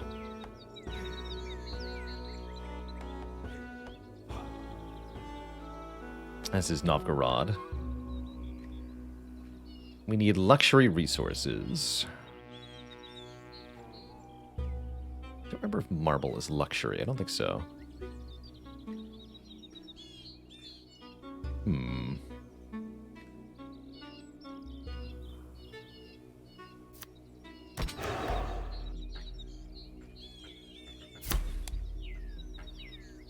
A sword never kills anybody. It is a tool in the killer's hand. Grab metalworking. I have one production left. Could trash one of these techs. Doesn't really get much done, though. I don't think I'm going to bother.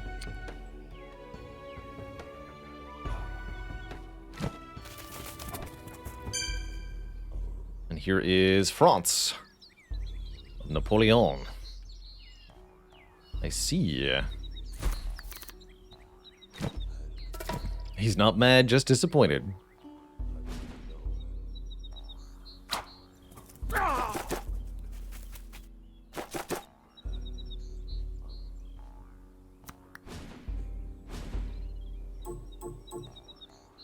So the cities are growing well, but they're becoming very unhappy about it. I guess the Temple of Diana helps by producing happiness. 10 hammer. Good. And that's before I found the third city. Kazan. Let's make hammers.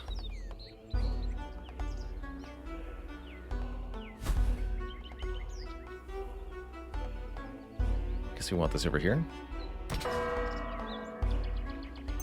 +2 from buildings. That only applies to the capital, the happiness change. It's not great. But it is acceptable. Still have 3 hammers here. Now we can set up a mine to improve production even more. Do I maybe want to get something else basic here? We can research mathematics if I trash a card. Guess we'll trash warehouse. Remove maintenance costs for all cities within 3 hexes. I have been forgetting that we can draw cards at 2 gold per. I maybe want to be doing that a bit more.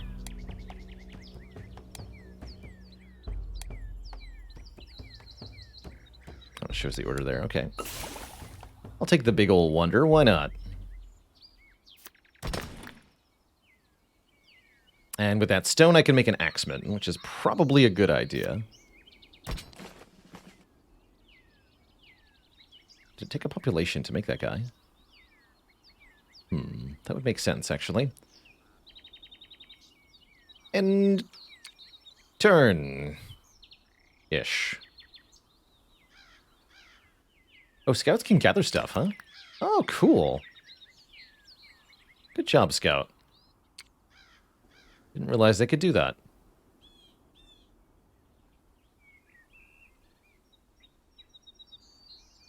Maybe consider putting pressure on Passagarde here. Our Axeman could potentially claim that for us.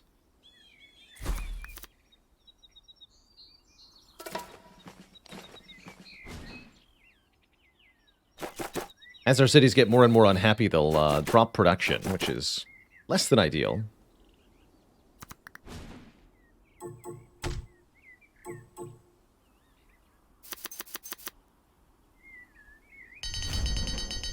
$12 hammers. So we can pay the full price for the pyramid here. Automatically collect land special resources within 2 hexes. Which could give me horses, even though I don't have pastures.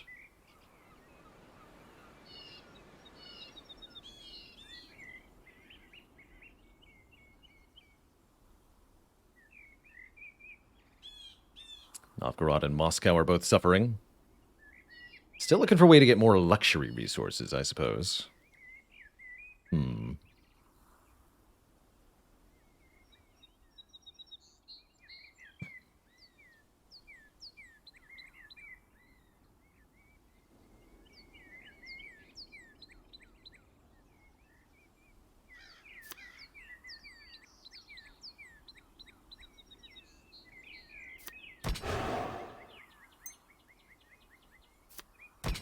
Yes, it does take a population to deploy military units in this game.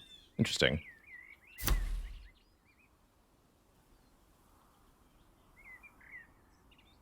Trade cost over water. You placed my border at the limits of heaven.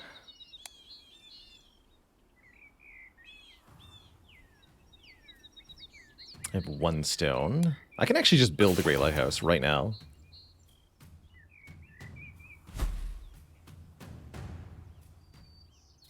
Put it here. Huzzah. Trash the fort. We can build a library for the stone that we have. I think this is going well. We're not 100% sure.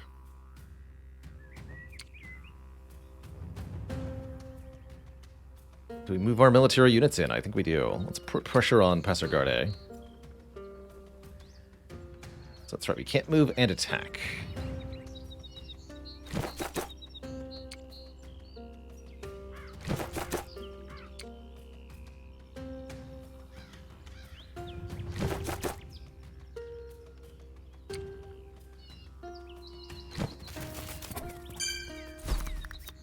Let's see how this goes. Don't know if we need an official declaration of war, or if we're just automatically considered a hostile target. Looks like we're just automatically considered a hostile target.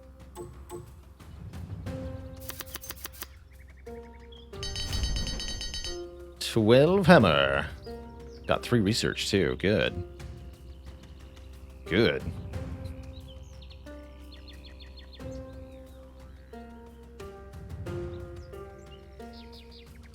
Let's see. How does this work? A range attack, which does 2 damage to them. And there is a bonus for flank attacking. Good to know.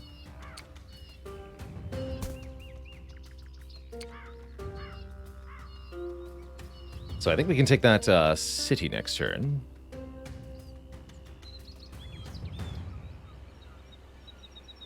So we're losing resource yields in Moscow because the city is unhappy. I believe Russia takes a lower penalty for being unhappy, which is just fine by me.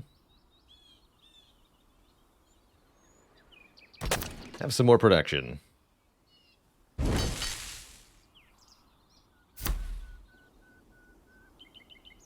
Jeweler produces money and food. Swordsman is an iron melee unit. Pretty strong, too. 15 attack power. Let's take a swordsman.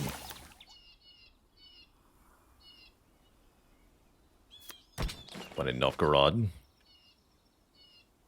And then add pop to Novgorod, I guess. Since that's where most of my melee units are coming in. Try to fix the unhappiness in Moscow. Research architecture for 2 research. Hey, generates happiness. Good, give me that. The Colosseum. Although it has to go on a tile, looks like. Or a Oh, cannot build another building there this turn. Well, that makes sense. Make it here, I guess. And that's everything. Or sort of everything.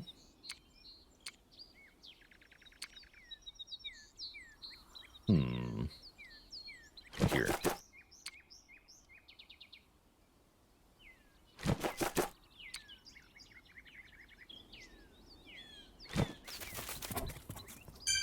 Let's see, France over here. Okay, end our turn.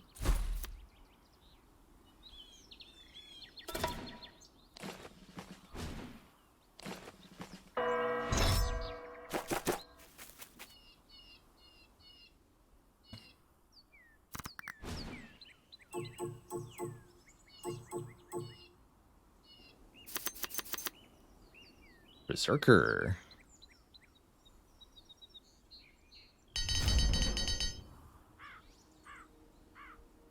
So, any units pressing in? We probably want to start clearing out some of these French cities. They seem like they are not acceptable.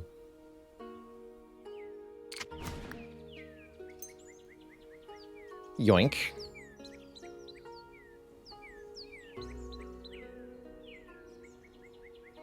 I've got a settler over here, too. How dare you?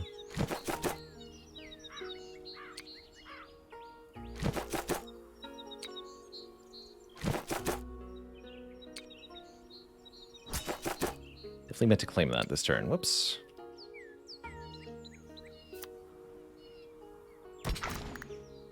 Crab.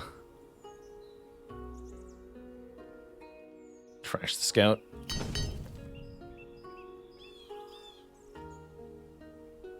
Oh yeah, and I could have used charge this turn.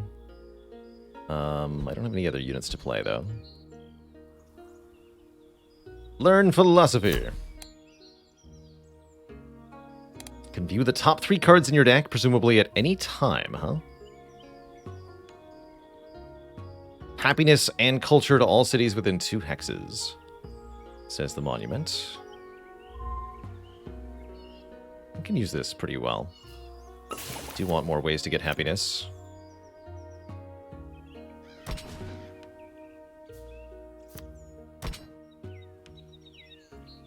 Roads cost stone. Let's draw some cards.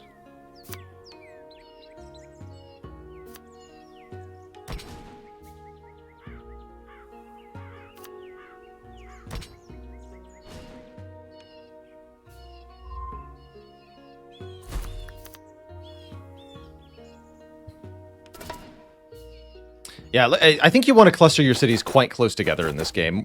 Even more dense than we have. You can see the AI are doing quite dense city placements, and I think that's probably more correct overall.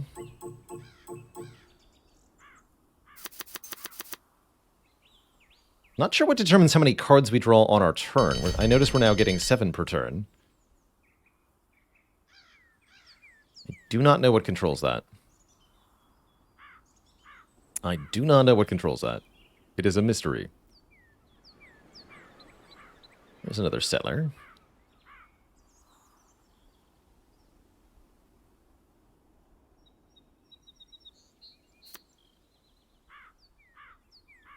More mills.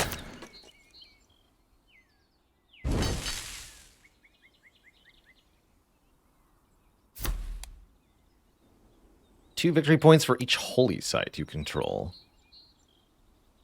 How do I get holy sites? Takes a lot of production to make. I guess I'll take the religion civic. State religion. Your hexes can no longer be stolen with culture.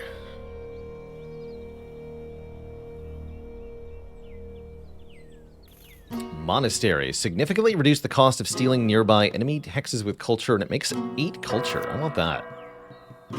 Seems really good. So let's put that in Kazan, so that we can steal the tiles from Lions here. Lyon. I think we'd better put an archer down, too.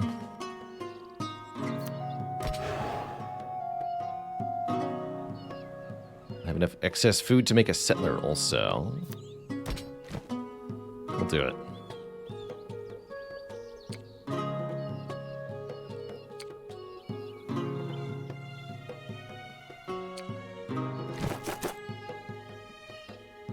Okay, take Passagarde. Claim as our own.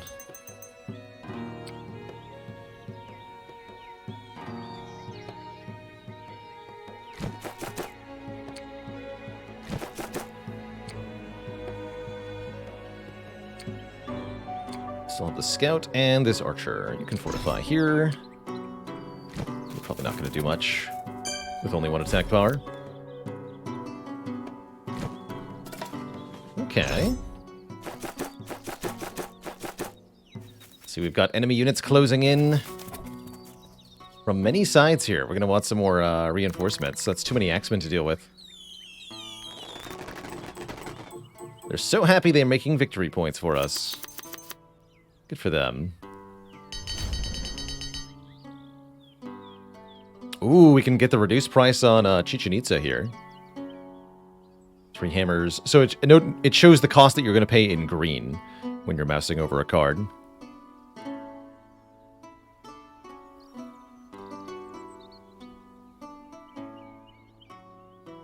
Andy B says, your draw is 2 plus your population divided by 2. Max of 8 draw. So the more pop you have, the more cards you draw. Very cool. Very cool.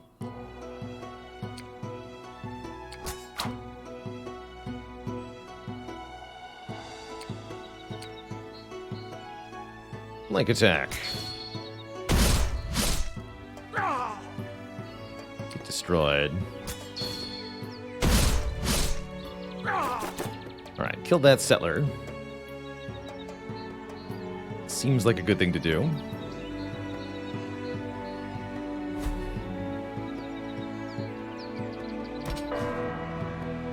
More points for us. We're at 62 out of 100 required on only turn 11 here.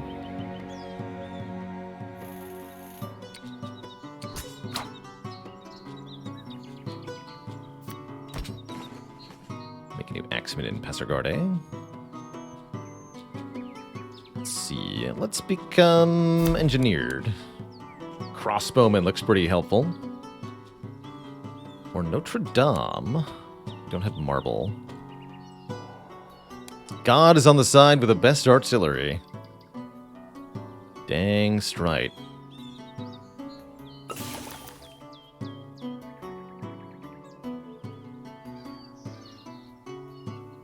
I'm gonna burn the Parthenon. Learn how to gunpowder. Does splash damage. Requires 2 steel, though.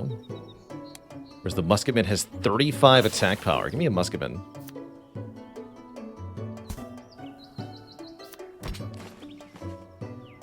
Seems good.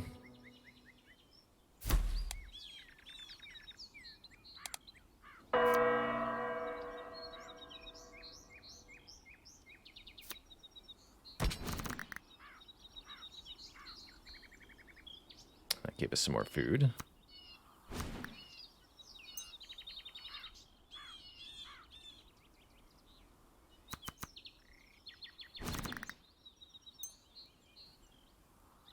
Cool.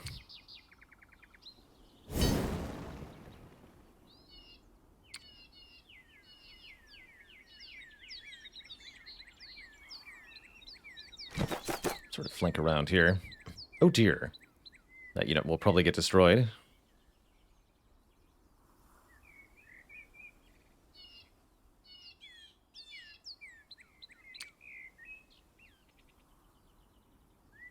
Let's just make a settler right over here.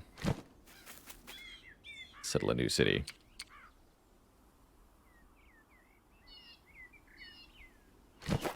Go forth, my musketmen.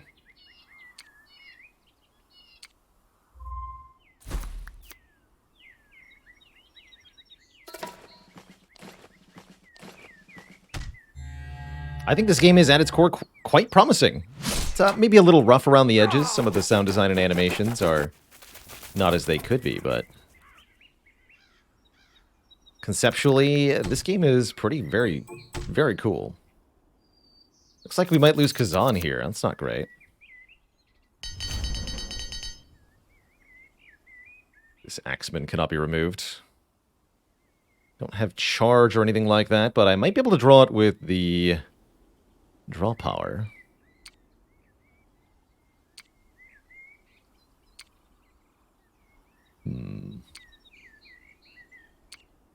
A big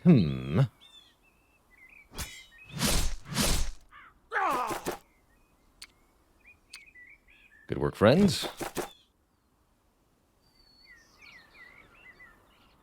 Let's see, we can brute force the pyramids down.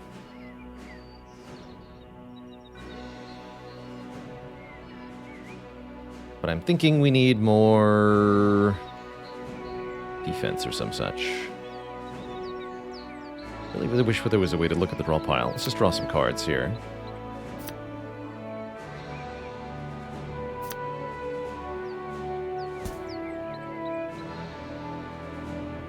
Could trash some of these.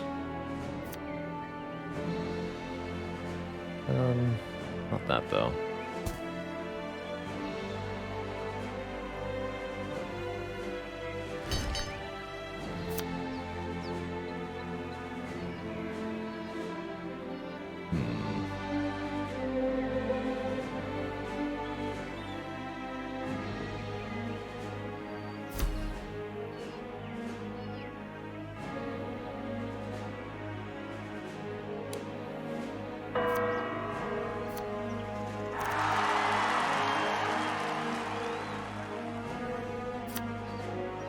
Spearman's here.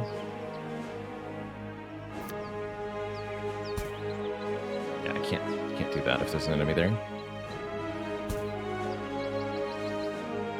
Fair enough.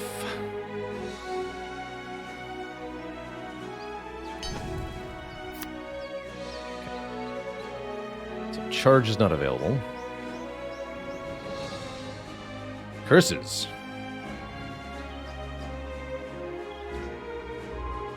Yeah, I'm wondering how we get across water.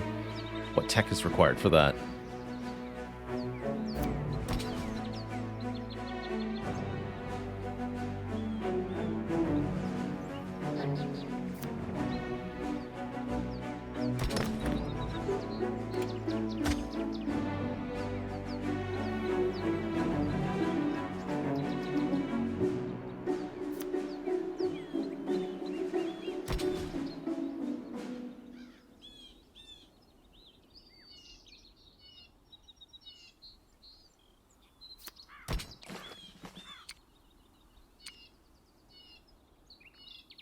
Just get out of here. You too, buddy.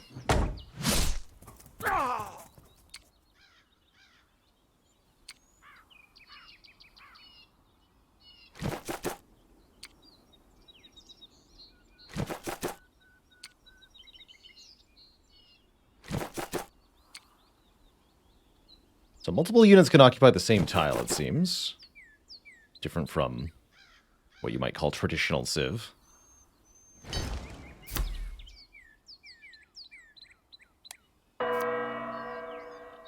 Divine Decree. Alright. An Astrakhan gets online. 15 hammers being produced. Will it be enough? And I think we're losing Kazan here. Sure are. Thankfully they only took it, rather than razing it to the ground.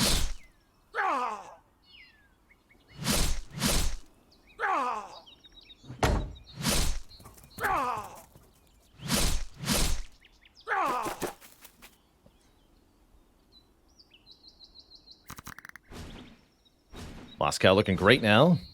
Look at all that city growth.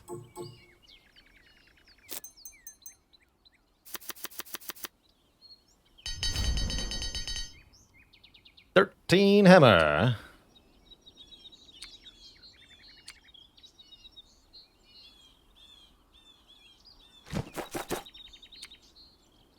See, I can't shoot over the hill, maybe. That's a bit of a bummer. But Persepolis falls. That seems good. Don't know if you can heal your units or not once they're damaged. Kind of unclear. Alright, I'm not founding any new cities. No need for that.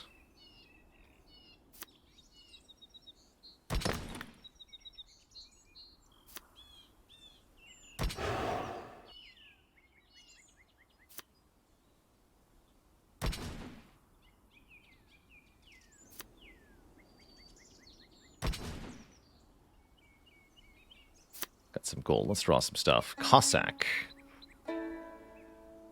Wow, that's a strong unit. We need to make that. Plus 9 production.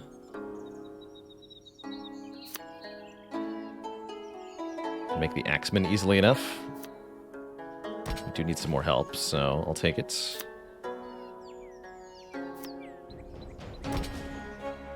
Moscow grows ever larger. 19 hammers now.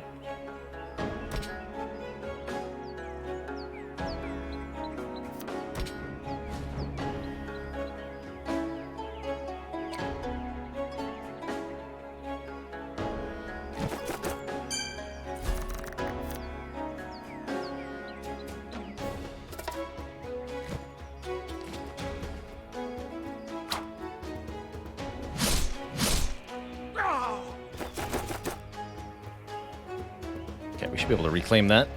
And we've got Persepolis here. I think I'm going to burn it down rather than trying to hold on to it. I believe you get victory points for destroying enemy cities. All those tiles that are mine. Every 2 hexes is 1 victory point. 19 hammers. Heck yeah. 2 happiness in all cities. First, let's raise Persepolis. Burn this city. Get 18 gold. Holy heck. Plus 4 victory points.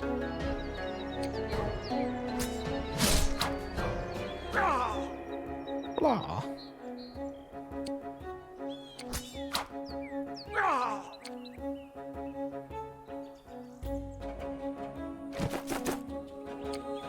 To move on to Kazan as a separate action, I guess.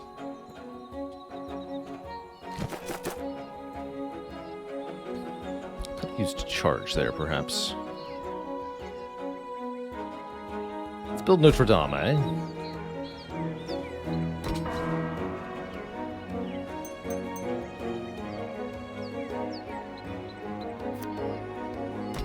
No maintenance for you. Takes 8 hammers to make that. We can do that.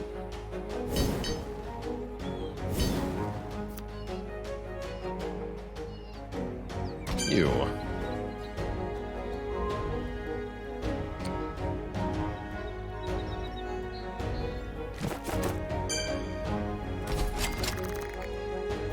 Wow, that grew twice in 1 turn. I didn't realize you could do that. Now it's population 4. Cool.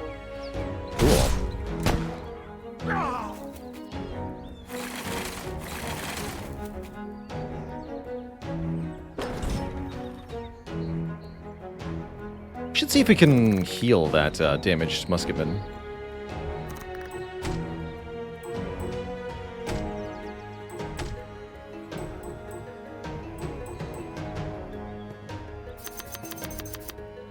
There's the full 8 draw. Plus 21 hammers. Research education. Can you believe I've got 9 research stored? Immediately research currency, too. Take an unclaimed hex that neighbors your territory. The industrialism. The East India Company. Immediately claim all unclaimed territory within 3 hexes. For a max of 20.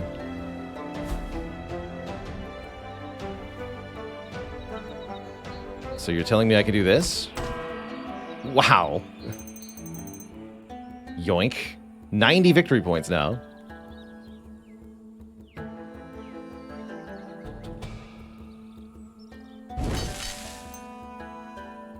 Take the pyramids too.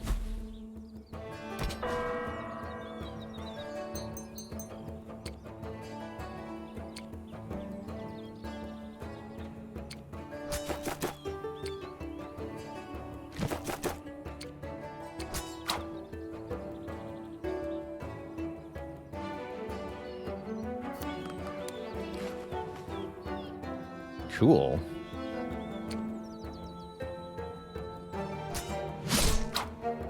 Alright, see if you can come back and heal. I gotta know. Although we're about to win, so maybe I won't know. We're gathering... Our culture output is so high at this point that we're gaining so many tiles. I think it'll result in a victory point victory very soon. It's only been 16 turns.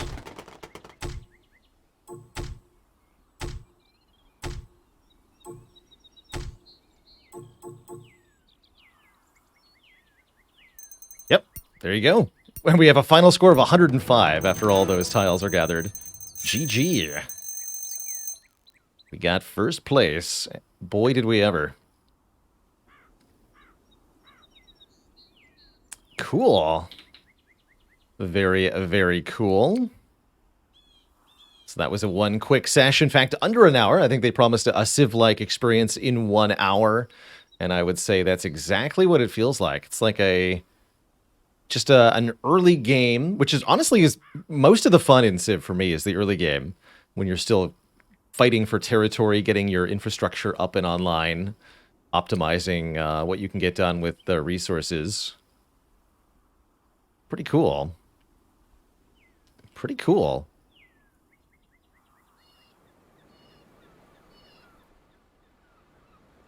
So is this only a 3-player game? There's so much territory we didn't get to use here. Let's do another one. Let's do another one. You can have up to 10 players concurrent in Hexarchy. That's cool. Well, that is very cool. I do want to give another thank you, of course, to Fourth Floor Creative for sponsoring this segment of today's stream and allowing me to bring Hexarchy to all of you.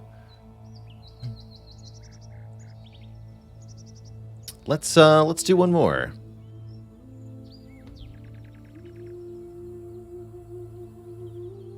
How does the Hegemon mode work?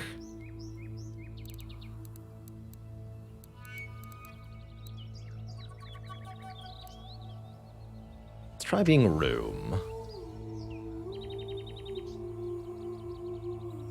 All Hexarchy players worldwide will contribute to the score for their chosen civilization. Interesting. You can generate a campaign, and there is hard. Let's try hard.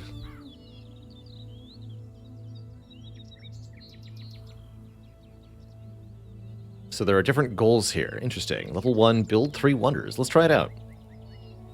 And a card store. Or campaign cards. Interesting. Let's try it out. Let's try it out.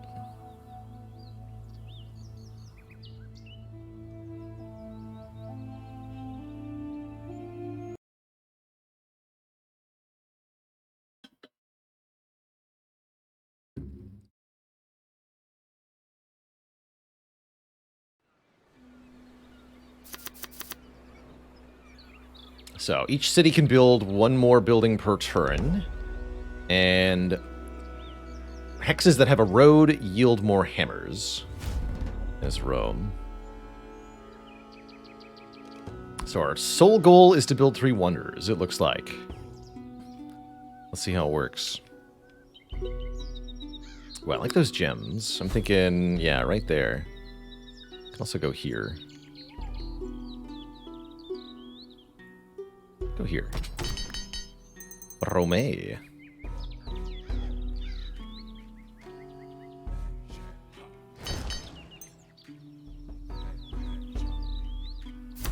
Teach a man to fish, and he will fish.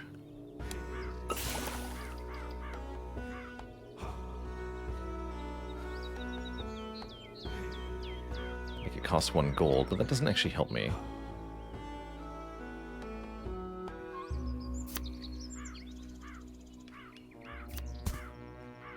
Barracks.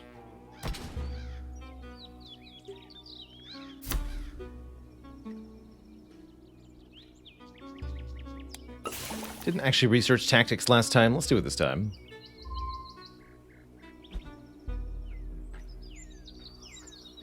Rome is growing.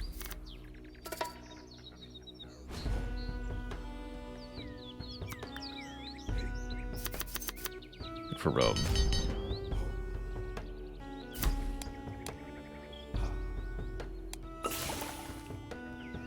We definitely want to improve Rome.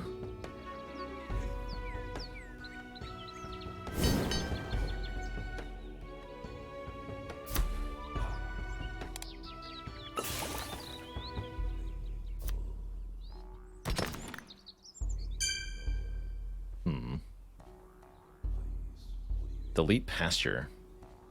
I don't have any animals anyway. Delete pasture. So I can make the scout.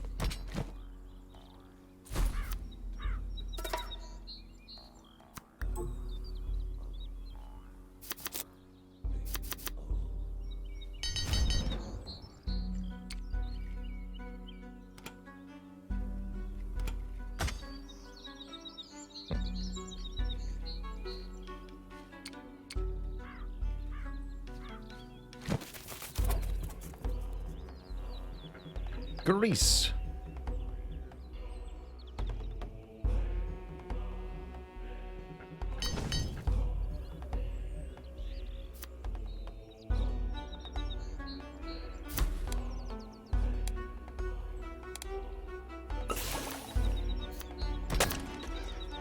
Lumber mill seems good.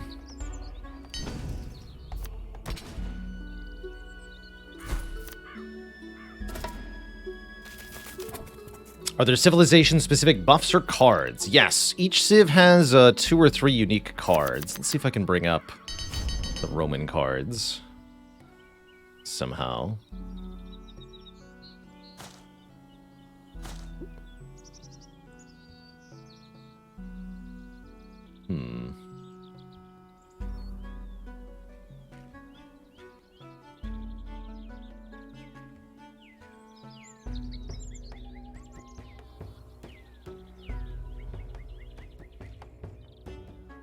Not sure about that, actually. But yes, there are unique buildings and units for each civ. I just have no clue what they are. Good for me.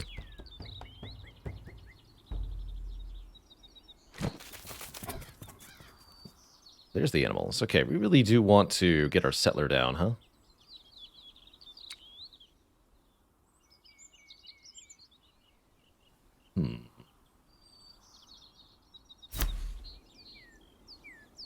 There's road. We want road.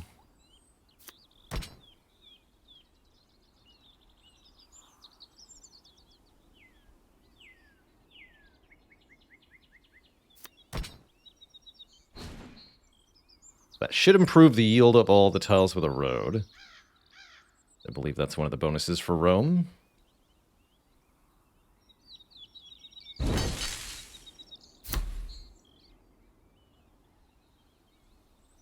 Temple of Diana worked out well last time. Also, we are trying to build wonders, so let's actually do that, hey?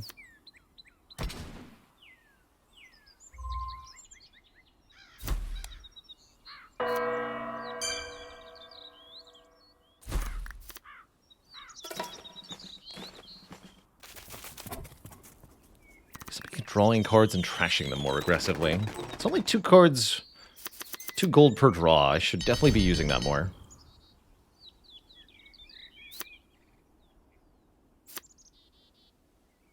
And then trashing aggressively. Like, for example, infrastructure here. This is a Rome card. Making a random building or improvement in our hand cost 1 gold. That's also a wonder. It's a wonder I can build. Good.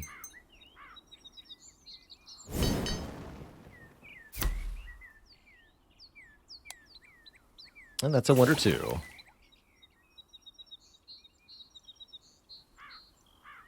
So you're telling me I can build this really fast? If I trash stuff aggressively.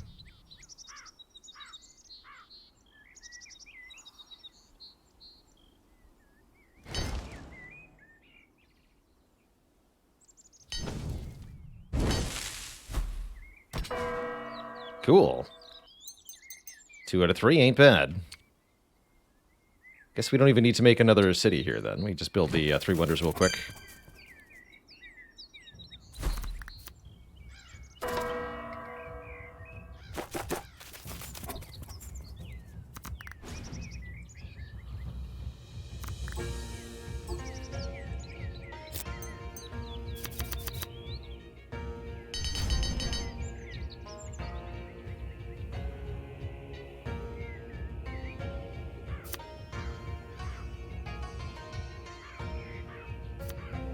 Oops.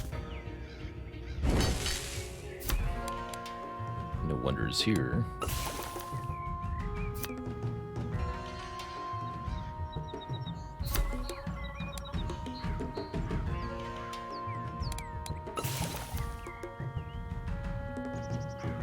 So we just trash all 5 of these, then I have 10 production. Yeah, we just do that.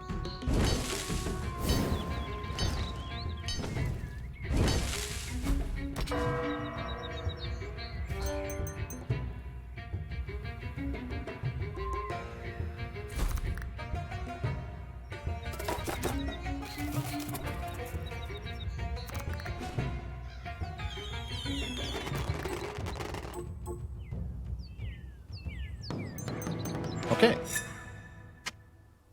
So now we have to do the next mission, I guess, in this campaign.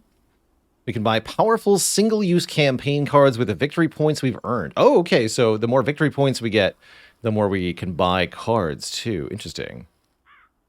So, level 2 requires us to eliminate an enemy player and control 25 hexes. And then level 3 is get to 125 points on a huge map. Okay, that'll be our final challenge then. That's cool. Get all resources on the market. Mobilize all your units. Give everything charge. Add 3 population to a city. Make a wonder that's in your hand. Cost 1 gold. And then there's a raise an enemy city that you can see. Just delete something.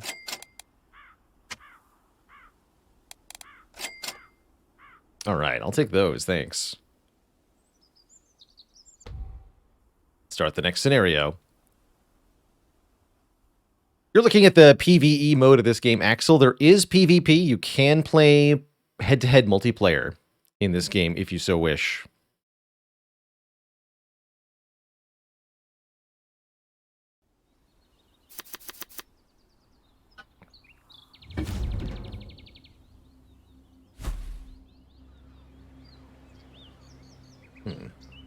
Recommends over here, too. Oh, look at all these cows, man. Heck yeah, get over here. And then learn how to be an animal.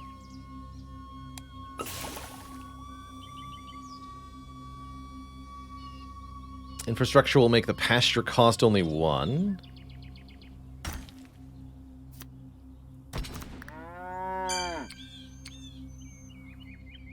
Which means good production. Probably don't want to delete mining, huh? Delete the scout? I'll delete scout.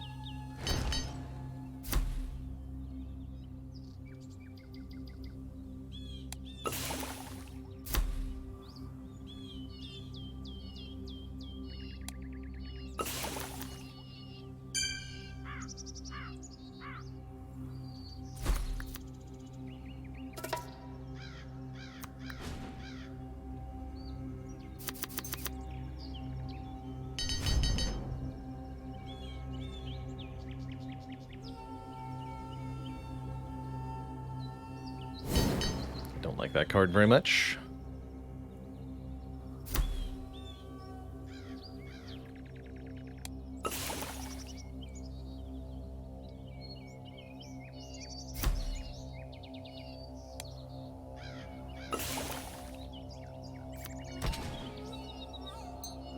Okay.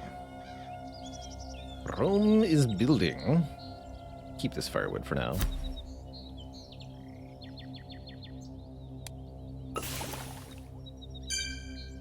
So we also get new cards added when we research a tech. I understand.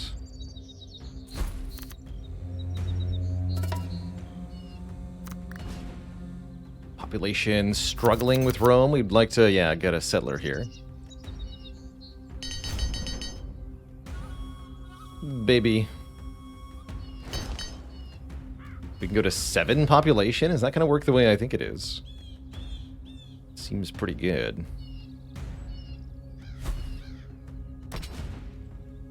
Wow.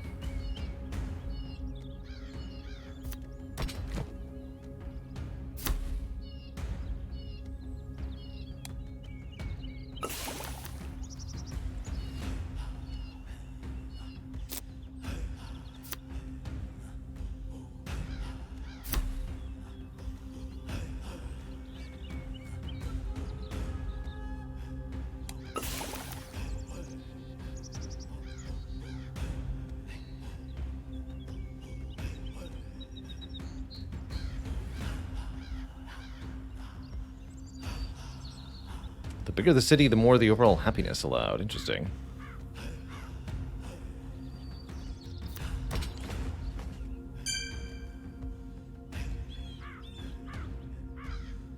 Trash this so I can research astronomy.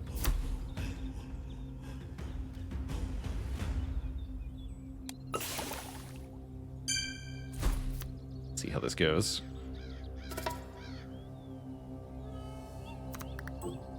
Alright, Rome is starting. Which is not ideal, but we are drawing more cards per turn for the moment. So there's a 60% yield penalty, so most of the food that we make is not being made. Seems like a slight issue.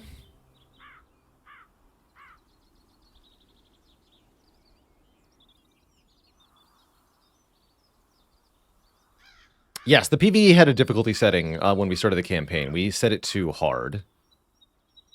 For whatever that's worth.